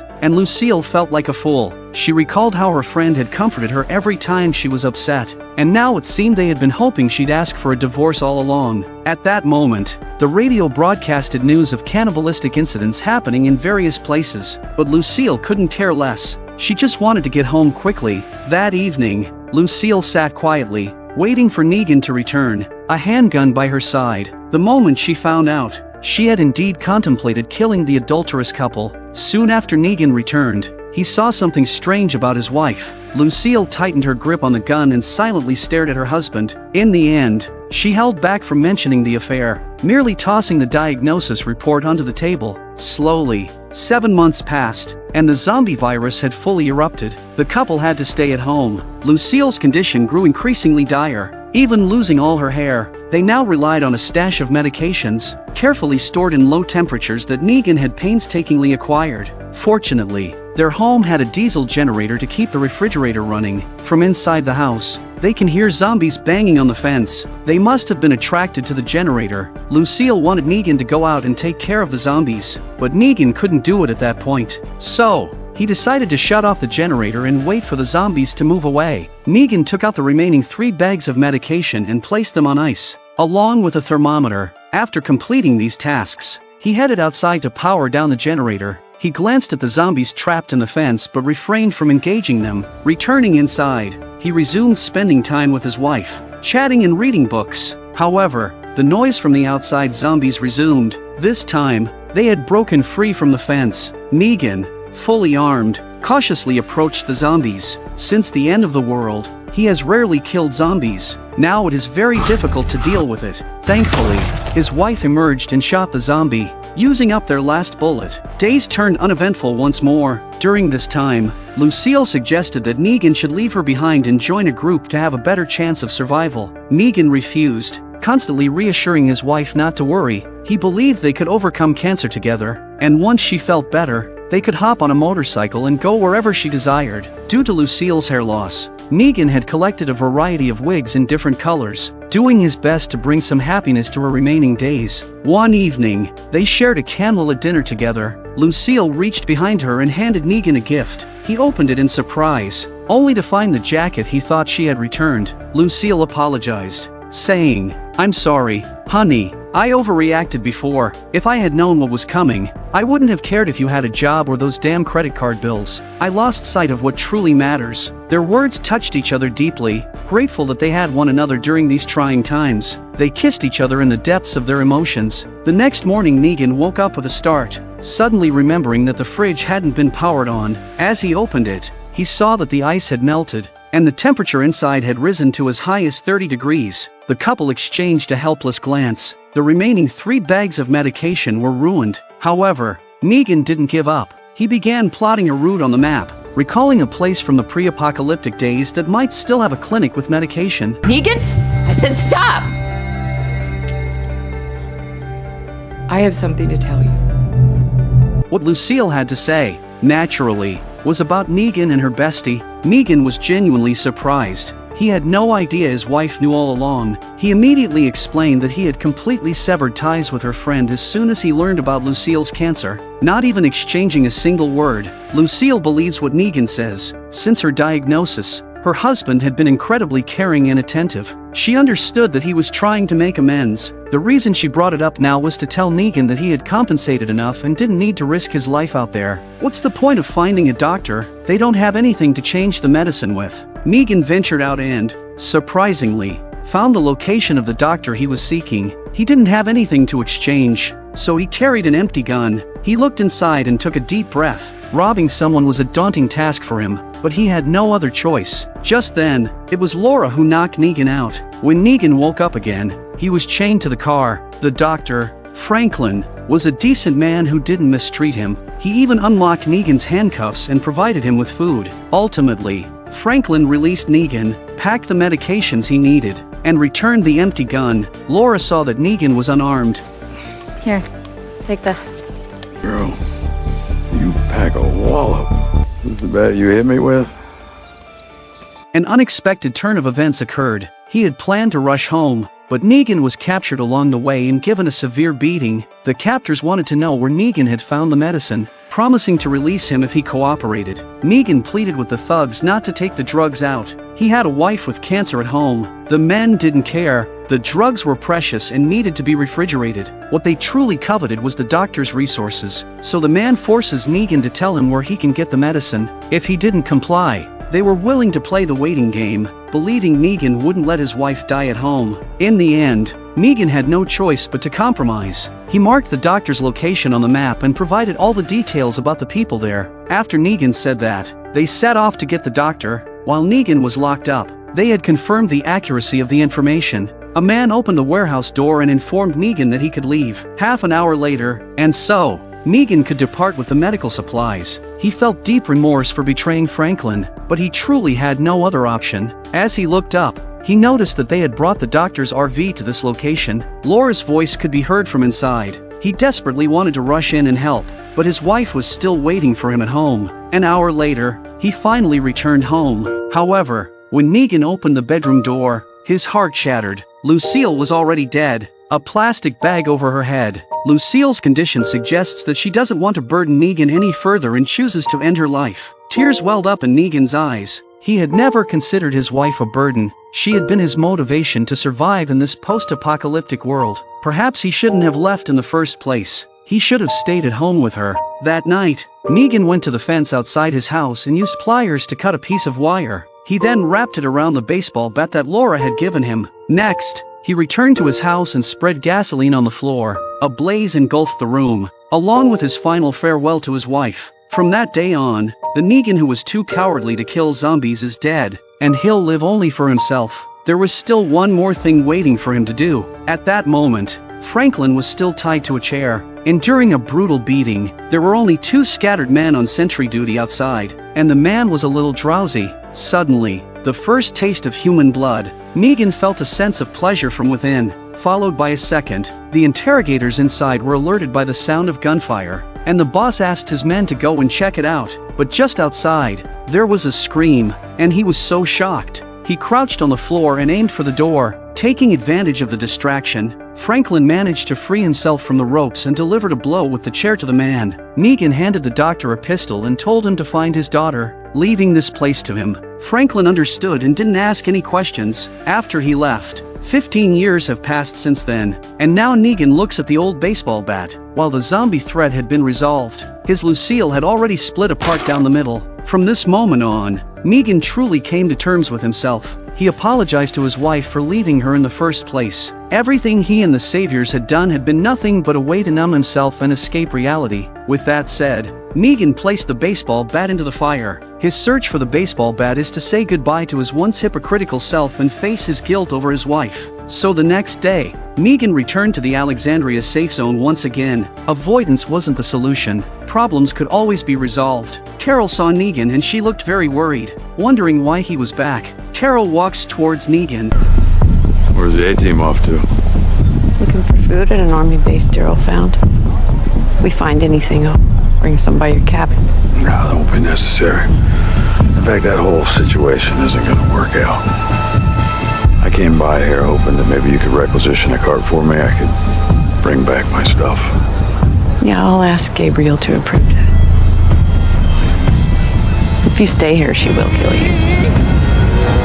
I just didn't want your death on my conscience, and now it's not. Fair enough.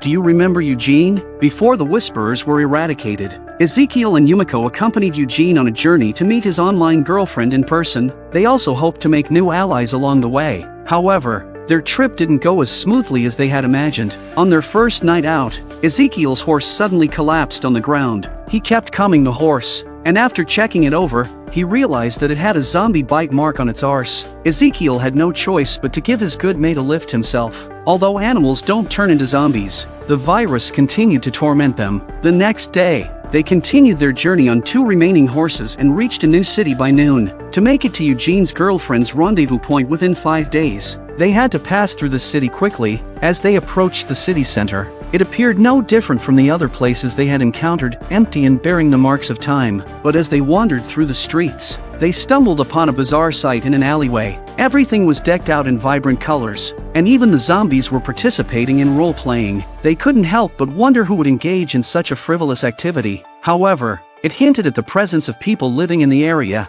In the next, they had been careful. Yet, after a while, the situation ahead made Ezekiel burst into laughter.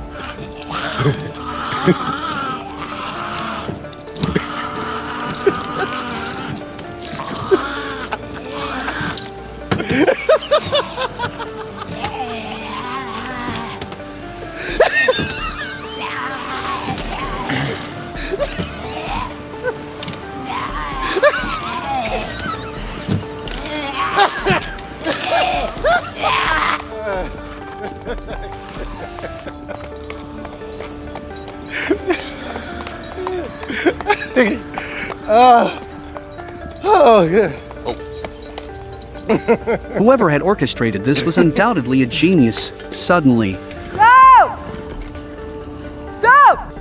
Oh my God, hi! a woman with an exaggerated appearance and an excessively enthusiastic demeanor caught their attention. She seemed a bit eccentric and unhinged. From the moment they met her, she talked incessantly. However, according to her, she hadn't seen living people in a long time, and their sudden appearance excited her greatly. She introduced herself as Princess. The 3 of them were at a loss for words, as they needed to continue their journey and didn't want to engage with this seemingly deranged woman. But Princess, upon hearing about their plans, became even more enthusiastic and offered to help them find the quickest route through the city. Then a couple of zombies came down the alley and Princess saw her chance to make a statement. Gunshots echoed, spooking their remaining 2 horses, which bolted away. This was a serious problem. They still had 3 days of travel ahead, and walking might not get them to the meeting point in time.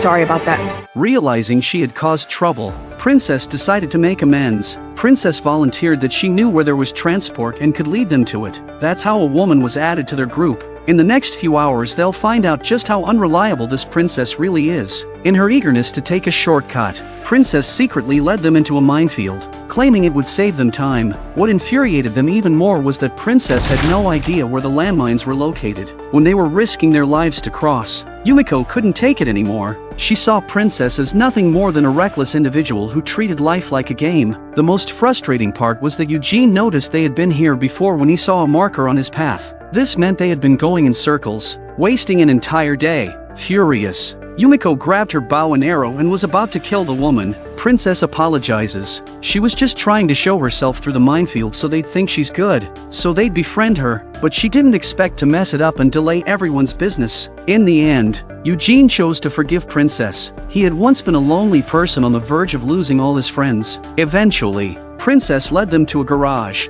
but when they saw what was inside, they were dumbfounded. They had expected to find cars or something similar, but instead, they discovered bicycles. However, Eugene was willing to accept this mode of transportation, as bicycles would be 3 times faster than walking. They set off on bicycles and, on the 5th evening, finally reached their rendezvous point. It was a train station, but there was no sign of anyone around. Eugene had changed into a handsome outfit, eagerly anticipating meeting his Juanita. After waiting for about half an hour, his hope began to fade as no one had shown up yet. Yumiko had intended to console Eugene, but he adjusted his mood and said, "We can't just go back like this. There must be someone nearby, and maybe Juanita hasn't arrived yet. We have to find them, not only for me but also to find allies to help our community." Eugene had just finished speaking when the lights above them suddenly turned on. A group of people wearing strange clothing rushed towards them, armed with weapons. They had no choice but to drop their knives. It wouldn't be wise to provoke them. When they dropped their weapons, the men started to come up and take them away one by one. Princess, unwilling to surrender, tried to grab a weapon, but a soldier immobilized her from behind and ordered her to lie on the ground. On the other side, Yumiko attempted to break free and help but was met with a fist. In the end, they were all separately thrown into shipping containers. Outside, Eugene's voice could be heard as he attempted to reason with the individuals who had captured them, but there's no doubt about it. They're caged birds now. Soon, daylight broke, and Princess peered through the crack in the door, noticing that there were always guards patrolling outside. Escaping seemed nearly impossible. At that moment, she saw a large gap in the carriage, and she wanted to see if she could enlarge it, but it was obviously a fool's errand. Not only did it not work, but it also cut her hand. From the neighboring container, Princess heard Yumiko's feeble voice. It was clear that she had been injured the previous night. Yumiko told Princess not to do anything rash and to follow these people's orders. Maybe it's a review process. As Yumiko spoke, she suddenly collapsed, and no amount of shouting from Princess could elicit a response. Shortly afterward, the door was opened, and the guards took Yumiko away. Princess was anxious, uncertain whether these people intended to rescue or relocate Yumiko. However, her inquiries were met with a single statement. Hey! Answer me! Shut up! After a while, Princess noticed a wooden board on the other side of the container, likely used for repairs. With all her strength, she managed to pry it loose, revealing a large hole through which she could escape. Princess had just crawled out when she realized Eugene was in the adjacent container. Eugene warned her not to take any reckless actions, as guards were patrolling, and their captors hadn't killed anyone yet. By following their instructions, they may soon regain their freedom, but Princess didn't want to believe them. She was about to help Eugene out. At that moment, the sound of the patrol came from the distance. Quickly, Princess concealed herself on the opposite side of the container, avoiding detection. After they left, Eugene once again strongly urged Princess to go back to the carriage and not to mess up the operation. Perhaps their community was still waiting for them to bring back allies, and they needed to show sincerity. After hearing his plea, Princess began to show some restraint and obediently returned to her container through the hole. As soon as she came back, the door was opened and the soldiers came in to take Princess to be examined. Soon Princess was taken to a bathroom and asked to take a bath. This was to check for zombie bite marks. Once the soldiers confirmed that Princess had no wounds, a man who appeared to be in charge approached. He primarily asked for Princess's name, origin, and her assessment of her companions, among other questions. However, Princess displayed resistance, barely answering the questions, and persistently inquiring about Yumiko's whereabouts. The man lost patience and had a strong dislike for her lack of courtesy. He didn't want to waste any more time and ordered the soldiers to take Princess away. When the princess woke up again, she was back in the container. Shortly afterward, she crawled out through the hole, intending to speak with Eugene, but it was empty and Eugene had been taken away. Princess was in a hurry. She had to find a way to save them. There was a voice overhead. "It's Ezekiel. He's escaped and found her." Just as they were conversing, they heard footsteps approaching from outside. Hey, look. I'm sorry about before.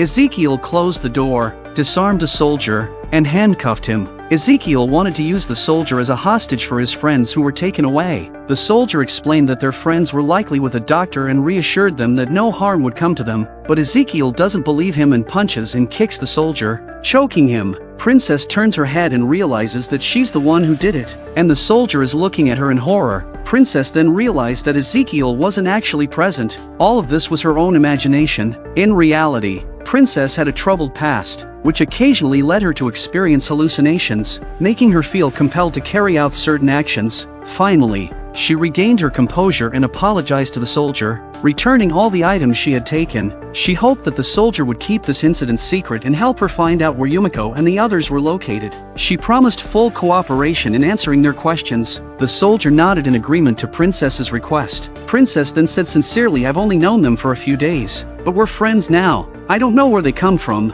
but I just helped them to come here." Then Princess said a lot of information about herself and how she got here. So when can I see my friends? Right now. Wait!